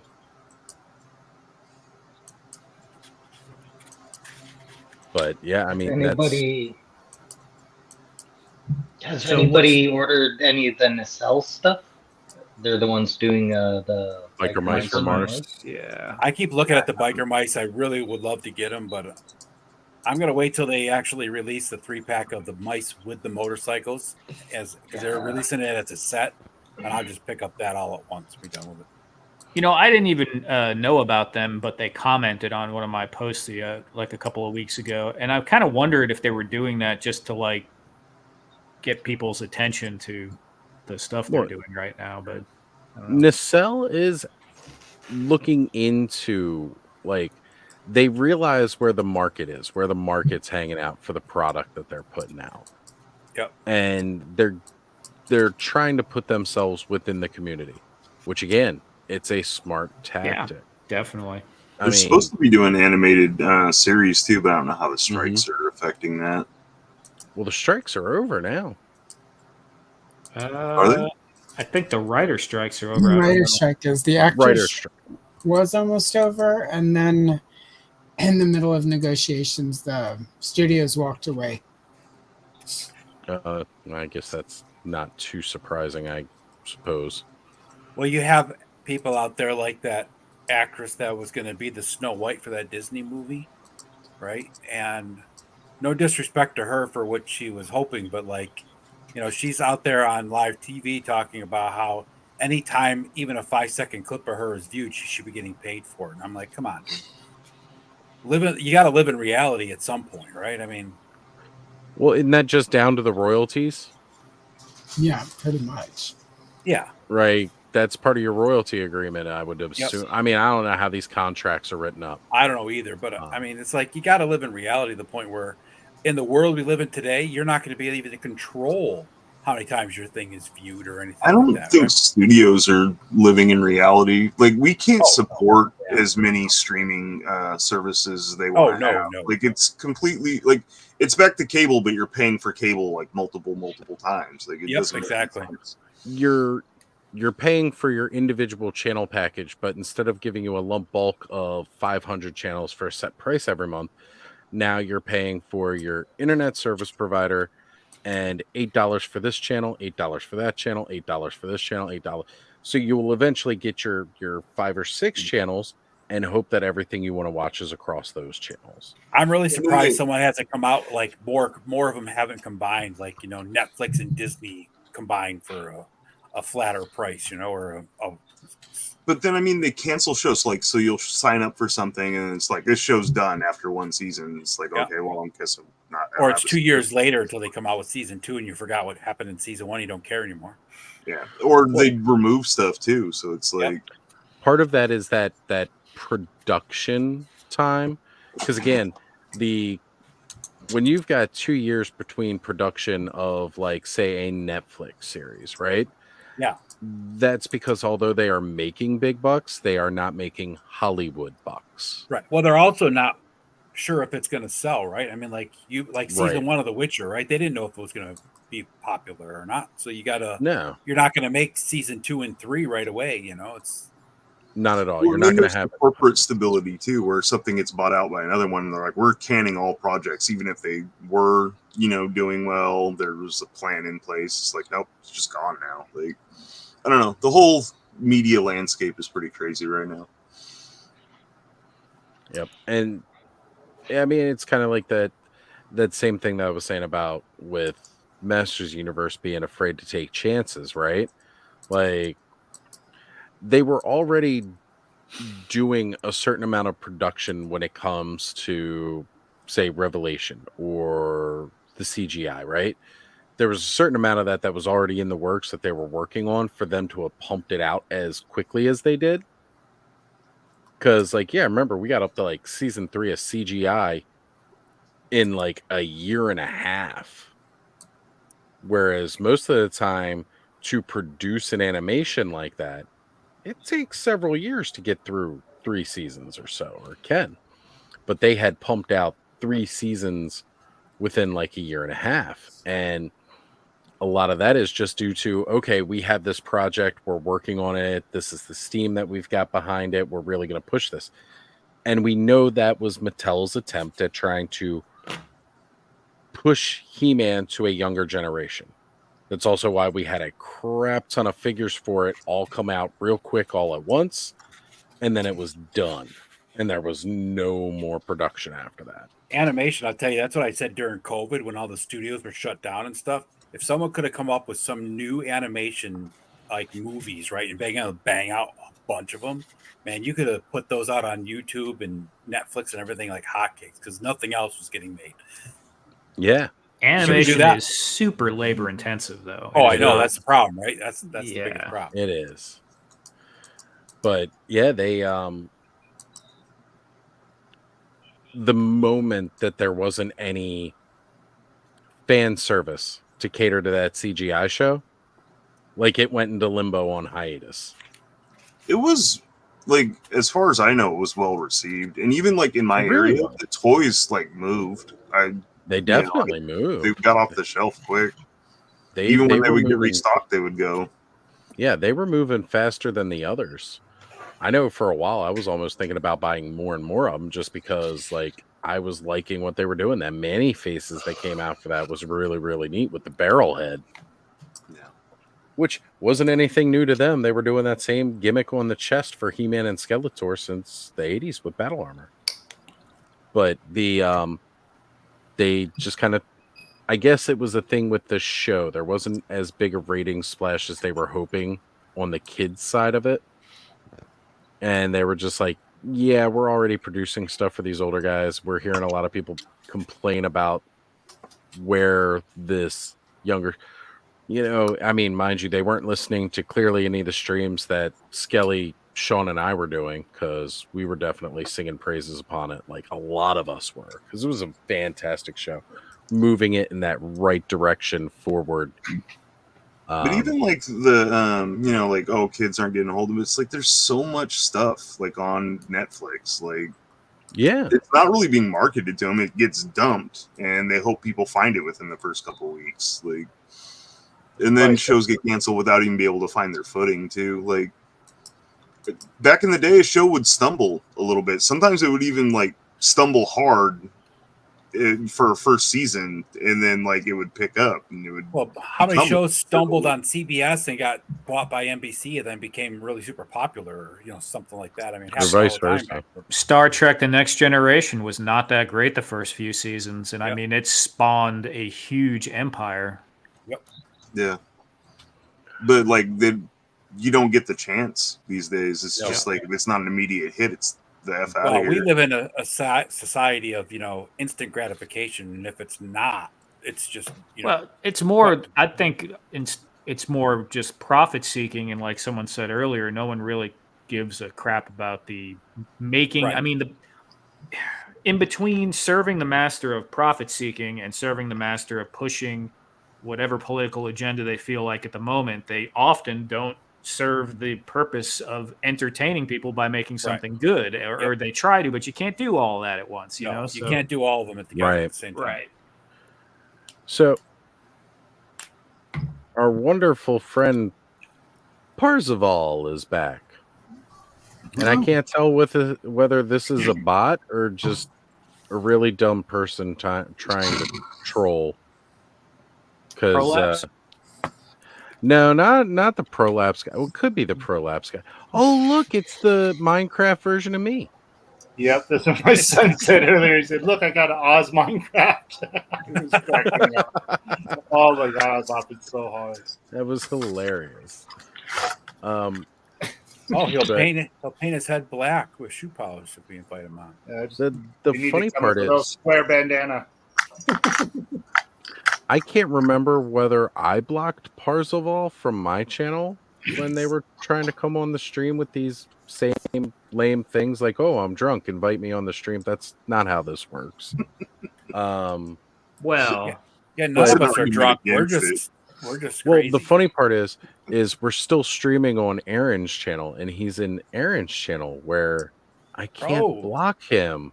Yeah. Oh, except for the fact that I'm a mod on Aaron's channel. So let me go handle that. I'm sorry. I was flexing on. What? I'm quick on the band hammer when I gotta be. So whether it's a bot or a troll. it just deserves to be taken out. If leaving that streaming is helping him with watch time, I guess. It does. It gives watch hours for people watching from his channel. That's where Jim was earlier. Yeah, I gotta put mine in. Oh, well, you guys do that through StreamYard? Yeah. What's that? Oh yeah, little button. Oh, I might have it right here. Even. Yeah. Stream this to your audience. Yeah, I forgot to hit blue right there. Yeah. I always forget to click it till we're 7 hours in, and then it's pointless. I thought about it. We were already like a decent ways through. It's like I should hit that button, but is that? Yeah. That's always been up there. Oh, I see it now. Yeah. Yeah, it's always been up there. I set it up a while ago after Brick mentioned it. Yeah. Oh, and so I was it may just not have like, been up on my screen until you put it up there? well, I had to make it accessible for people to do. Yeah. Because I set up StreamYard on my laptop here, but I don't know if this is actually connected to it from here right now. Oh no, Brick's gonna make all the girls cry because he shaved his head because he's drunk tonight. Oh no. Brick. Hey man, that's a great reason. Do you want to come on the stream so you can paint your head with black shoe polish? Don't do it. I mean, I'll invite you on the stream if you want to paint I'll tell your you head what, with we'll black let Brick shoe come on polish. with his shaved head if he flocks his head. Has anyone else ever done that? Shaved their head because they were drunk? Not because I was drunk. Well, I did it quite willingly. The only time I ever shaved my head, I was drunk, and I didn't even know it when I woke up. And I just remember like being I pierced hungover my and own feeling the nipples 'cause I pillow was drunk. through my I scalp. did too. Pierced my Here's some own ice cubes and a needle. Okay. Yep, safety pin, and that. Yeah. I mean, I was on the second one, and it was back out of the landline. The phone was ringing. I was in the mirror, and the phone was driving nuts. So I just finally popped it through and I answered the phone like, "Hello." Jesus. Yeah, I was young, teenager. I was drunk and my buddies, I had my nose pierced. My buddy's like, I want you to pierce my nose. I was like, okay. He's like, yeah, but you got to pierce something too. I'm like, I already have too many earrings and nose rings. And he's like, well, pierce your nipples. I was like, if you let me pierce your nose, I'll pierce my nipples. And I did. And I laid down, pierced my nipples, and I pierced his nose. Friends doing fun things. Yeah. Brick's all over the place tonight. He's living the wild man. You know, this is what happens when his mother-in-law comes to visit. Well, you never know what else she bought him at Target, right? Maybe a couple It's true. an extra razor and a couple bottles of Boone's Farm. And look where he is now. Boone's Farm. Strawberry Hill. Gotta love that Boone's Farm, man. Oh, yeah. Mad Dog that 2020. That dollar will get you more drunk than most people will. Never heard of Boone's Farm until I came to Texas. It is the sort of state drink for the 16 to 19. That's where I first learned about it. Texas, yeah. Same with Louisiana. Like, yeah. Many nights. Right now. We stormed that hill of strawberries and woke up puking in litter boxes at our friend Rachel's house. They had this like lime flavored one that was I used to drink all the time. I'd freeze it so it was really cold and then it was really good, but man. I think they call it sangria now instead of just like it had some weird name though, like lime something. It was like none of their names were, thought out. Just I went through a Riunite Lambrusco phase when I was about 20, 21. I used to drink ice. So yeah, I used to drink so much of it, my lips would be purple. Have all little stains on them. Brick, I'm not going to worry about highlighting your earlier one unless you really want me to share that on a live stream. But his oldest introduced her to Avatar: The Last Airbender, and that was cute. Everybody awesome. should be introduced to Avatar: The Last Airbender. It's one of the most amazing shows ever made. Yeah. It's too bad that the movie was not as good as it could have been. Well, we're hoping that Netflix live action series will help correct that, but who knows how that's going to really go. Well, if they do it like one shot, they'll be all right. But if they don't, then 2-piece or two. Yeah, what I call it, one shot. Jesus. Yeah. The hell, I'm still thinking of shots. Nothing wrong with that. No.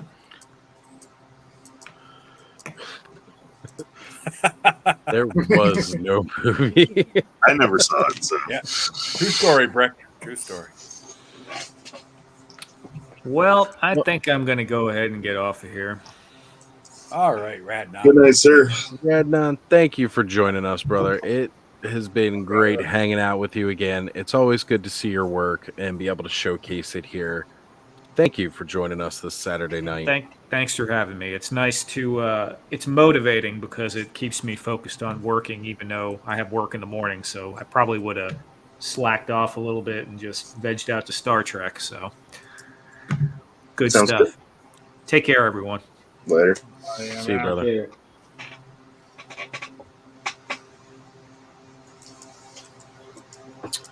And actually, with that, I need to bow out because I have to get up early for a pre-recorded live stream thing that I'll be able to do thumbnails and talk about tomorrow night. But exciting. I will Can't just wait. preface it with next Saturday, I'll be doing a live stream that I am talking about right now from 2 p.m. to 4 p.m. Celebrating the birthday of Carrie Fisher because it's her birthday. I usually mope because she's not with us. And I figured Space Mom would not like that. And I reached out to somebody who reached out to somebody. So I have a special guest I'm going to be doing a coloring along with in the morning. And that the one hint I will offer before thumbnails and whatnot go up before it happens. That way, if at the last minute somebody needs to cancel, it's not that big of a deal. But I will say this person is one of the custodians of the image of Princess Leia. So, Very cool. Good for you, Allison. It's pretty cool. It's really hard to not just blab about it because it's super exciting, and it's technically with somebody I consider it's somebody who's like heroic to me for various reasons. So anyway, Brick knows the secret and he can keep it, but because I was too excited to not tell. You gotta tell somebody. Yeah, I had to tell someone. Sometimes you gotta share that stuff. Yeah. So anyway, well, we're all proud of you, Allison. You've done amazing things with That's your right. YouTube channel and stuff. So thank you. And I think, Nolan, if you want to come on and color sometime, you're more than welcome. But everyone here, even if I haven't asked you yet, don't worry, your turn is coming. So, your time is coming. I don't know if that's a threat or a good thing. It's a little bit of both, right? That's one of those things I love, right? You know, have a nice day sounds great, right? But enjoy your next 24 hours sounds threatening. Yeah, right. Enjoy the next 24 hours, Dr. Jones. Anyway, so I'm going to rush off so I can prepare this and be presentable and make a good impression. Good night, Allison. Have a good night. Have a great night, everyone. Thank you for hanging out. You're welcome. Thanks for having me. Good night. All right, now that Brick's in the chat, let's open up a red mask of death and show him the face. Oh, come on. Payne's asleep. Aaron's asleep now. We may still be on his channel, but he's not here, and that would be wrong. Well, he can wake up to it too, bastards. My mouth's sealed. I actually got to see. Oh, shut up, Cobb. We don't want to hear it. I was like, hey, I might as well. Some of us can toy edge. That's right. Well, I don't have the figures. Just sitting over there on my shelf. I got mine sitting here, right here next to me, in case anything ever happens. Where I got tired of waiting for you guys. All right. I understand. Kay Roll's got pictures of hers that she hasn't posted. That may have been where I saw them. I mean, I've still got my figure sitting here. Look, not even out of the plastic wrap. Like, I don't even want to see the window box. Still all sealed. Every time I'm scrolling through Instagram, as soon as I see a picture of it come up, I'm like, nope, scroll keep going. faster. Gotta scroll faster. Been a lot of pictures of him too. Yep. Yeah. He is. I think he's a lot more popular than I had originally thought he was going to be, and that's great. And well, I think he's popular because, on top of the fact that he's from a piece of literature, right? I mean, great literature. Yes. He's also got that creepy vibe to him, which kind of fills him in for a lot of other people that aren't into the literature aspect of it. Well, he fits into the line pretty well compared Oh, to yeah, for sure. Right. No. With all the Necronominus stuff that's been built up over the last year, his particular look facade, or even not even so much with Necronominus, but like with Poxus coming out next year and the Plague and everything like that, he fits in so well with basically everything that's coming out Mythic Legions for the next year and a half. He's going to be a little, buddy. I got some antlers today from Christmas decoration, and I might buy a second one because Travis might be selling his, and I might turn it into a Wendigo. Dude, there you go. Dye his cloth different color. I've seen some nice wings at the dollar store. I was thinking about buying some of them for customs. There you go. And we already kind of know that from what we have seen on some previous placeholder cards at a little place called Toy Fair, that we're going to get alternate versions of Monkey King and the Red Death. So I joked around from day one, like, oh, this will be great because then we know we'll get the Black Death. Yep. And yeah, that's like almost pretty much 100% confirmed. So, I mean, unless the Black Death was just the same thing, but they colored him green, which is a possibility. And we all know I'd lose my shit if he were black and green. But the Green Death. The Green Death. He could still be the Black Death with just green colors, but as opposed to doing the inverse of what he is now. Yeah. Well, they've done a pretty good job. I mean, like with Father Christmas, right? They went red and green. Those are both traditional Father Christmas colors, right? Exactly. And the other neat thing is with the purple and the green with the Headless Horseman are both Halloween colors, right? I mean, they don't stray too far from the actual mythos of the figure obscura. Right. Characters. Yeah, the color always makes sense. Yeah. And that's where, well, because even with that Father Christmas too, like you get like the blue robe underneath as opposed to like purple. Because I think Father Christmas has purple. I had to get my character out. It's almost that time of the year again. But yeah, purple. I mean, it's really, really cool what they're doing with that. And I agree with Brick. Like, I wonder what a retail Wukong will look like. And he says just different colors seems a little lackluster. Well, we know that's kind of the way they do it. It's not like they give them like alternate head sculpts. It's just an alternate paint app on the existing accessories and overall look. Maybe we'll see a white monkey. That would be badass. Right? That would be badass. Like because I can't think of too many other directions to go with it. They could go more orange with him, right? Give him more of the traditional Wukong orangutan give him that look. But right, yeah. So like you could do something like that where he's either again some other type of hair color where we're gonna see, like you mentioned, like that more orangutan or what are those red little ones called? Yeah, I know what you're talking about. The actual monkeys that are over in right. China. So like that could work. Oh, wait a minute. Bud's coming up with it here because there's also this other popular character that a lot of people like that is based off the Monkey King. Put him in orange and blue. Yeah. That could be pretty rad. Like, oh man, I'd be down for that. But either way, like I've been thinking about that since I got Sun Wukong. I was like, this is awesome. I wonder what the paint variant version is going to be. Because so far we've had a variant version of each of the figure obscura in order. Krampus, you had the black, then there was the red. Then you had Headless Horseman, Father Christmas. So, it'd be interesting to see where they go from here with Sun Wukong and Mask of the Red Death. The only thing with Mask of the Red Death is I think in order to, I would love to see them come out with a different dial piece instead of the grandfather clock. Now, people are going to get the grandfather clock because that's the whole point of it, right? But it would just be awesome for them to come out with something that's a different dial piece that still as awesome as the grandfather clock, right? Like, I don't even know what it could be, but like a grand piano or something, right? That'd be just badass. Oh yeah, kind of like a ballroom thing. Yeah, that would be neat. But I mean, what if they do? Because I'm trying to think in relative shape and size, close to the clock that they already have, right? Yeah, and maybe one of the other doors. Maybe do a different color with a slightly different mask in one of the other doors. Yeah, right. They could do that.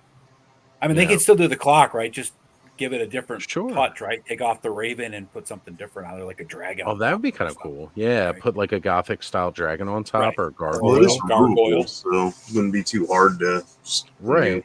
That's what I'm saying. It'd just be a separate piece. Be easy. That was one of the greatest things about having Trevor come on here was showing that raven did just pop right off, and now it's a regular grandfather clock. Oh man, I'm trying to stay away from it because I just can't get into another thing now. There's too many good. You said you have Thanos. What'd you get? I haven't. No. Okay. I've looked at some of it, and some of it looks cool. I don't know. It's not hitting me towards like that needs to be on my shelf. It's like they're cool. I dig them. I really, really like them. I think they're very well done. Again, more sculpting from the Four Horsemen, which we always know I'm a fan of. Yeah. I think it's something about their style is just a little off from what I usually get. Well, I think we're like very much into an 80s, early 90s nostalgia. Like that's what we do. Whereas the kids that were just a little bit younger, like ones that were born in like, because again, I'm about the youngest here being born in 85, but still having grown up through a good chunk of the 80s with a lot of that 80s influence into the early 90s. Whereas kids that were born more towards 1990, 90, Kayla's age, like 93, right? So like they were hitting that more toy action figure age between like 1999 to the early 2000s. And if you look, these figures have a lot of similarities with different cartoons and aesthetics that were of that time. Those meta travelers are going to go well with those. What's that other biblical adventures? Not the biblical adventures line, but the other one. With the real modernized archangels. What the hell was that line called? Oh, I know what you're talking about. Right, not D13's biblical adventures, but there was that other one. But I know what you're talking about. I can't think of the name of it now, but I gotta go pull them up on IG real quick because that's really gonna bug me. Think of it. I'm trying to think of it. Yeah, but I know what you're talking about. It's like those meta travelers will go great with that line. Yeah.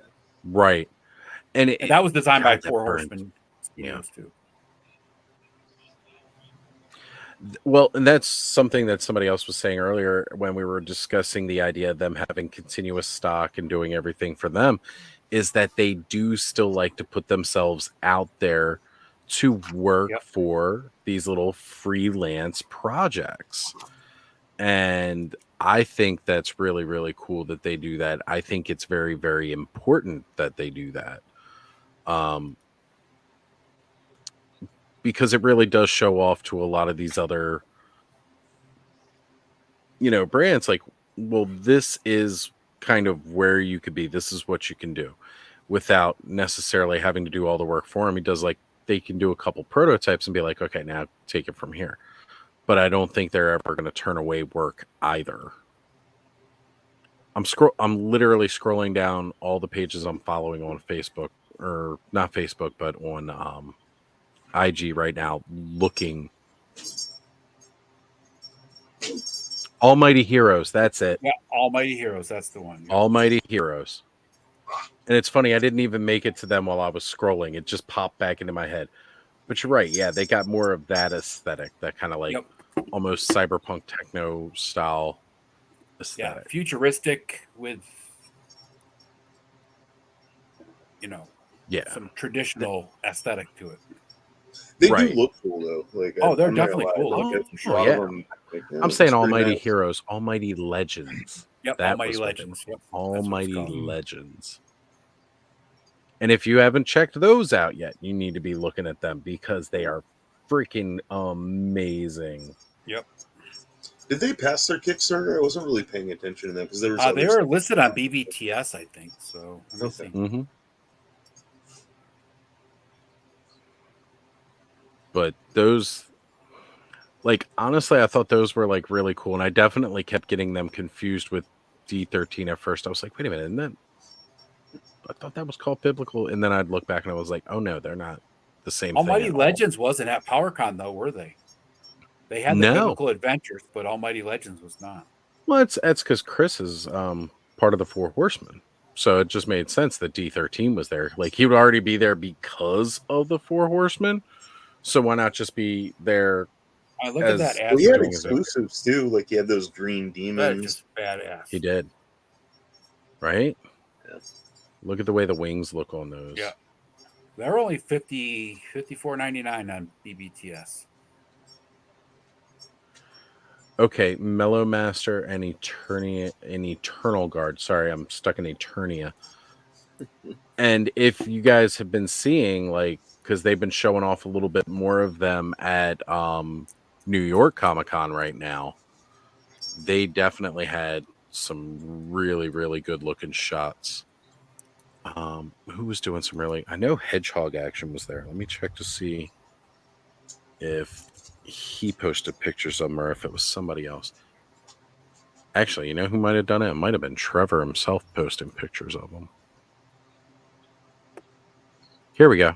Yep, Hedgehog Action was the first thing that popped up. Without doing a Kickstarter. Good luck. So I'm going to try to get through next year without doing a Kickstarter. I've only done 2 Kickstarters.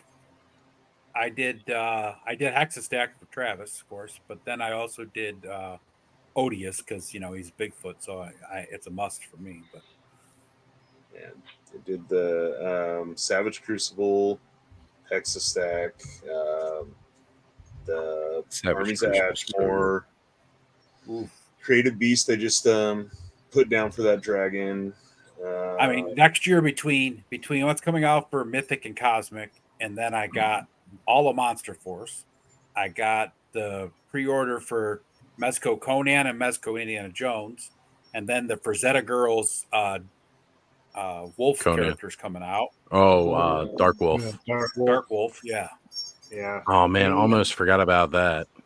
And then the Savage Crucible Frazetta I'm going to pick up somewhere along the line. I did the D13 for the Translucent Jesus too. So. Oh, did you? Yeah. Yes. That Dark Wolf's waiting to hear something, right? Yeah. Luke gets really into the biblical characters, so he wants to get the Almighty Legends and the Archangels in that Biblical Adventures line.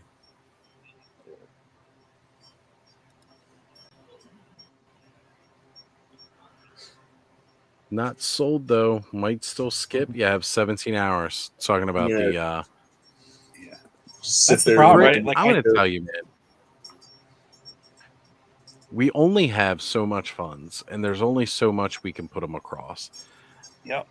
At some point, we have to start looking at where we're going to stop. Now, I'm not saying this is where you have to stop, Brick, because truly, if you want these, go for them, because they are amazing looking. And if you hear the guys talk about them, like the people behind them are, they're just really, really amazing, really passionate about this project. And right, that's kind of like what we are. We're helping. We want to help support people's passions.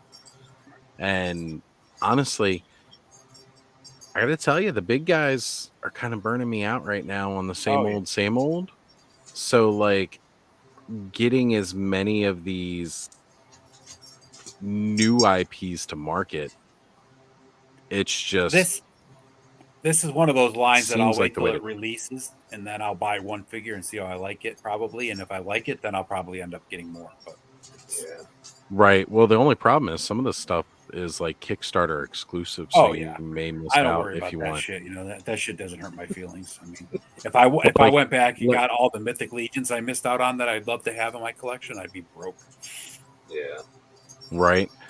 Friggin' Gatekeeper here, which is funny. He's called Gatekeeper, and he's a Kickstarter exclusive.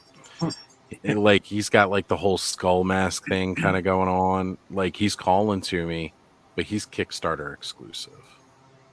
But yeah, like you, I was pretty much. And shut up! I got enough. I got Legion's Con coming up. I can't. Yeah, that's right. Honestly, like that's the thing with toys right now is like even if like you're something like, oh, that's pretty cool, and you don't get it, like the next day it's like, well, that's even cooler. Yeah. So let's say that 7-pack from Four Horsemen. Oh yeah, the all-in, the reinforcement too. Yeah. Yeah, I just got an email about those. I heard you guys talking about them before, like I don't know, a few days ago, but I got that email on them. What was it, like $200? That's but they're not a great price. But they're not quite like because I know that's pretty much.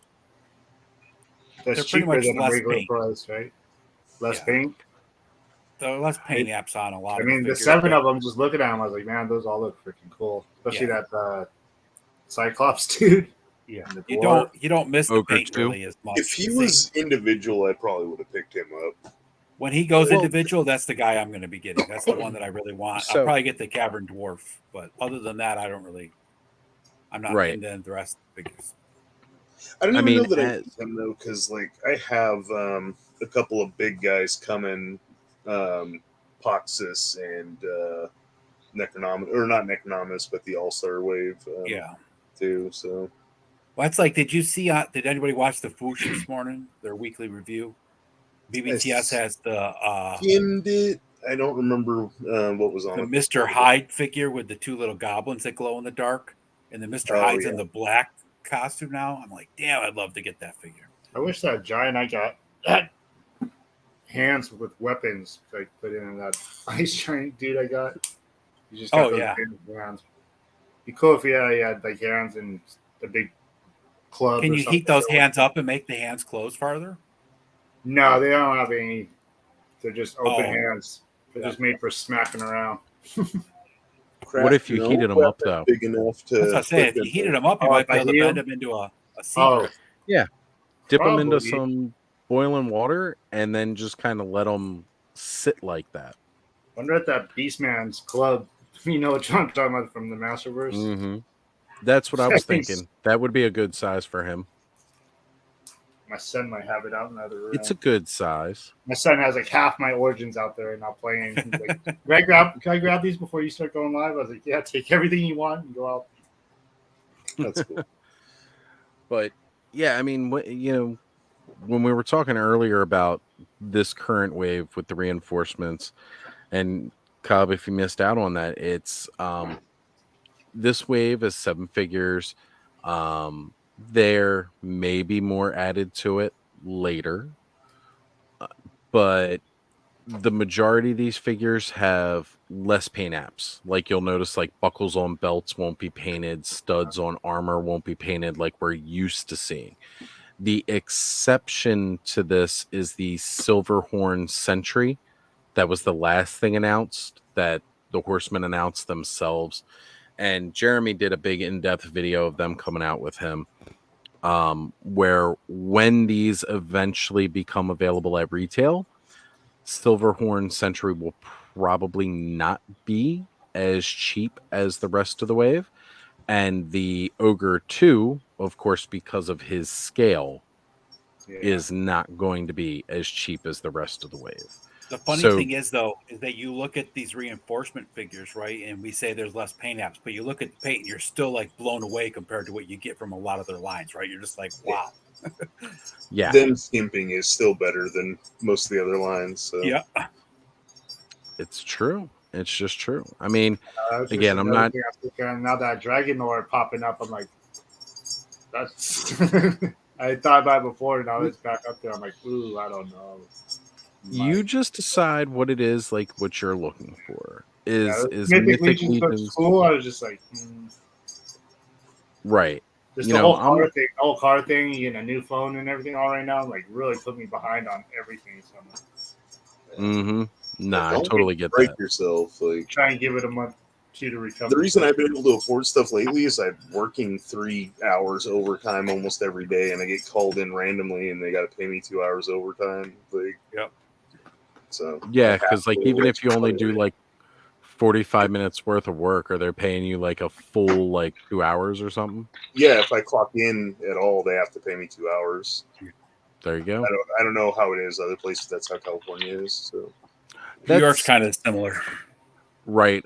Here in Maryland, I'm not sure if there's like a minimum amount they have to because of the state of Maryland, but I know most companies are like, if you're clocking in even for a minute, they're going to pay you for this. But in New York, it's 4 hours. If you clock in at all and they send you home because of something and the company shuts down or they call you in, they have to pay you for 4 hours. That's nice. That is. And then I work through my lunches most of the time, so I get paid like a meal penalty. So it's like an hour for not taking a lunch because I'm just working. So right. I've been working a lot lately. I started to get a little burnt out, but that happens. That definitely can happen. But then you look at your toy collection, and you're like, "Oh, this is a little bit better than." What helps is I did this. I work in a nursing home, so like, yeah, I'm helping people, and then like I make them smile throughout the day too. Oh, so, yeah. like, that helps a lot. Yep. So. Yeah. You guys ever get like those letters from lawsuit going on somewhere you used to work? I have once. Yeah. You get those checks for like $5 or $2. When I worked for Walmart, it was $1. When I worked for Walmart, I was in training as a manager, right? And when you're training for a manager, you're still considered hourly, even though you're actually a salary employee. Mm-hmm. And they were making us work through our lunches, work overtime, and there was this huge lawsuit because everybody was, really beating up Walmart at that time. And I mean, they still beat them up, but it was really bad at that time. And I ended up left Walmart, and then I found out this lawsuit went through, and I got a check for like $1,900. I was like, "Holy shit!" Well, I just got a nice one yesterday from was it yesterday? Whenever I got back from the Mattel store, and I came home and had a real nice check from the place I worked at. And I seen that like a few months ago, this lawsuit that's happening. I was like, "Oh yeah, I'll see if I get that $2 check." Put my name on usually you go in on those, and it's like a $5 check, a $2 check. Not even worth cash. Well, yeah. Or the drive to the bank. And yeah, I was so happy that I was like, I'm glad I got this after I came back from the Mattel store. If I would have known I was sitting at home, I probably would have went a little more wild. I had a check from Walmart. This was actually from Walmart. It wasn't from any lawsuit against Walmart. Check from Walmart that I guess they went through their records and realized they owed me $1. So they wrote me a check for $1. Yeah, I have a $16 check over here that I just I keep I haven't gone to the bank because I'm not going to go to the bank for $16, right? And well, here's the other funny part too, because it goes through their payroll system and everything. They taxed my $1. Had a sense. Walmart has to cover its ass though because they've been sued for so many unemployment violations and stuff. They will cover everything now. Yeah, I had that check for 61 cents. Yeah, I've had. Well, it's like I about 5 years ago for my New York State taxes at the end of the year, right? I calculated something wrong, and I ended up owing them like $1 more than I thought, and I thought I was getting like a 83-cent check back from New York State, but I ended up owing them $1 instead because of my calculations. And like 8 months passed, like a year went by, and then like 8 months, so it was like a year and 8 months later. I actually got a letter from them that I owed them the $1 plus whatever the year and a half worth of stuff was. And it ended up being like $23. I'm like, you spent more money on the IRS person for New York State digging through my taxes and going through all this paperwork than I'm going to give you for this $23. Jesus Christ, New York. That's ridiculous. But that's how these companies do that stuff. Oh, yeah. Well, especially New York State, them greedy bastards. They're as bad as California. Yeah. Yeah, on both ends. Yep. That's what they all seem to excel at.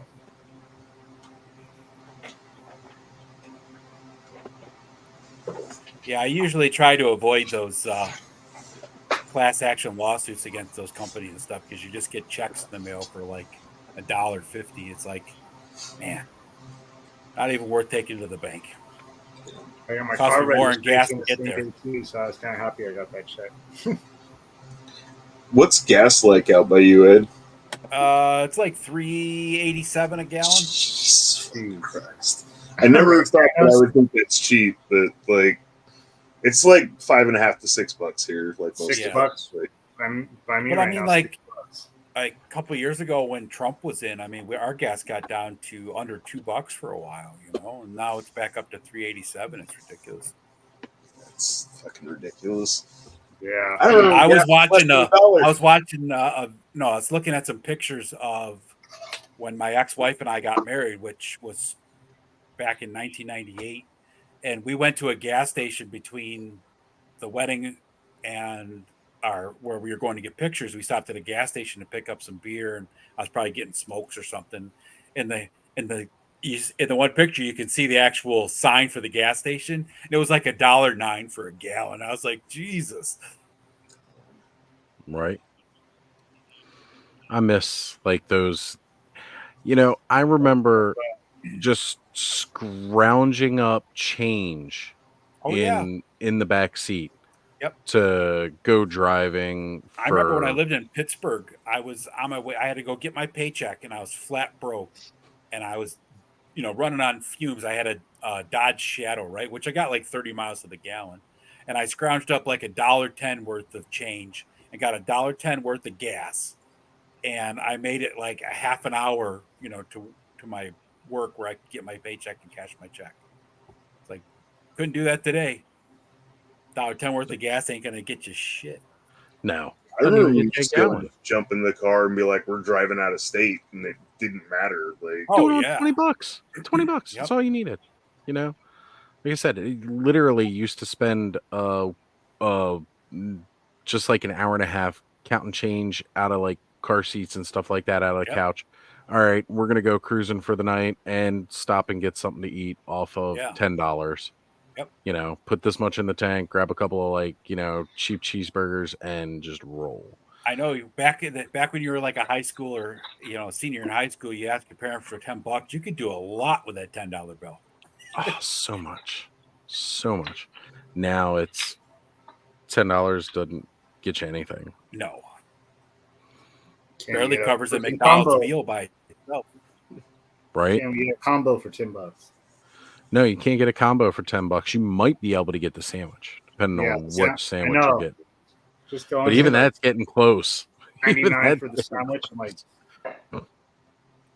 I know in New York State, I don't know how it is everywhere else, but in New York State, all the places are required to tell you what, like if you get a McDonald's combo, right? They have to have the price of the actual sandwich by itself listed.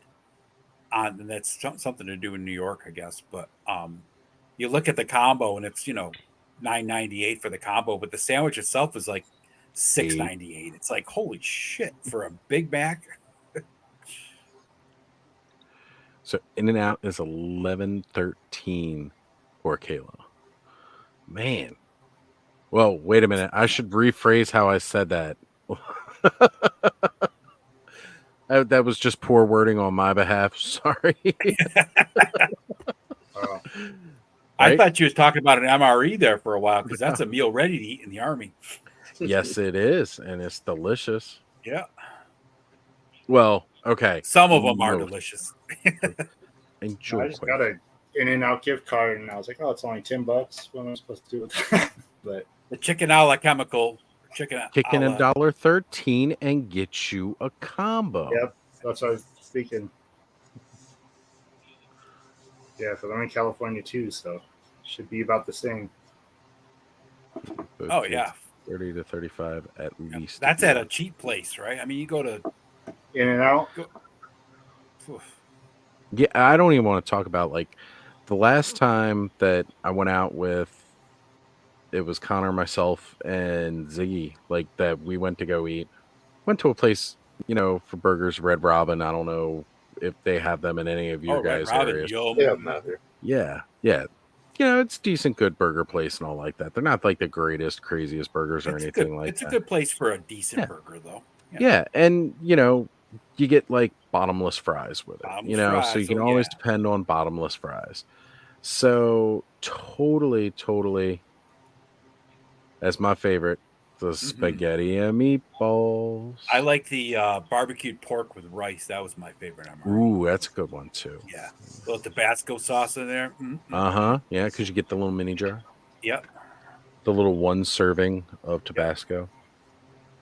I don't know about you, Oz, but when I first came home from the service, everything got Tabasco sauce on it because that's how you ate.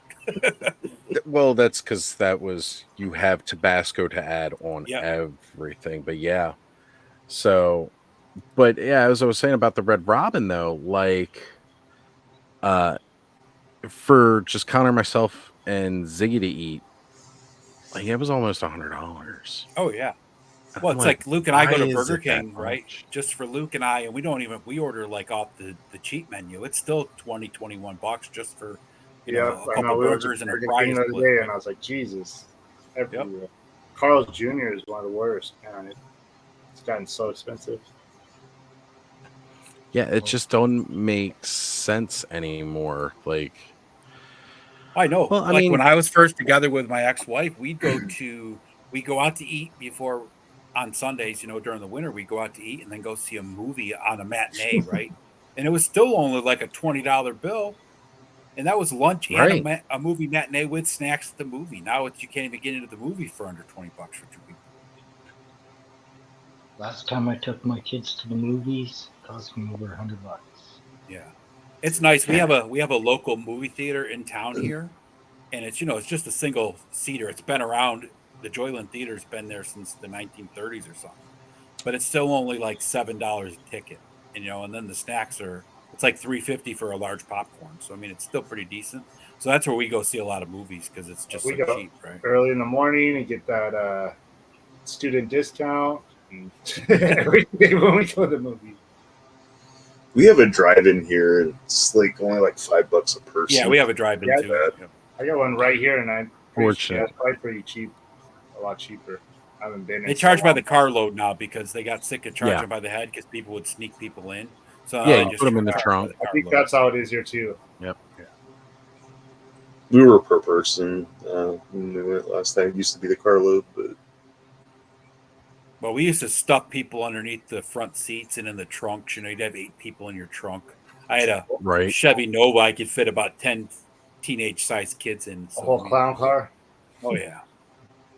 The whole car, not including how many clowns you stuffed in the car. Yeah. They all fit in that trunk. Some blankets. All right, guys. Well, you know what? I know Kayla was saying she was just about to get here. But I gotta say, it's getting pretty late. And we're almost at the 7-hour mark at this point. Come on, Oz, you started early. Now's the perfect time to break the record again. Oh man. No, I'm messing with you another hour and a half. What is our record right now, Oz? Do you know? 8.5? 8 hours? It's just 8 hours, right? 8 hours a minute or something. It was a little over 8 because we started talking for a while after we did 8. Yeah. Hold on, I'm bringing it up now, taking a look.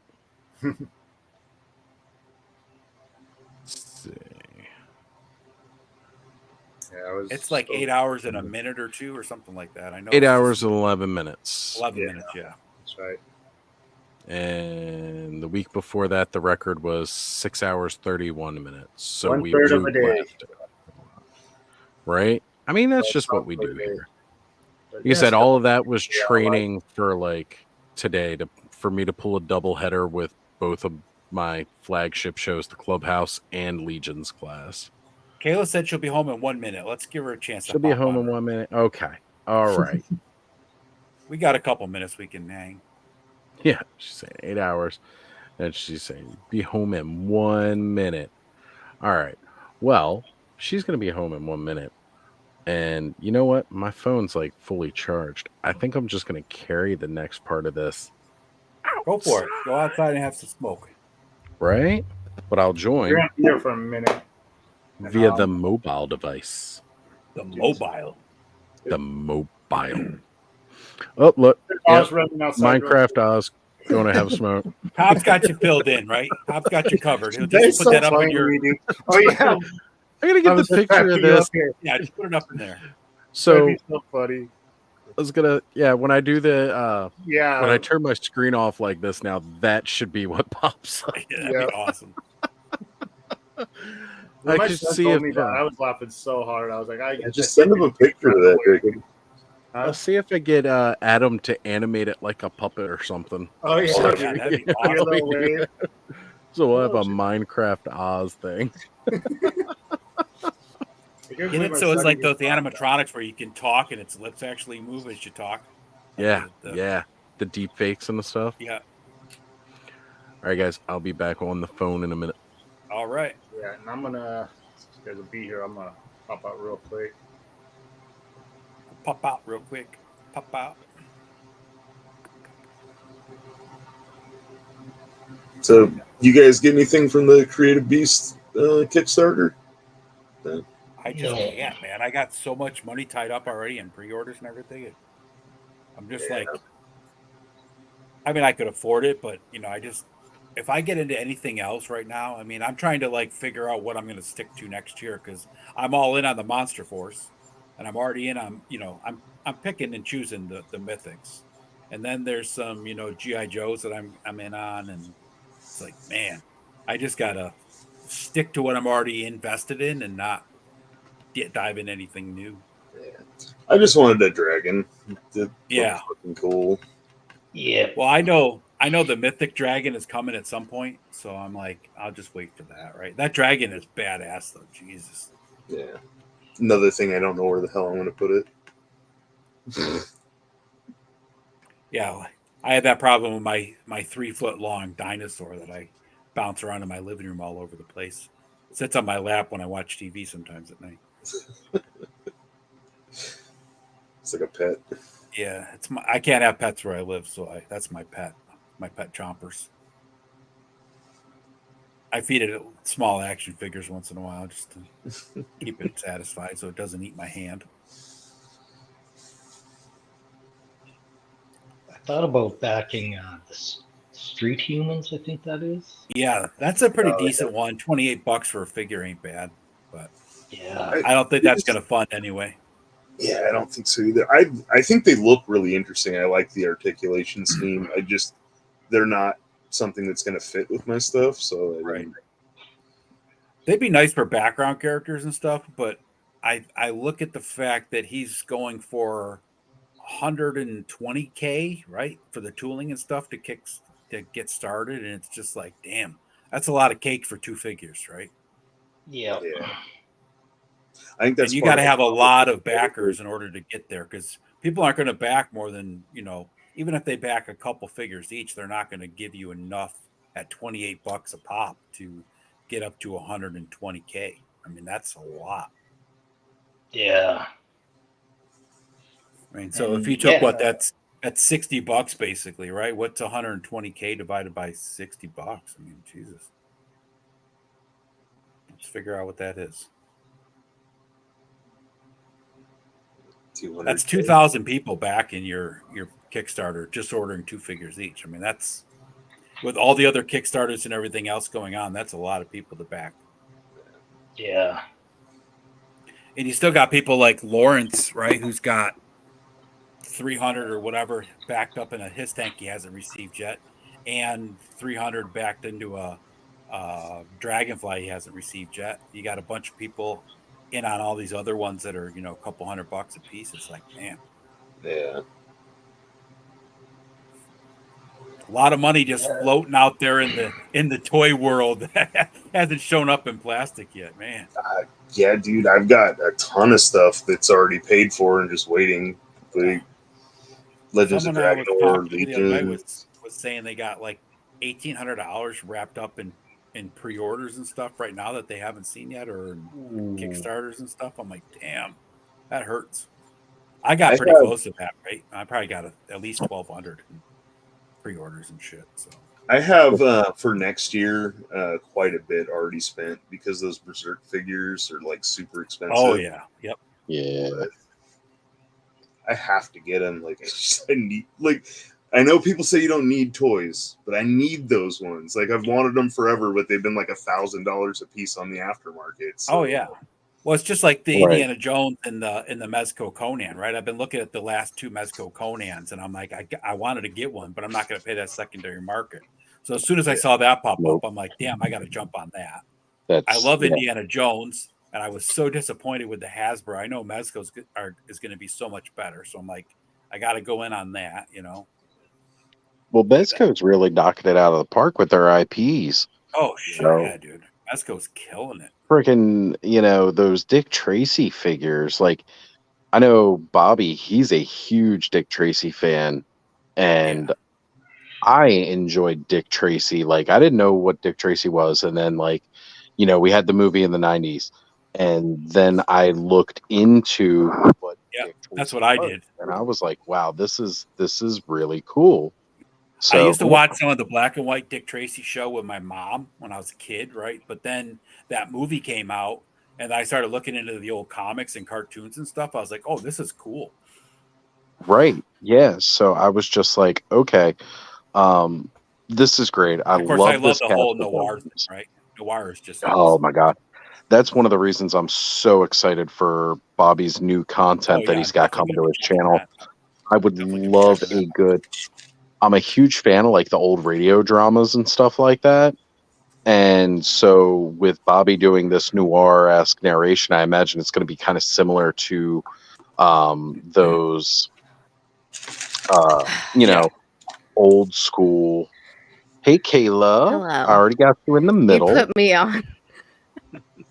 I'm sorry. I just threw you in because I heard you pop, and I was like, let me take off my jeans.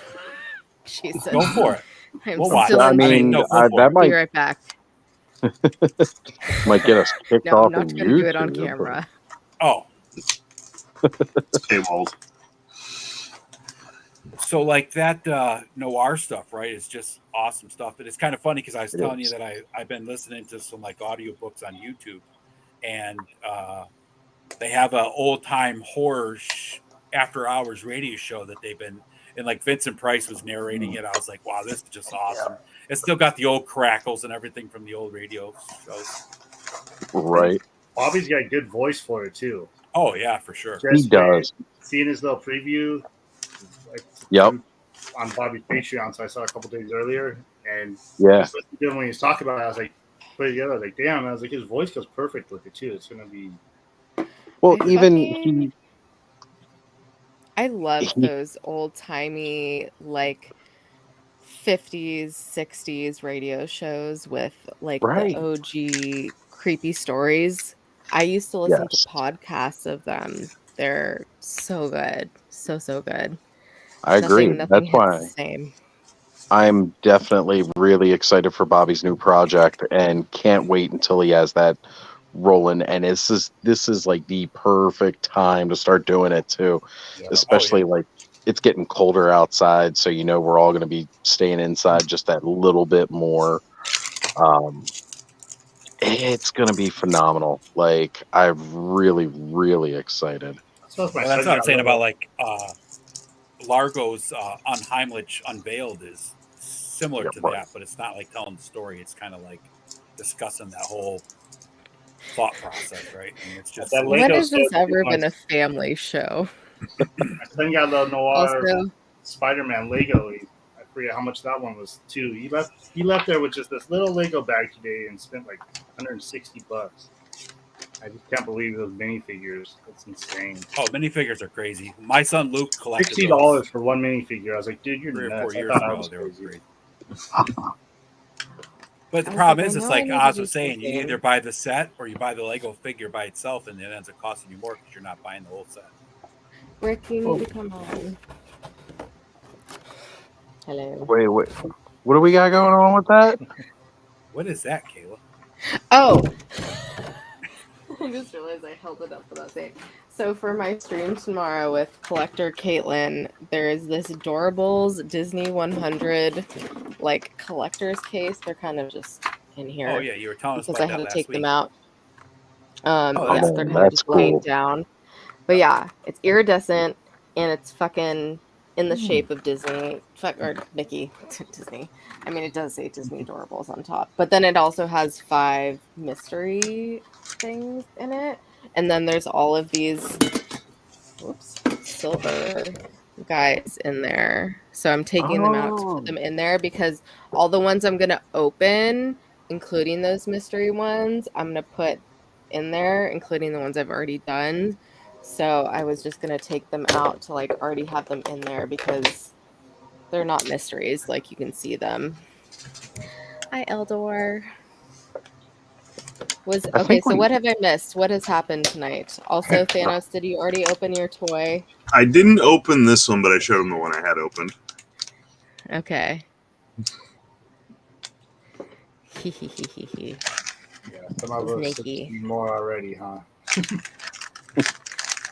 Look, Andrew, we're happy you're still here You with might us. stop by Comic-Con. Okay, that is the difference between New York Comic-Con and San Diego Comic-Con. You can't just stop by San Diego Comic-Con, but you can stop by New York Comic-Con. There's a big difference. Yes, New York's a pretty big saw. Comic-Con, so I don't know how he's just planning on stopping by there. But. Well, I literally just looked at their website and they're like, you can get tickets. And I was like, cool, because tickets go on sale for San Diego Comic-Con in like 2 weeks. So yeah. All right, let me difference. see how this works. There we go. Oh, I found out how to do it from my phone. Oh my god. There's those 2 rascals.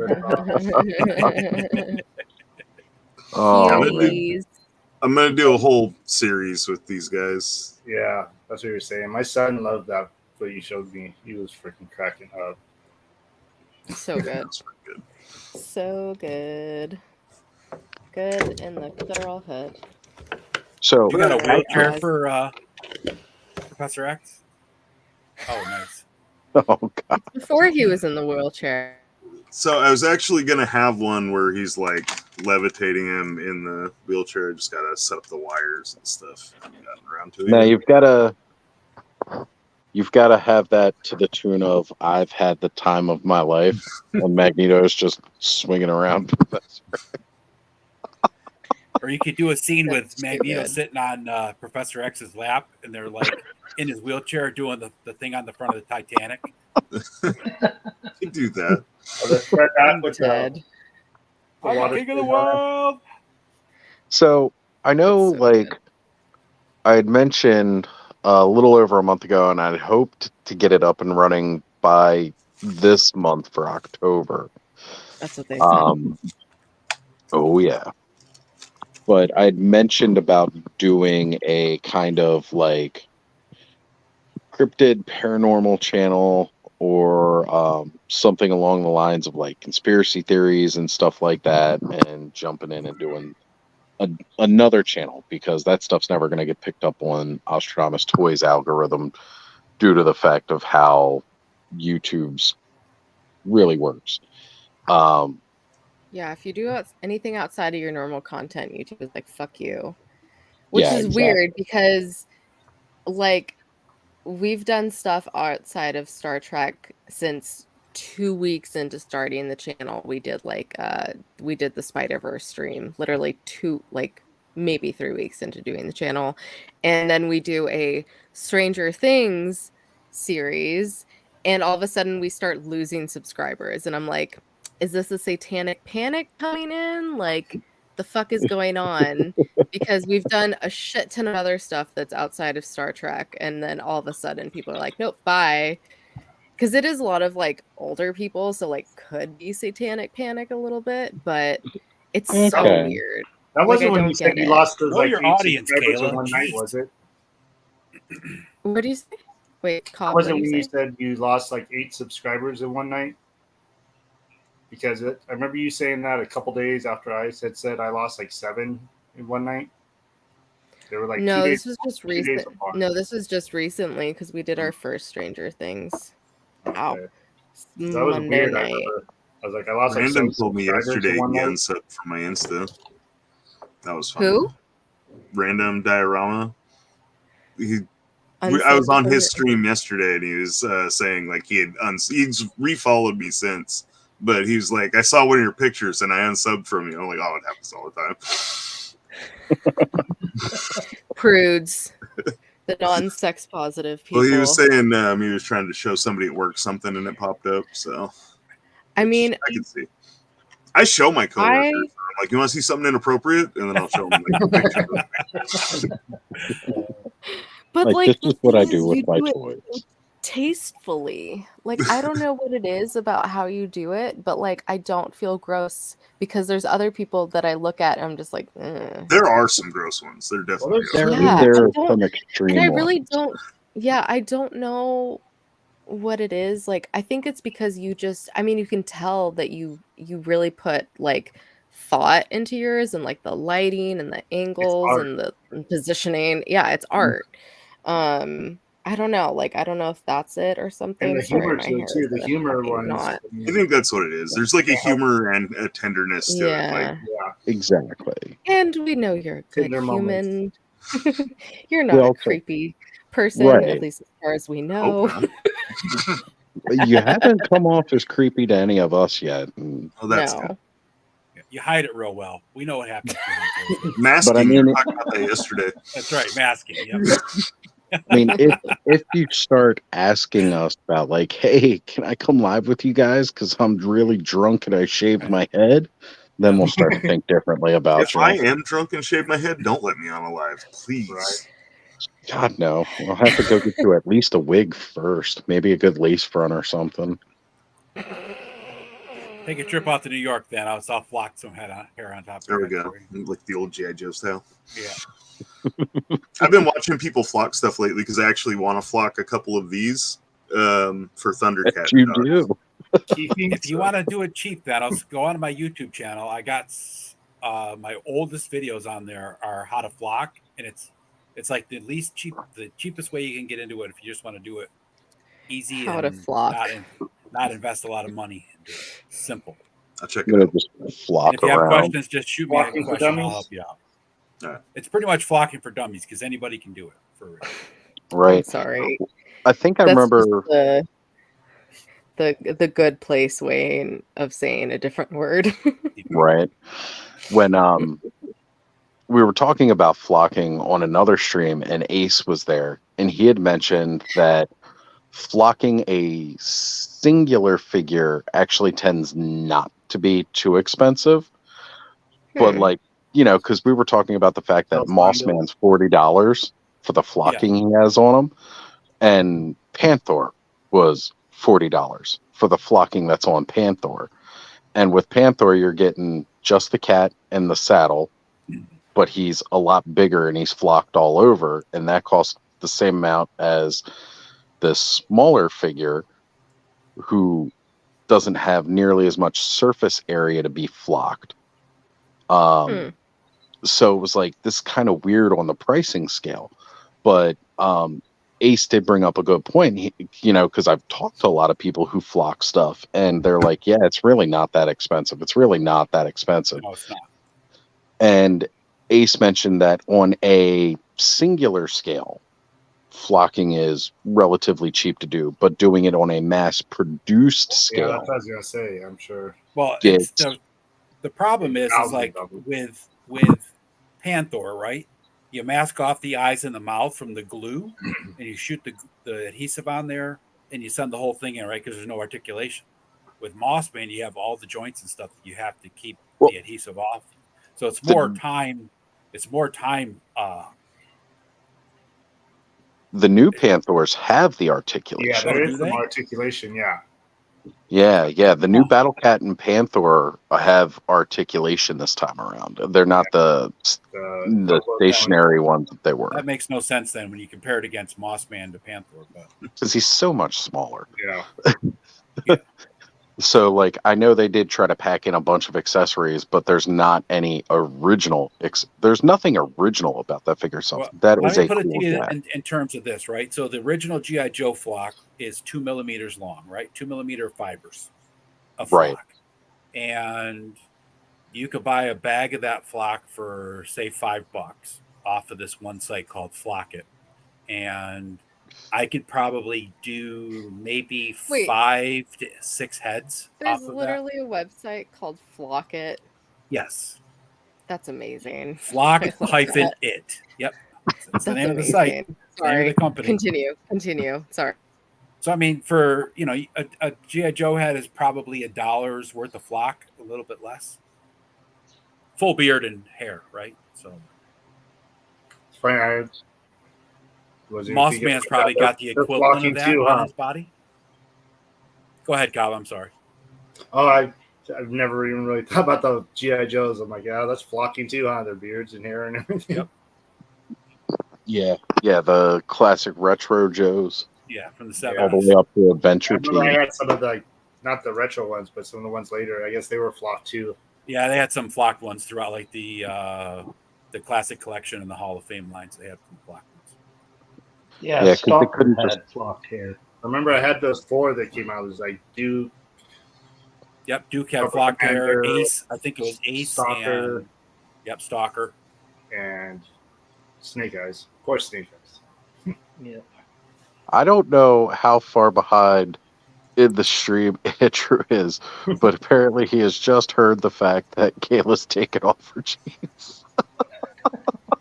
Later on, I literally walked in, opened up my computer, and was like, "Wait, I'm still in jeans, and I can't do this."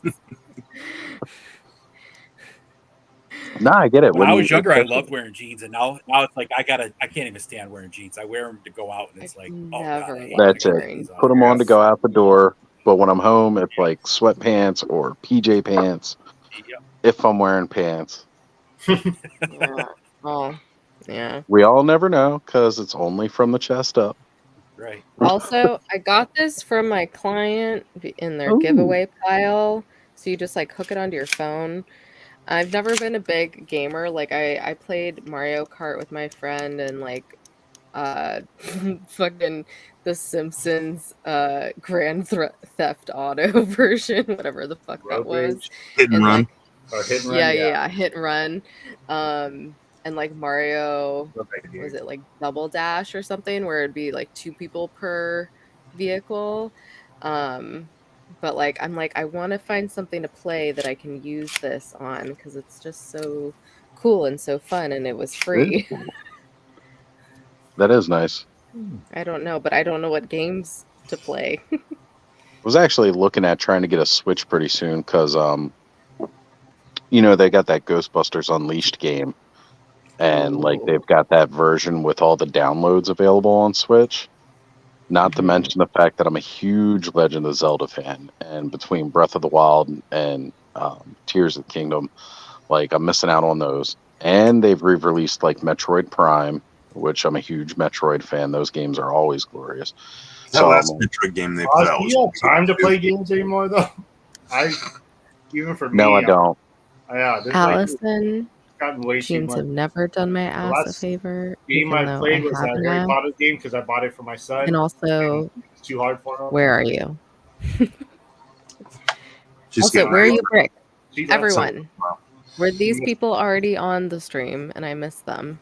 Allison was, but Brooke has not been on yet today. Allison, come on. Come back on, and Brick, come on. We got to keep this going. We're going to beat our record.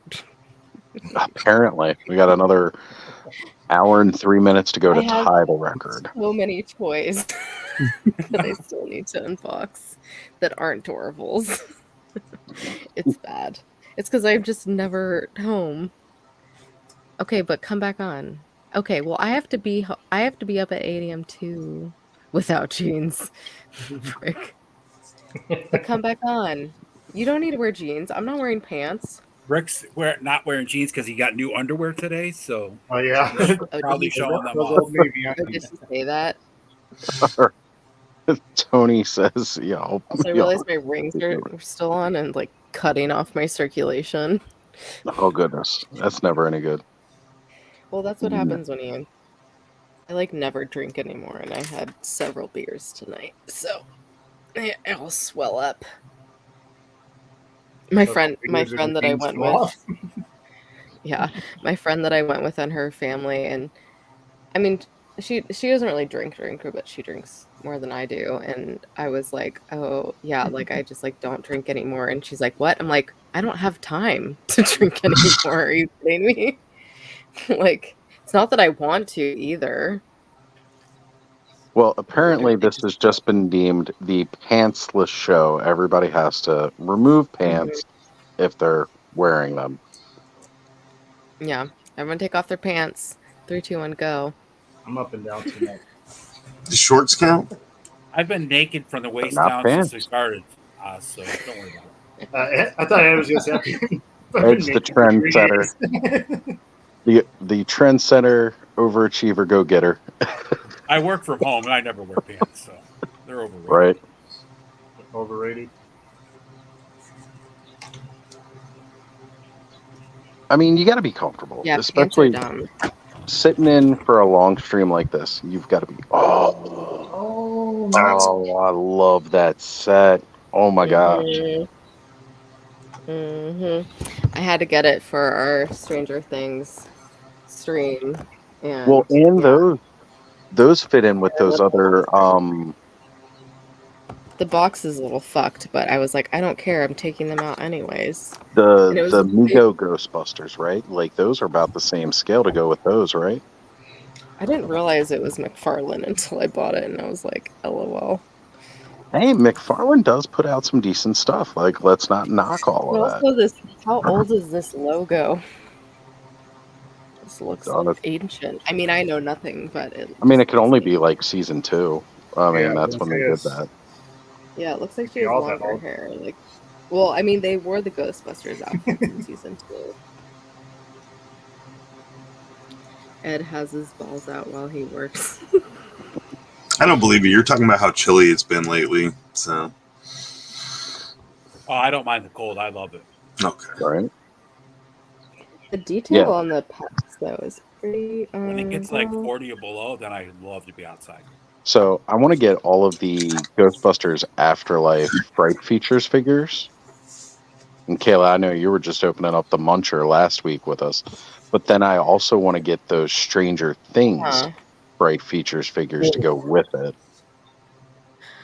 Now, which one are those? Are they they're the ones that again, like they got like the squeeze leg action and they get scared. Yeah. So like because they go right on the line with those Ghostbusters Afterlife and as well as the original Kenner, classics Ghostbusters, like that's what I want to get those to go with and kind of add them as part of that display. And of course, like the Build-A-Figure I think they put with that was like Demogorgon, I believe, was like pieces for that. So that would have been really cool too. Did McFarlane have the Ghostbusters license or the Stranger Things license? Stranger Things. Oh, okay. Yeah, they must have because Hasbro has Ghostbusters. Yeah. Which we'll see what happens on 10/27, which right. I won't Oh, see did you guys see that trailer? I'm sorry, Onryu has already left now, and I said that we were going to talk about that, where it was going to be like, yeah, we need to discuss this. Wait, there's a squeezable dart. I need this. Oh, yes, that would be cool. So Bud is returning to us. 4 gummies and 17 cookies in. Keep her off the oven. Hope y'all brought your milk. Beers. You all right there, Kayla?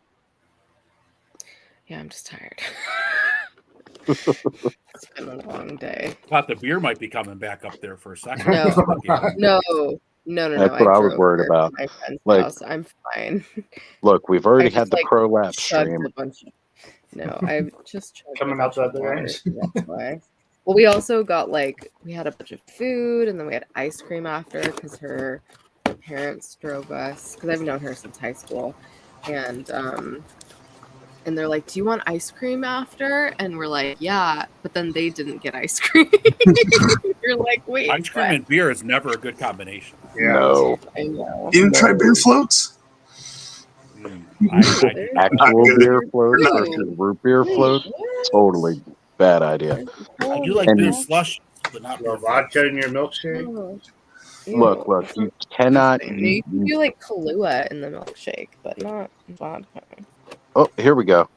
Now he's ready. Oh, I got it out, guys. Got his stage makeup on. Got your pants on? And hold on, Caleb. I'm gonna try to get you full screen here. Hold on. Take the pants off. Takes a little bit more. There we go. So they got like the little proton packs too. Oh, they got the homemade proton packs. It's even better. And I think he has a little dart. Oh, he's got a little dart. Teeny tiny. And their little man, those Stranger are Things great. fans. That's a nice set of figures right there, for sure. Isn't it? Why is there just a random piece of paper under him? I was wondering what that was. Aladdin? What reference? What did I say that was like Aladdin? I am really like those figures. You're thinking I can show you the Wait. world? I don't know. Do Lucas and Mike both have Venkman on their costumes? Does it say Venkman? Yes. Yes. Oh, I'm so glad they kept that detail. It's accurate. That's great. That is phenomenal. Oh, I was hoping. There's Venkman. Yeah, and there's Venkman. And they're like, you're supposed to be Winston. He's like, what? He's like, whoa. Oh. There's where we start. Take your pants off, Whisper. Pants off. It's like this. Brick, thank you for noticing that, because that was like, again, one of those really deep cut Disney things. Did they say that in Aladdin? Yes. Supposedly Here it is. Yeah. What? Yep. When? Where, why does this happen? It's just one of those like perverted Disney things where like most of them are not rumors, but So right that when you one, said, "Do you trust me?" or everybody's hand out. right? Do you trust me? Take your pants. Yeah, like the penis that's drawn in the Little Mermaid cover. I was just talking about this with Carol. That's not a rumor though. That was there. Yeah. I That's watched like Aladdin Carol when I was has that, little. I don't evil in. remember jack shit, Brick. So, you know what? Check that piece of paper again, Kayla. Eldor brings this up. There's literally, it's just a fucking piece of nothing. Yeah, hold it up to the moonlight. That's right. You got to rub some lemon juice on there, and a secret map will show up. Put a lighter behind it. Dearly beloved. That was weird. Talking you know about what, Brick? Just come the fuck on here and tell us in person, you weirdo. Come on. None of this like third person contributing. Okay, how do I get the fuck this? Ugh. I have to get my scissors. Like, why do they make you have scissors for these things? It's so stupid. Scissors are so fucking last century. The dearly beloved was the Little Mermaid. You know, the priest with the boner. That's his knees. What was it? Like, Lion King has supposedly said "Sex in the Stars." Sex in the Stars. Yeah. It was the dust that kicked up, I thought, right? Yeah. When he lies down. The naked lady and the rescuers. Yeah. What about the ghost in Three Men and a Baby? That's just, you know what's funny about the ghost in Three Men and a Baby? It's so Ted Danson's character in the movie is an actor, right? Mm-hmm. And so what that is a promotional standee from one of the commercials or whatever he's done in the background. And that's what people were attributing to the ghost. Yeah, I remember rewinding and pausing that part and be like, oh my God, there it is. There's that There's that scene in Shrek where Lord Farquaad pops a boner underneath the blanket when he's staring. Oh my God. I just watched that the other day, and I was watching it with my roommate, and then he's like, "Play it again," and then he like looks like pulls the comforter and looks down. He's like, "Oh," and I was like, "Casey." Wreck-It Ralph prevents a child predator. In the Wreck-It Ralph movie, that's one of the more modern ones. So there's that scene where he like flips the freaking monitor or like whatever like that big thing is. Like he goes and he does like the whole flip table emoji and it breaks it breaks what's the I can't think of it now. Ralph in a long time, so But yeah, like it breaks the screen and it flips off and then it crushes like an NPC that's in like this child's area. And then they show the person who was playing that character or who it was in that real world simulator. And it's like this woman in her 30s and she's like trying to log back in, but it's disconnected her because he crushed her character in it. It's crazy. But yeah, Wreck-It Ralph stopped a child predator. Rick said we need to hide little fake ghost in the background. I think we should do what Skelly started, little hot dogs. Right? Right? We need to all start hiding the hot dogs in the videos. Find the Wheaties. The Find pictures the I Wheaties and Vicks. posted of the little Bobby Lee hidden in the pictures.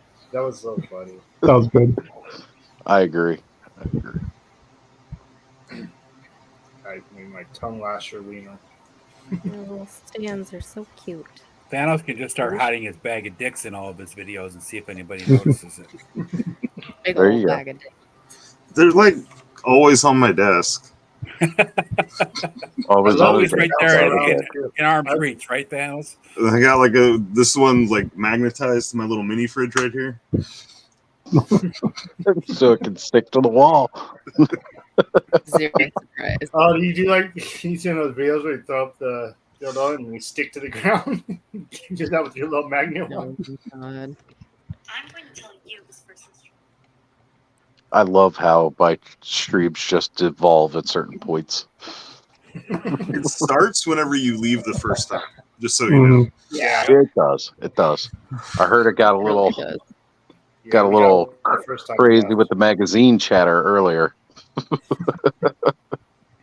Yeah, and Buddy kept mentioning something about a vine hole or something. I'm not really sure what that was about. Snakes coming up We talking adorable holes here? Whoa. Snakes and vine holes. No, that's literally what my phone corrected doorables to, was adorable holes, and I was like, well, I'm going with this now.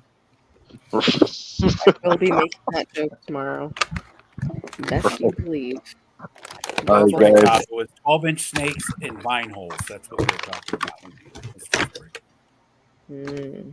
Mm-hmm. Oh yeah. No, I did not see that. I just saw that earlier. And I was thinking about you too, Ed. Oh no, yeah, I did see the Colorado one. That's right. I just saw that yesterday. Yep. Okay. Yeah, I did see that.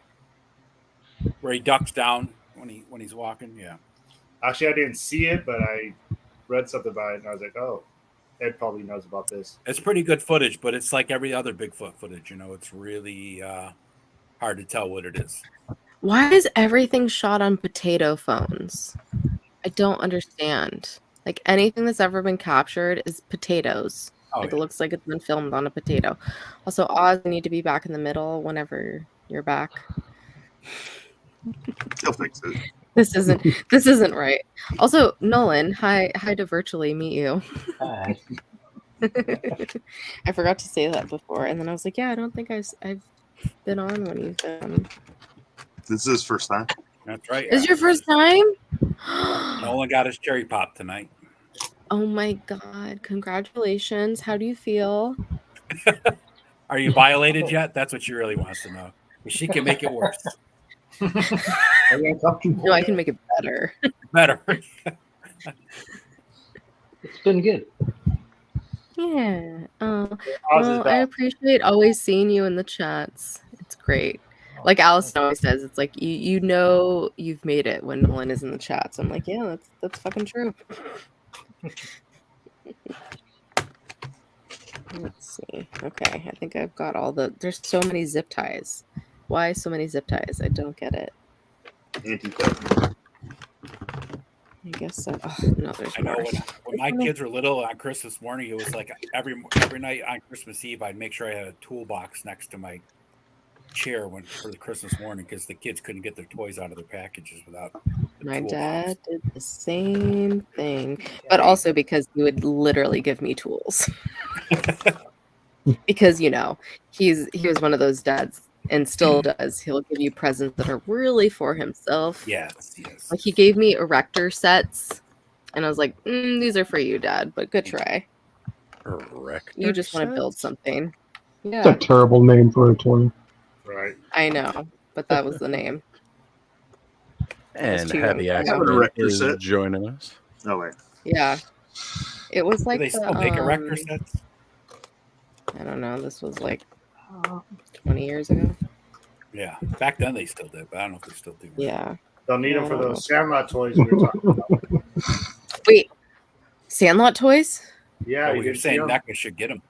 I'm That's sorry. not a Who's thing. making these? Something he was No, saying. we were saying they should make them.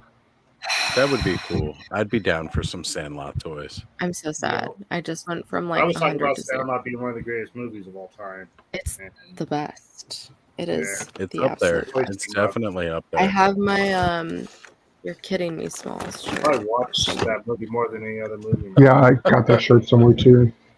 Teeny tiny dart. So I want to, if they ever did that in NECA, I want a 2-pack of Squints and that's cool. The chick at the Like so pool. tiny, like smaller than my fingernail. Wendy at the Literally. games. Oh, the lifeguard, yeah. Peppercorn. Yeah, that would be a great 2-pack. Yeah, Wendy Peppercorn. Don't put that towards the end of the shelf. Bite. No Where's bite. the fucking bite? That poor Oh.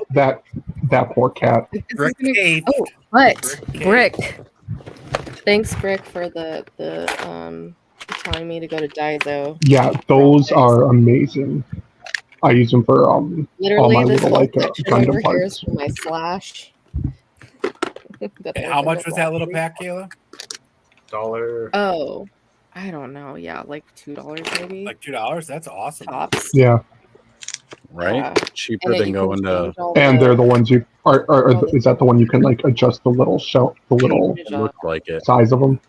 I had Yeah. the same Yep. thing from Walmart in the fishing tackle section, and it was like Yep. $7. So for I was going to $1. say it's cheaper than your slash. Those ones I got from my discount store are pretty heavy duty, though. I was surprised. Yeah, this is very, very good quality. I currently switched mine to the little like those like plastic stackable polo chores. Yeah, But those are I nice. did have one about Kayla's size that I had all my like weapons and hands and Yeah, extra I parts in. realized I didn't need this much space You need already. one that's but- big as Kayla's size or the same This size is as all what Kayla hands, has? all the way across. Yeah. here. Yeah, I mean, the thing is, I'm gonna need it soon, so it's fine that it's bigger. LOL. Do you get those little But- ones for your desk, Bud, that are like the 3-drawer ones that are made for your desk at your office Yeah. or whatever? Yep. Oh, I like his shoes. And then eventually I'm taking on the side to plaster all the like stickers I get from like people. Yeah. Well, I actually have one sticker posted on the back. We'll say it's collecting dust. Why is he positioned like this? Sometimes you gotta adjust. He's pulling He's a Michael a Jackson. teenage that's all. boy. He looks a little Right. bunched up right there anyway. But also the Adjusting. finger. Oh, I don't know how much it was. It might have been $1.50 because they do the, if anything is like more than a certain price, they hold it up and they're like, this is this much. Is that okay? I'm like, yeah, I'm fucking buying it. It's in my cart. Ring her up. It's cheaper than anywhere else. Right?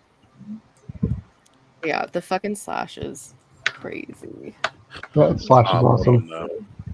And then, oh my god, I got these little guys from Walmart because, didn't find any of the fucking new turtles. So if you push their head down, Here, I'll do it in front of this.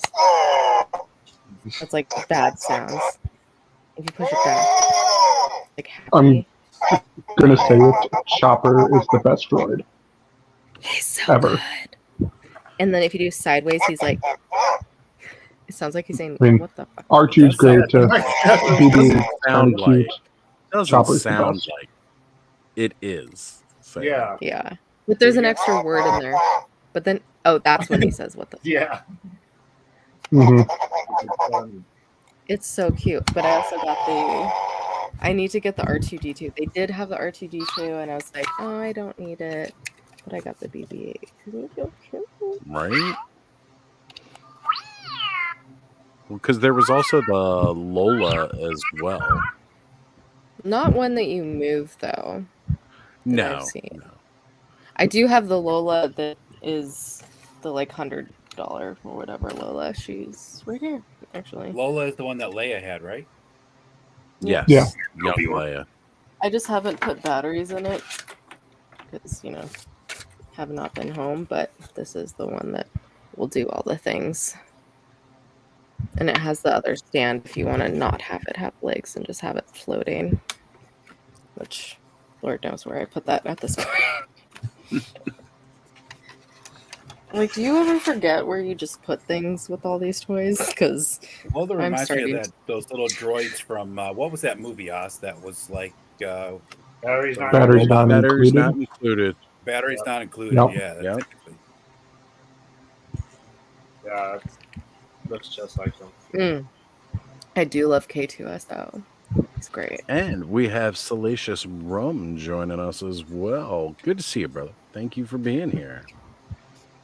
What is a It's also current? a lot of effort to do every other letter capitalized because I do that sometimes. So props to you.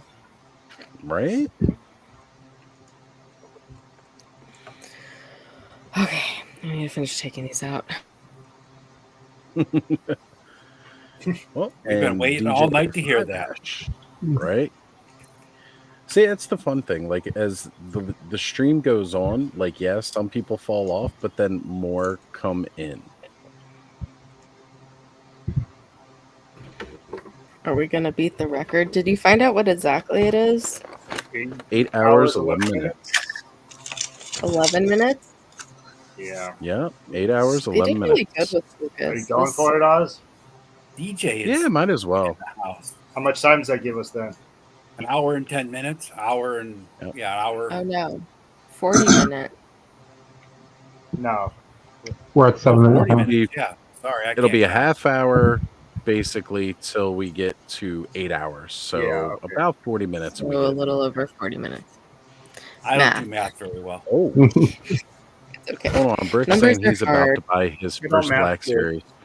Brick, who's Wait, what are you gonna Black buy? Series? Yeah, I was just gonna Don't. ask. Never mind. I've been so tempted on a few. Okay, vintage collection. Dude, the Who was Sabine it? Black Series. Who is it? If I were Actually, to get one, Look good. I do have my girlfriend Bix in Black Series. It's not the best, but I had to get my girlfriend. She's great. And I had to get Shin Hottie, hashtag bad Yep. girl, and Balin, because Daddy Balin. Oh man, Like, obviously. I am.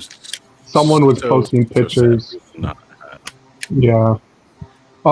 Some people were Shin. posting to the person who was playing Shin with like the way her hair was cut and stuff, and it's all like platinum white. They were posting pictures of Prince Adam to her, and she's like, Oh, "Stop sending me these." Oh yeah, I posted that meme. Yeah. On That's I was funny. like, they did her. Oh. Yeah, they did her dirty. Doesn't mean I'm not going to get her figure because it's hashtag Yeah. Shin Hottie. Oh. You think I'm not? Those So, figures are kind of tempting. Who? Oh wow! girlfriend. Oh wow! Guess What's what? happening? Kids Kids Warehouse? Warehouse started happening. Uh-oh. I think I'll be Kids okay. I don't know. Kids Warehouse is a great. website that Bud and I have shopped at for many a different toy It's an for adult dirt website. cheap. No. This is a website. Well, it's basically for adults to buy stuff for their kids. Yeah, that's a And horrible name for adults. Yeah, it is. Well, that sounds horrible. So they basically Don't do link what my name Ollie's. when you say you're shopping there. Yeah. They do what Ollie's and like Ross and stuff like that do, and they've got a crap ton of GI Joe classified stuff. Why not? I was talking to Carol earlier. She mentioned something about Five Below, I think, last week, when she's talking about like those compartments. She said, but did somebody else say something about Five Below? That's where I got my fridge and barbecue set. Yeah, that's what I thought. I found out there is one near me. Well, it's not There's right a now. Five Below today at that mall I went to, and freaking China's mall over here. Bud, when was the last time you went to one? About 2 months ago. I was just randomly seeing if they had any other like Masterverse. Cyclonus and Nightstick are on there now. Muted. Damn Lego store in the mall. There's a line. You have to wait in line to get in the Lego store. Is that the toy version or? 2 people in at a time. It's the Voyager class version. Yeah. Oh, the D. $60. I'm still looking for a sweep and. Apparently, Johnny missed out on the D. Well, $60 down to $24.99. About The new D. So they've also got that Marvel Legends series of the. How are you supposed to get these backpacks on? The one from Lady for Deathstrike Marauder. Well, they got like that full wave now for like dirt cheap. They got the Wolvie and the Sabretooth. But see, now that the new Wolvie's out for X-Men 97, I don't know if I want this one anymore. That I wouldn't Wolfie mind that. from X-Men 97 and the Bishop from X-Men 97 are both nice looking figures. All the ones. Help me. We'll blow it up so we can see. One shoulder at a time. One arm at a time. No, that doesn't work because it's too short. Put their arms backwards. Yeah, I guess so. Yeah. That's Put both arms backwards, hook them into the straps, and then lower them. Okay. You might have to heat those straps up so they're a little loose, though. I mean, they're loose. They're gummy, but I just don't want to break them.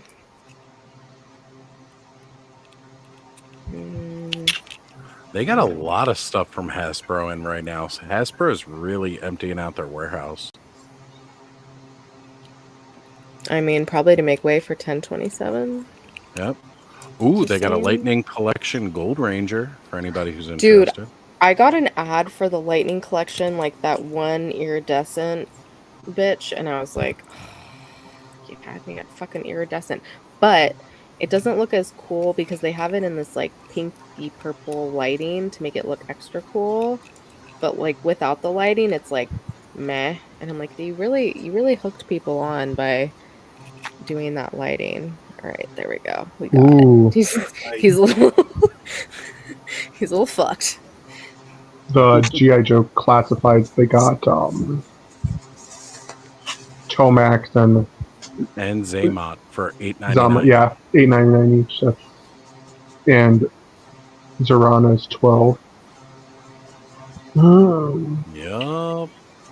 And even though these crossovers are kind of crap, they have the Megatron his tank. Yeah. But I've heard that the figure is kind of bad. Sorry, did you just say Megatron his tank? Yeah. Yep. So Megatron transforms into a his tank. And it comes with Baroness. Baroness, yeah. That's crazy. They're really expensive, but they're also like put it up over the head. You know, that's how we sometimes put backpacks on, and my brain is not working. Thanks, y'all. The Megatron itself, not very good, but the Hiss tank is actually yeah, pretty cool. But the GI Joe figures themselves are really cheap. Like just overall, like for as expensive as those are. I did not put his hand this way. All of them were pointing or grabbing their crotch in the bar. I know. They've got Optimus Primal and Rat Trap from $50 down to $28.99. Yeah, they're clearly crossing the streams. See what they got in Ghostbusters. Yeah, like look at Never mind fucking what's his nuts? William. Just Young William. William. Crowd shot. Okay, take me off of big screen. I'm sorry, I'm distracted while looking at these toys, and you were showing off yours. So Clearly, but show the toys on screen. I'm not as I interested. can't, as the or we'll toys. all lose the stream. My share stream capabilities are. Forgot about that. Yeah, having some issues. I'm having some performance issues lately. It happens when It we happens. go. It does, and it's okay. It's totally normal. Don't need to feel bad about it. He-Man even part of had getting that a couple weeks ago. Yep. It was a little limp in the end there. Should I open my raw Wait, bit? is this a gender bent? No. Which apparently comes with the torso of Cosmo, because I didn't want to spend $200. Okay, I'm gonna chance it for this alone because I have You shouldn't no have to buy idea. 6 figures to build Cosmo. He's the best part of the movie. Or All right, she's the best this part is of the my movie. first time seeing this. I thought you couldn't share your screen. It Yeah. What It's a is Trini going on? Trini Jason. It's from the comic. I believe, Oh, okay. where See, like I the didn't- powers get switched. Yeah, I didn't see that comic, but Yellow Ranger Jason, Red Ranger Trini. Yeah. At first, I thought somebody just put the wrong heads on the wrong No. figures. Why is They're Jason also comic dark because you can tell because of the human heads. They're in that comic Going style. back to the Why did 90s, Walmart having the decide Barbie to do doll this being Gay sale? Bob again. Did That's, Walmart see Amazon was doing the sale and was like, we gotta do one too? How much was that set? $19.99, half price. Yeah, that is actually almost worth it. The weapon effect that comes with, I guess the Red Ranger Trini, I had that but in green, and I put that over the power sword on my Skelegod figure, and I always sorry. wanted that in blue. The torso for Cosmo is bigger than Rocket. That shouldn't be the way. Oh, wow. That's so funny. Like, that's the Build-A-Figure part. Like, that, oh my There's so god. many that people shouldn't be- upset about that wave having such a small Build-A-Figure. It was so funny to see these drove men crying about that. But it's the best Build-A-Figure, but also you should be able to get her separately. It's actually very similar to the Rocket I got. Don't get that Sabretooth us. You know they're going to do a 90s version. What's that? I said, don't get that Sabretooth. I You know know, they're but going I to do a like 90s that version of version. Oh, he Sabretooth. looks great. But And this his version of tail moves. Sabretooth was that first Sabretooth that I met in Iron Fist. I don't know. I have that Sabretooth. He just seems a little bit puny. Like, Wait, I can Well, he peg does. him. And if you look at Sabretooth from the like 80s, 70s, 80s, before that, Sabretooth was not originally meant as a villain for Wolverine. That happened later. Sabretooth originally was a Daredevil and Iron Fist villain. And this is that version of Sabretooth. That earlier, he wasn't the hulking mass that he eventually became. I don't know. I like him bigger. It's just my personal I preference. agree. That's We all like personally. him bigger. I was going to say, some people are size queens. But yeah, this torso of Cosmo is literally bigger than Rocket. Wait, it's his head too? I think I'm gonna have to get the rest of the body now. Is it sad? I want this figure. Since I'm deceased. Oh Also, wow, they that's did nice. shit on her head. Yeah, it's right. Oh, she can move her body. Muscle mommy, She-Man. Mommy. Yeah. Look at Well, literally bigger than Rocket. I'm just gonna. That's Hold on. crazy. Like, Well, dogs are bigger than raccoons. Some. Yeah, Depends that's on the true. raccoon. Okay, that might be an instant buy. Price isn't the best, but fuck. But Yeah, I might have yeah. to get the legs and the tail now. So I was stopping here because I was trying to My figure out, wallet. and I'm realizing now, yes, there are definitely sculpted breasts, but they look kind of like It just almost like looks they like didn't normal alter it. But yeah, chesticles. yeah. It literally doesn't look like anything than a normal Yeah. dude's chest. I see no difference. But if you look at a lot of those body sculpting women, that is how they look. Yeah, because they don't have any fat. Yep. So, Same. speaking of Sabretooth, Brick says, see, Brick, with this much running commentary, just jump in. I know. What the dick, Brick? Say that right. Can you help me figure out the size of Cyberzoic Smilodon? Thinking I may have to pass. Might be too small. You know what? Ed, do you remember back at PowerCon, didn't they have the Smilodon prototype, the Saber-tooth tiger prototype there? Yep. Ew. Oh, God. Was I hate when that there's like that that sticky 6, shit. 7-inch scale? Was that the 1/12 scale? Why do toys get sticky? I think I have a picture of it. I have to go into my files, which I can't do right now. But yeah, I wonder if. Let me check and see if I still have those photos from John Emerald Knight. I'm legitimately asking, why do toys get sticky?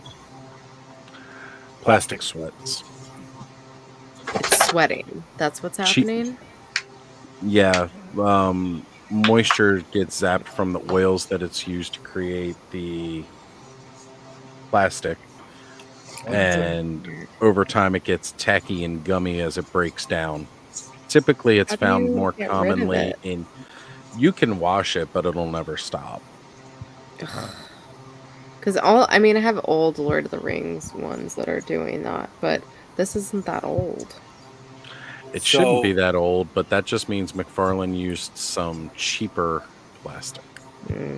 So I don't know if you can see this, Oz, but here is a picture of the Smilodon with whoever that Moss Man Mythic Legions figure. Bryophytus. Yeah. There you go, Brick. They don't have a size for it, but can you send that to me on IG real quick? I'll put it up on the big screen, like full screen it. Oh, that's right. Fine, Brick. You are forgiven.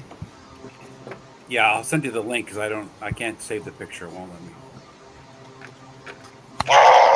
Yeah, there you go, Kayla. Warm soap and water with a washcloth will wash it away. Or wash it away.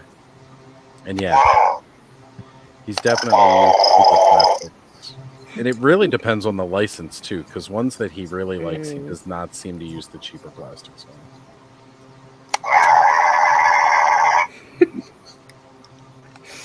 Sorry, these guys are so cute.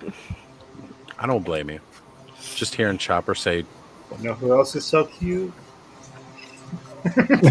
Minecraft. He's way cuter than the original Oz, that's for sure.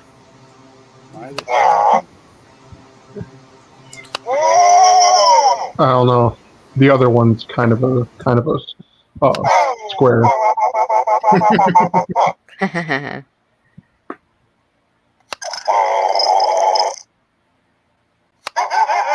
It's also only $8.99 for that Have my son get another one of those. I'll send it to you, Oz. I think he got discounted from somewhere. He went. He bought All right, I sent you the link to your actual IG messages. But actually, it's from the Mattel warehouse.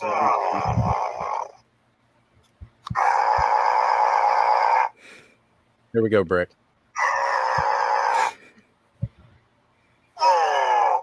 Brick, I sent you something on IG too. Oh, Happy Accident just picked up that lightning collector set. You are welcome, my friend.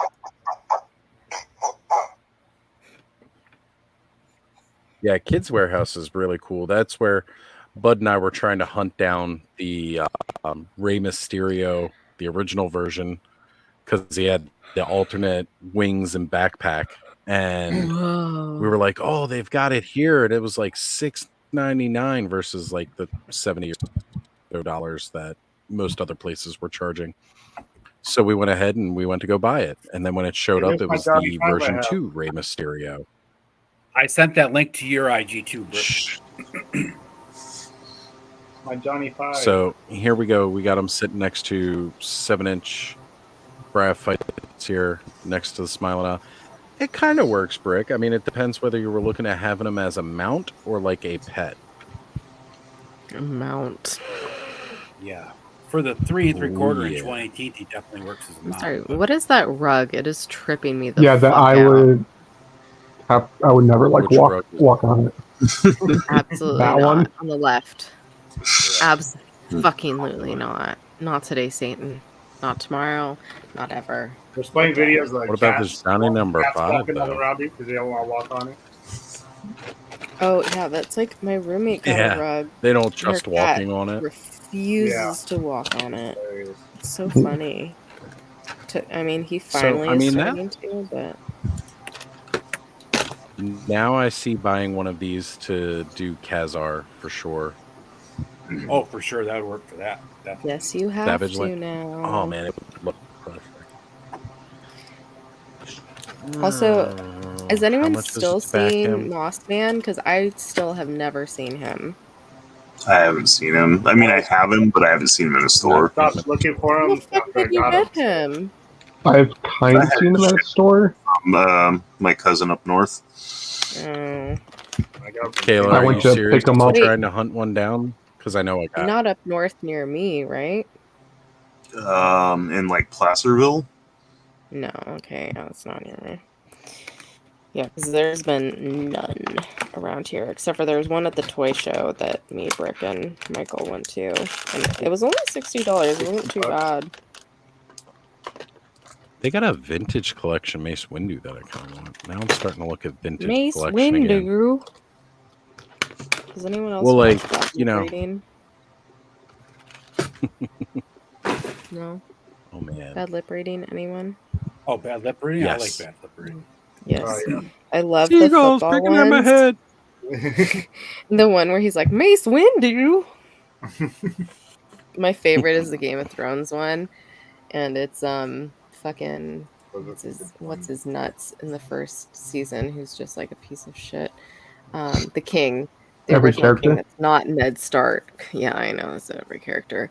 But when he's like dying because he got hit by the board. Oh, Robert Baratheon. Yeah. And in the bad lip reading, he's talking to Ned Stark and he's like, poor baby, I'm gonna sing you a song. Little bunny bunny, you're so pretty and cute and you're precious to me.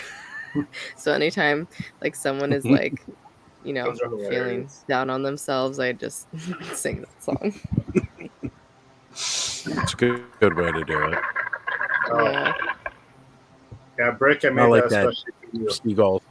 Stop poking me in the head. Huh? The seagulls stop poking me in. Stop poking me in Oh, the head. yes. Have you not seen I that thought you one? said Smeagol, and I was like, I don't know if That's what I they- thought he said too. I was Yeah. They've done a Lord of the Rings Lord of one the too. I'm Rings. pretty sure. Oh wait, did I don't think I showed my the seagull song is classic. my big Yeah. old Mhm. super mutant.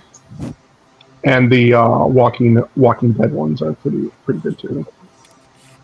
Oh, what's that? Oh, it's the Super Mutant New Fly. Ninja Turtles. Super. Oh, Kayla, That is really cool. I haven't pulled the trigger yet, but they have all 4 of the original turtles on Amazon for $7 a piece. And I'm like, oh, I mean, so tempted. I think you need them. Yeah, I really do, because I want to mix them with my origin figures. If they're glow in the dark, even better. Oh, those ones sadly are like $40 a piece. Amazon. 40. Wait, the Playmates new ones? Yeah. Yep. Only like 15. Yeah. Yeah. People buy them and resell them on fucking Amazon. That's so sad. And sadly, there are people that only shop on Amazon and don't just get up off their ass and go to a store. Like me? I did. They would never pay that price. Yeah. I don't go to the store. I bought them. I can't remember. That was the. Why don't you the go to the facial store, expression bud? that Bud just Rude. had was priceless.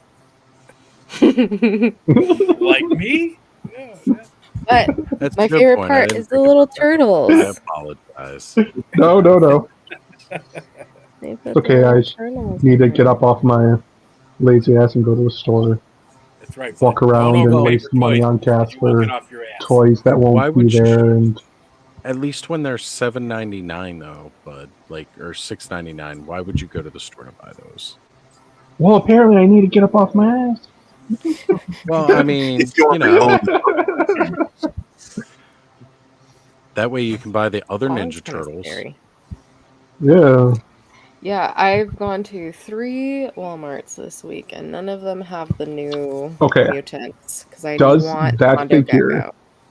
does that figure come with a little tiny horse that falls off of his leg? No, just Not they don't worth even it look then. like horses. It just looks. I know. I'm very. We need sad, a but little you can horse, like rotate a little the button feet. on the side that just launches a little like plastic horse I off. know. Oz, you That gotta was so pop up good. Allison's comment. Oh. You and your well kidney, Gary.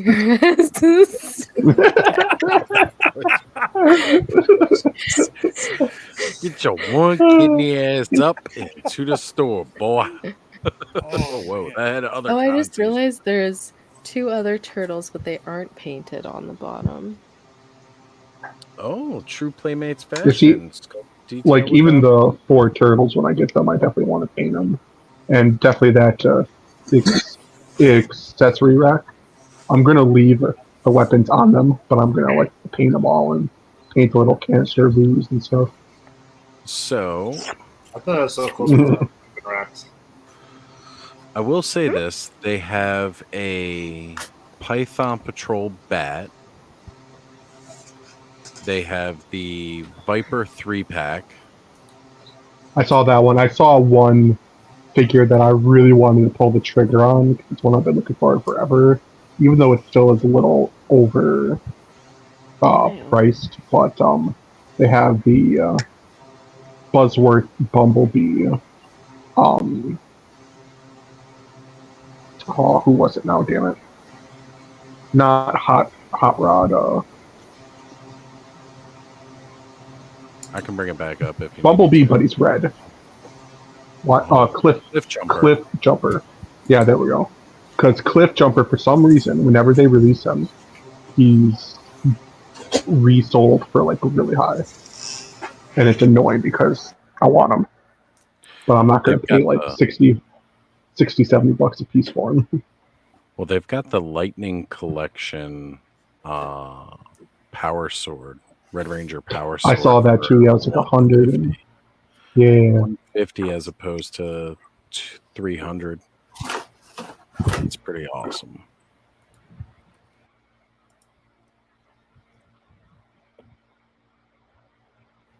Anyone else a football fan? Yes, matter of fact, I am. Love my Ravens. Too bad. the only football I know is like the late 90s Packers. What is that figure, Caleb? Jerry Rice, baby. Yeah, but I mean, like, what type of figure is it? What's it called? Pro Action? Starting lineup Pro Action. Oh, it's starting. Oh, lineup. that's when they started to put the features in the. Like, look at his arms; they're fucking massive. Oh yeah.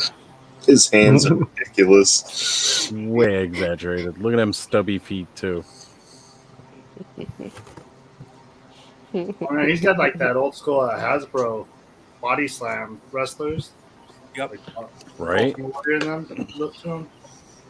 Yeah. Oh. So somebody post a picture of one of the Stephen Curry. I'm sorry, did you just say Stephen Curry? My bad. I don't watch basketball enough. Steph Curry. Curry. Thank you. They just showed him showing up at, what was it, Marshall's for, the new starting lineup figure for like $13.99. Oh my god, of course. The ones that were originally like $50 or $60. Yeah. Yeah, it was yeah, 60. those ones that we just saw last year for $60, and everybody was like, "What in the hell were they thinking?" He's now like $13.99. Yep. Let me see if I can find that real quick. And McFarlane comes out with what's actually what people want for sports teams, just little statues. Yep. Here, Hasbro, hold my that beer. was showing that I'll show you how We're it's done. about to go 6-0 tomorrow, baby. Nice. Good for Hopefully. you guys. We'll see. I know. Jesus, it's been torture. My grandpa had season tickets since the first or second year they were around. And then my dad inherited them. And then in high school, my dad was like, this is way too much money, which was good because then 2 years later, or a few years later, they moved to Levi's. And if you wanted to keep your tickets at Levi's, you had to pay $10K per ticket to keep them at Levi's. Is that insane? Morning, Eric. Like, that's crazy. So apparently, Walmart is clearancing out Indiana Jones. What are they going They're for? also $7.49, and The these are Adventure like series or the Adventure series. Wow. And what was the story? Oh my. Oh no, not Walmart. He says Target clearance. Story behind that? Is that a cat man? Black. Yeah, I know. I've heard before. See on the Carnivus. What are those Norway. lion people called? That's right. Yeah. 2000X. That's why he's got the little pretty kinos. Fat. He was on sale from the buck on that legs. figure is amazing. It's like Slender Man. It was on sale. Beer belly Slender Man. Yes, exactly. And I should be getting my Hobie soon. I pre-ordered him years ago, essentially. And then I'm going to get the custom head from, was it Orbis on Instagram? I did get the big pack. It's not the Marvel Legends, but it's the what's this? Anyone know what I'm talking about? This one? Which that pack? Hit myself in the mouth.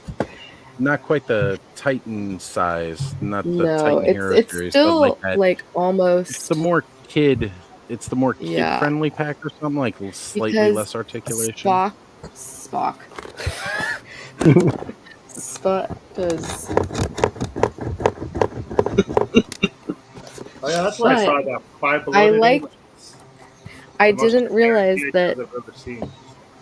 fucking Spider-Man 29, he's translucent on bottom, and I was like, well, it's translucent. Translucent bottoms. That's what we all wish for.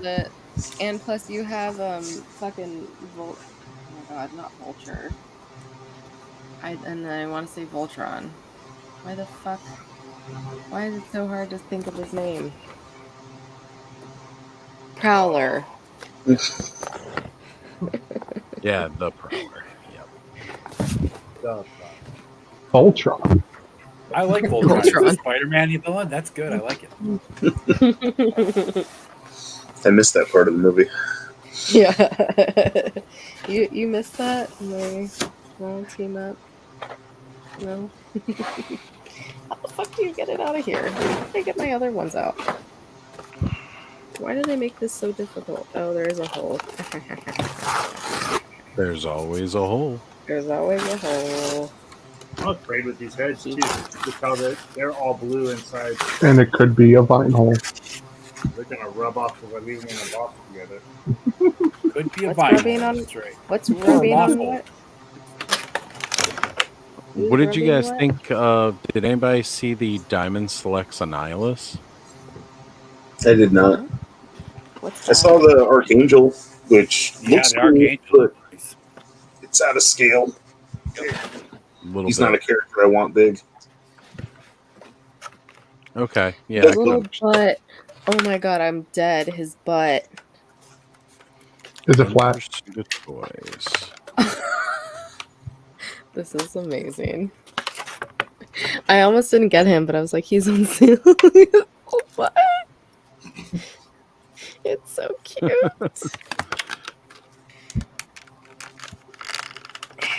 Okay, hold on. Halo, why does your spot figure always stand backwards on your shelf? Because his butt's so cute. You guys heard it here. Kayla likes cute flat butts. I like all butts, to be fair. Butts are great. Come in all shapes and sizes. I like big butts and I cannot lie, and I like little butts and I cannot lie. I like flat butts, I like round butts, I like small butts, big butts. So all the butts. I do know that Steph Curry is one of the top players. He is NBA today. The best player. Fuck LeBron. There you go. There you go. So right there, that's probably going to cause some controversy, but that's whoa. $12.99. He is a $12.99. I'm sorry, he's a piece of shit. He is an actor. He takes acting lessons. He is constantly flopping on the court. You don't see Steph doing that. So there you go. That's all I'm saying. But yeah, I right just there. lost Rocket. So, hey, if you guys are into the sports and you want Steph Curry cheap, there he is. Hashtag sports. Did they I can't put out all 6 figures that they had planned, or did they only do half of it? Oh God, I can't even remember at this point because it was such a bomb. Yep. Like they were trying to push it and everybody was just like, no. Yeah. And then they tried justifying the price by saying they had to pay extra licensing for the NBA and the sneakers. Yeah, okay. And then we can't afford to even give similar tattoos. That is bullshit. Like that's the part that got me kind of like, okay, so you can't do the actual tattoos or whatever for whatever reason. I got you, but you can put some kind of tattoo on there.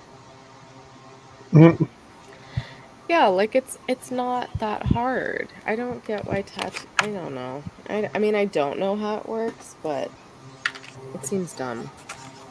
The wrestling figures have tattoos on them. Yeah. Oh, that's because the WWE owns their soul, so they can Right. sell it to whoever they want to make it.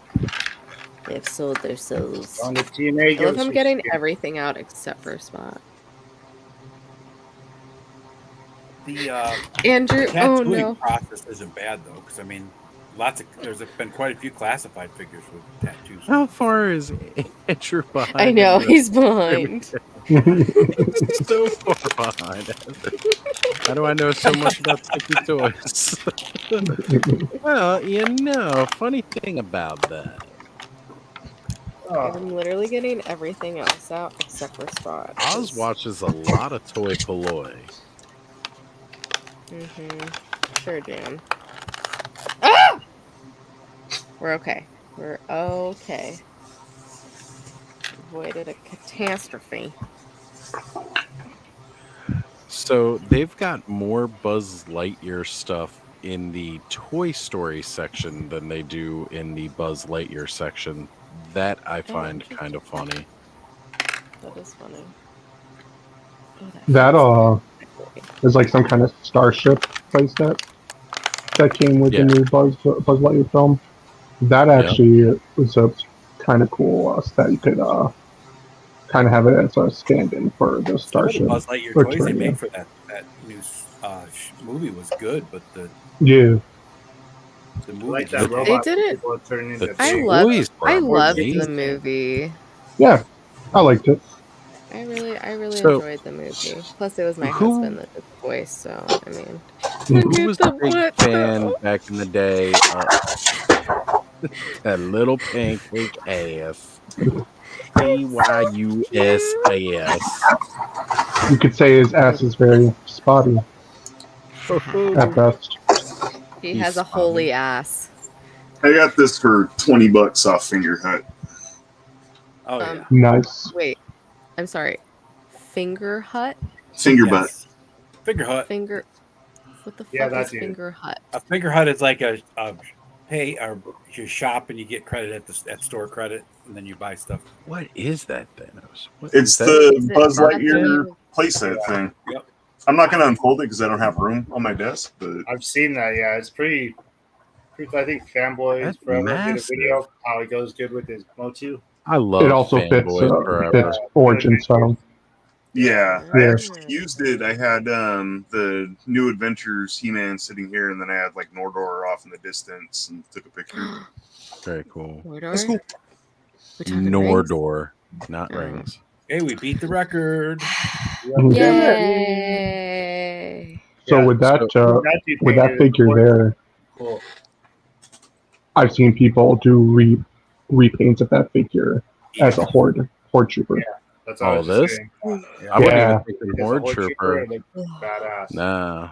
So like I'm a big fan of Venom, and anybody who like looked at that very first Lethal Protector miniseries, you know, they have these drilling robots going through the underground homeless shelters of San Francisco. Basically, there's this whole underground city that during the earthquakes, like the entire city collapsed underground and was stuck under there. And they had these drillers going down trying to find this old city, and their suits kind of looked like this. And I was like, man, I want to get one of those so I can have my Diamond Selects Venom fight them. God damn it. I've seen this robot turned into Just so many ignore different me. customs for G.I. Joe, for Marvel Legends, for all sorts of things. Because it's just a fun universal robot. I like it. I really like it. Get those Horde Trooper bell bottoms too. At $9.99. All right. The Destructor. It's such good. Did you order anything off their in-stock sale that they had just recently? The prototype one? Did or you? no, no, the class 10 one. No, because I Yeah. have Oh, really? I noticed you got the Yeah. tater tub back there. Yeah, I got the tub. I got Slimer. Oh, he's up there. I got the library ghost lady. Nice. Yeah, I got a lot of them. And I got their little like glow in the dark turtles because Why glow in not? the dark and turtles. So you had me. Exactly. They did it before Playmates. Twist I mean, man. what? I mean, what? And I got their little glow in the dark muncher. So cute. But yeah, I ordered the Moog. Strutting Moog. Ooh. Strutting Moog. But Strutting yeah, this stuff. she's just so good. But they did say that when they do another run of her, that they will send us one to do a giveaway. So very excited about that. Oh, that's sweet. Yeah. That is really awesome. They're Nah, I literally love going those to guys. Comic-Con tomorrow. Also, it's hard to tell, but these are bats. These lights. I don't have them on right now, but I decided to somewhat decorate, even though like you can't see shit, and I've like thrown shit in random places. And those bots. Talking I about like the them. ones. Oh, the one that I just had shown up. Yes.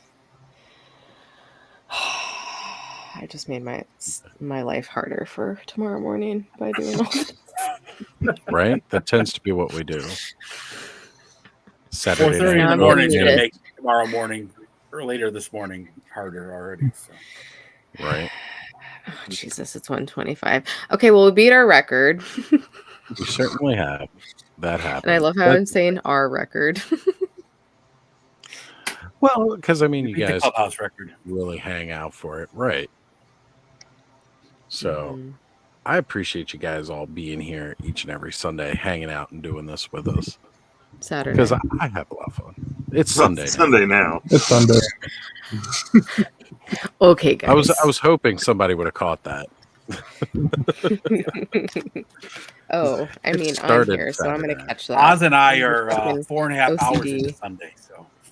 Right. Yeah, you guys are nuts. We're living in the future. Nuts. It's just how we roll. Oh, I got ice cream tonight that had love nuts in it, and I literally asked the lady, I'm like, what the fuck are love nuts? And she's like, they're nuts covered in 12 layers of chocolate. I'm like, sold. Okay. I was going to say. She didn't say love because I was like, 12 layers of what? I mean, it's an ice cream place. So how many but it guys was you got coffee. back there? It was literally called Coffee and Love Nuts. It's from Salt. Oh, that sounds really good. Really coffee flavored ice cream. They got that vintage collection Boba Fett. I'm not as good with like coffee itself because it really piques my anxiety, but coffee flavored things, especially ice cream. Well, it's funny too because the coffee flavor, coffee flavor tastes like how coffee smells. Yep. Mm-hmm. Whereas coffee itself tastes nothing like it smells. Yeah, it's very bitter and can be very acidic. Yes, salt and straw. Yep. Unless you cold brew and it gets rid of some of the acidic. Right. Yeah, cold brew is great, especially nitro cold brew. Tasty. So I'm gonna have to buy this vintage collection Boba Fett.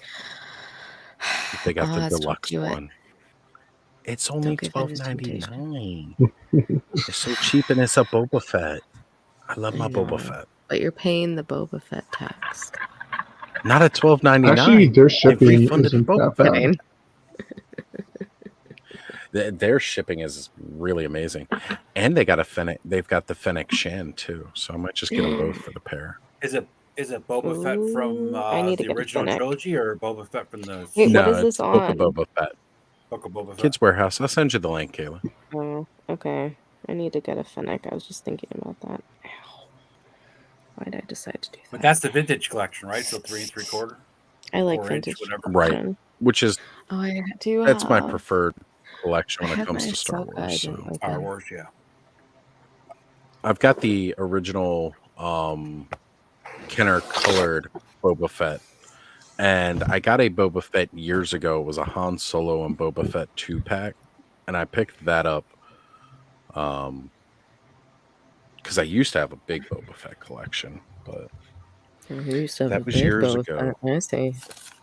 No, I used to have a huge Star Wars collection, and then the house burned down. So it's like after recollecting and then losing your Star Wars collections, you kind of stop after a while. But I always have had a thing for Mandalorians since long before there were all these different Mandalorians. So I've thought of. And everyone wanted her to sit on their face. Back when Mandalorians were actually a warrior tribe, and pretty much that was it. Right. So, like, I'm excited that there's all this new Mandalorian stuff. So it's been making me think about it, and with the prices that they're selling the on Kids Warehouse, it's like that's not too bad. They've even got the Costco Reeves for like $16.99. Oh yeah. I'd love to have a Black Series Boba Fett, but I'm not paying $34 for a Boba Fett figure that they're considered deluxe. That's not deluxe. Nobody's paying that for them. Like my pegs, that's why you're still sitting there with them. Oh yeah, yep.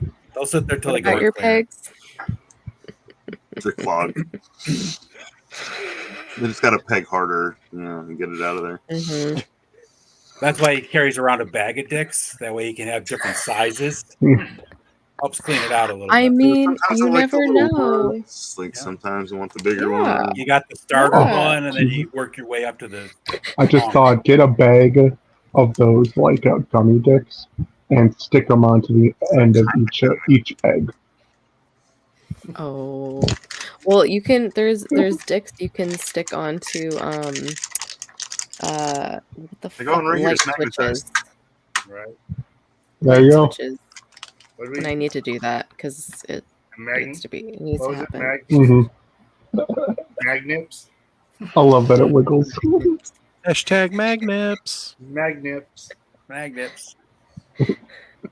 know. I had a friend get an actual one, and she's like, "Look, it's so cool," and it was like wiggling around. I'm like, "Oh no!" And she was like, "Yeah, you're right." I'm like, "Yeah. Why would you get one that wiggles?" Got to wiggle it just a little bit. Oh.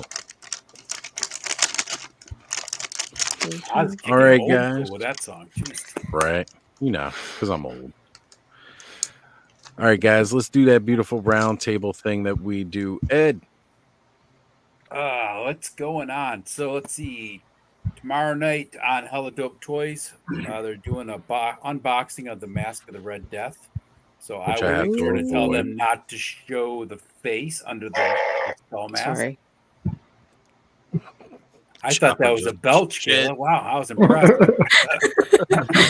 Well, And then- it looks like you can open it. No matter what goes on my stream, you guarantee can't speak this early in the morning. Sorry. That somebody's gonna take a shit, and Chopper just did.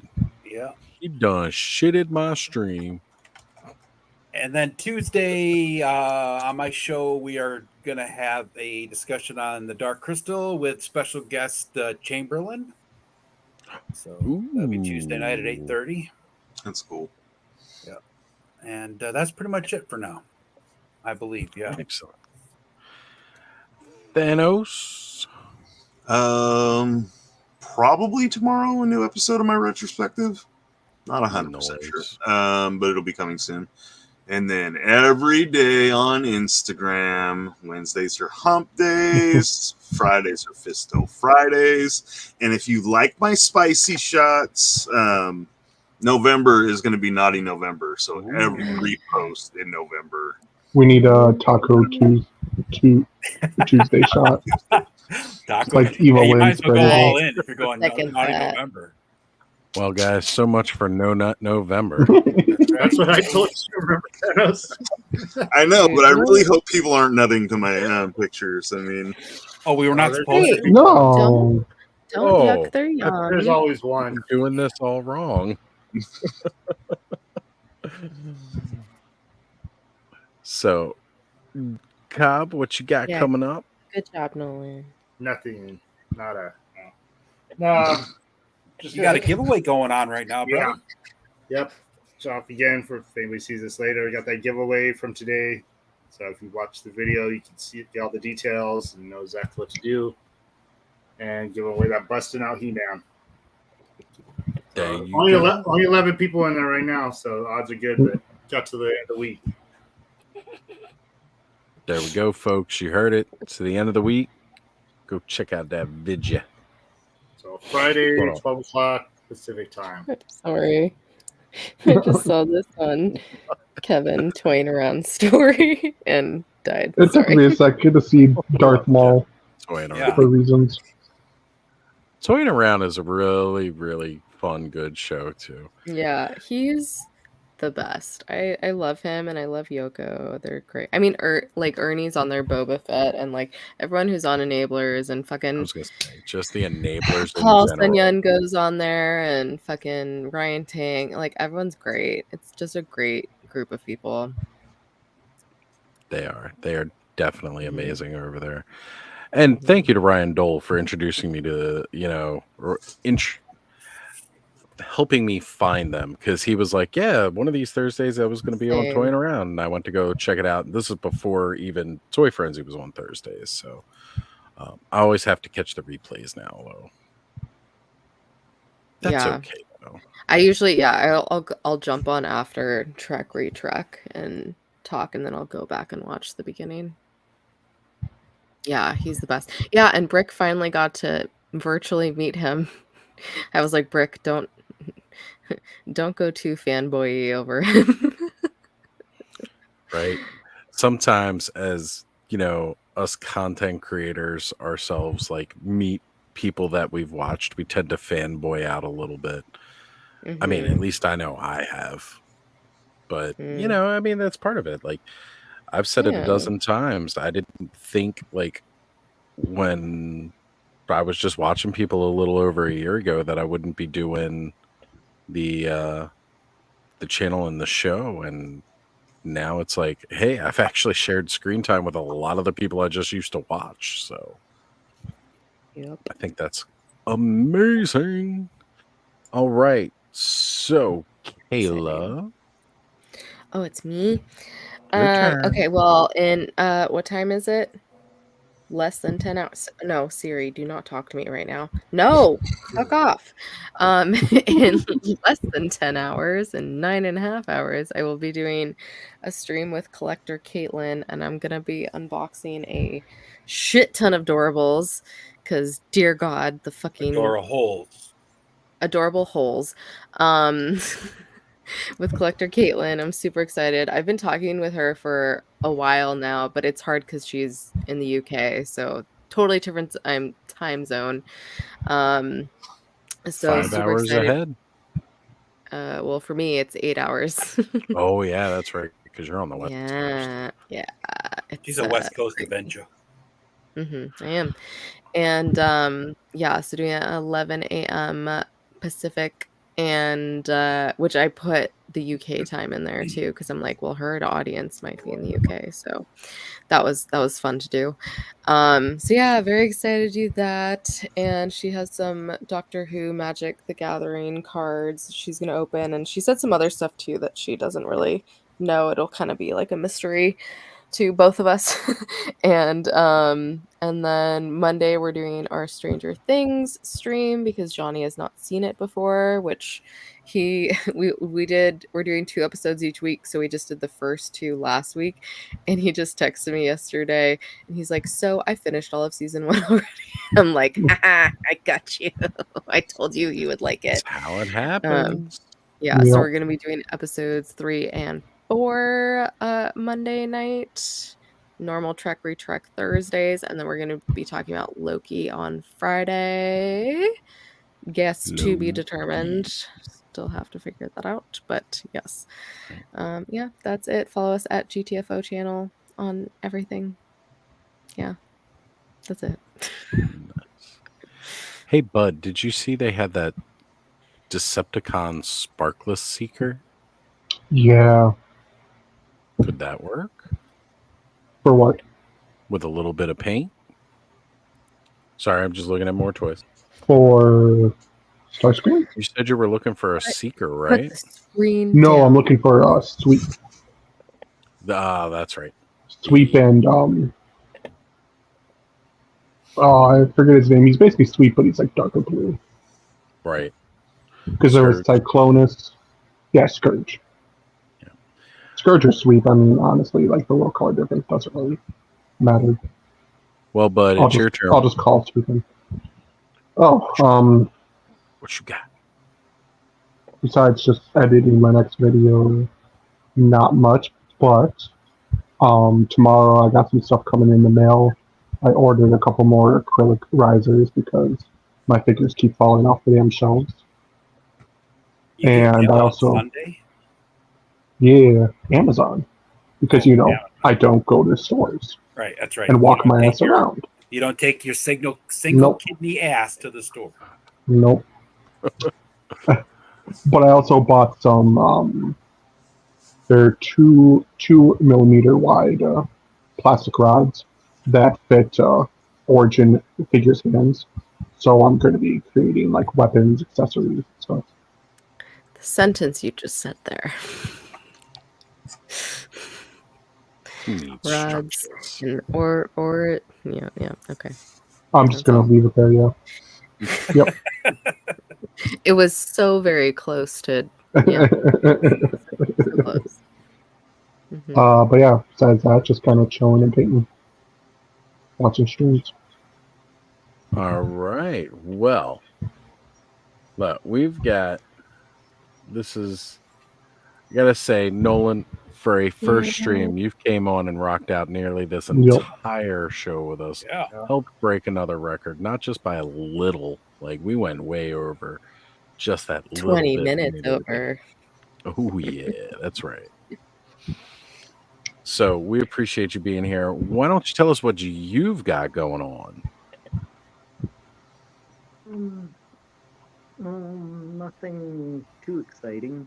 Hopefully get a few things in this coming week. Have a few new photos coming out, hopefully. That's probably about it. Be in a few chats, like always. A few. Just Maybe a one or few. Just gonna be you in a know, couple. sprinkle. Just a couple.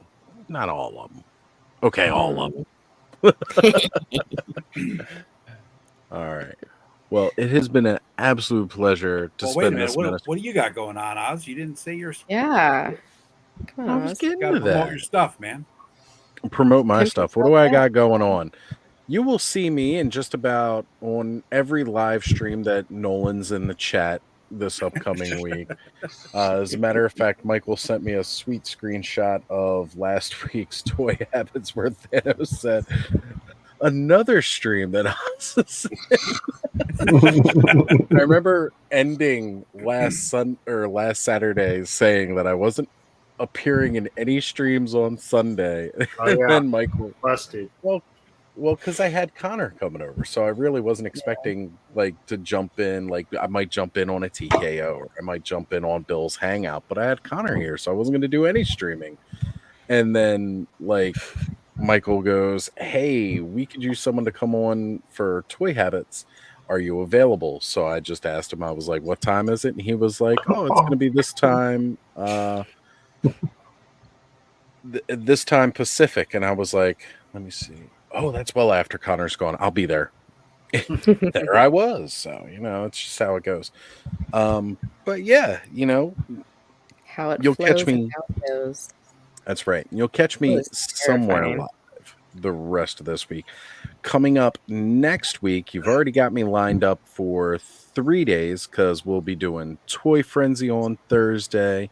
And then on Friday night, I will be making a debut on Off-Worlds. So that'll be a bit different as I normally don't do a stream Friday night, but auditioning with the fellas at Off-Worlds. So that'll be really cool. And then, of course, Saturday night, you'll catch me here again. And then who knows where I'll be on Sunday. But eventually I will get to the point where I'm just streaming Thursday through Sunday. Maybe you'll go 9 hours. Who knows? Crazier thing. This is gonna turn into like a 24-hour stream soon enough. It's gonna start Friday night and go all weekend. You're all night long. I can do it. Right. I know. You know what though? Lawrence did kind of throw down the gauntlet. He said he wanted to see me do 6 hours by myself without a whole cast and crew to help carry the conversation and flow. A whole cast. Well, I'm not excited. And I got to think about a time when I could probably set that up and do it. But I'll be completely honest. I don't think it would be too hard for me. It's not going to be too far of a stretch from what I'm already doing. It'll just be talking with everybody through the chat versus on screen at the same time. There'll just be an awkward half-hour break every couple hours where the screen just goes blank and he's not talking.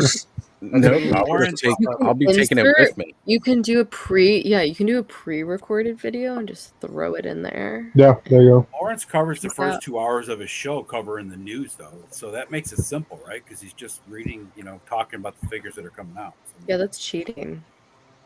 He's not really. He also left to go like take his son to work or whatever. Just left the stream going that one time. But I mean, he's not. He's not just rambling for 6 hours. I mean, it's 2 hours, 2.5 of the news. So.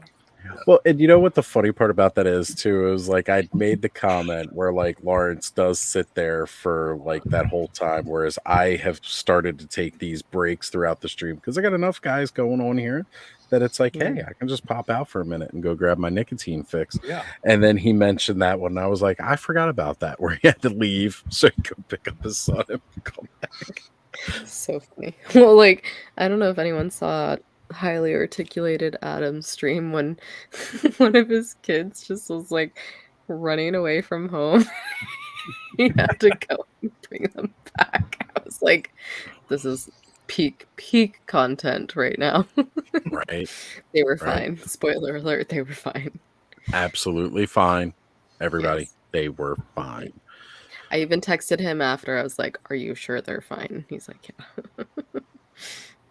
But yeah, that's the fun of live streaming because you really don't know what's going to happen when, and crazy stuff does happen. Mm-hmm. All right, folks. Well, we appreciate you all being here and joining us for another Clubhouse Hangout this weekend. We will see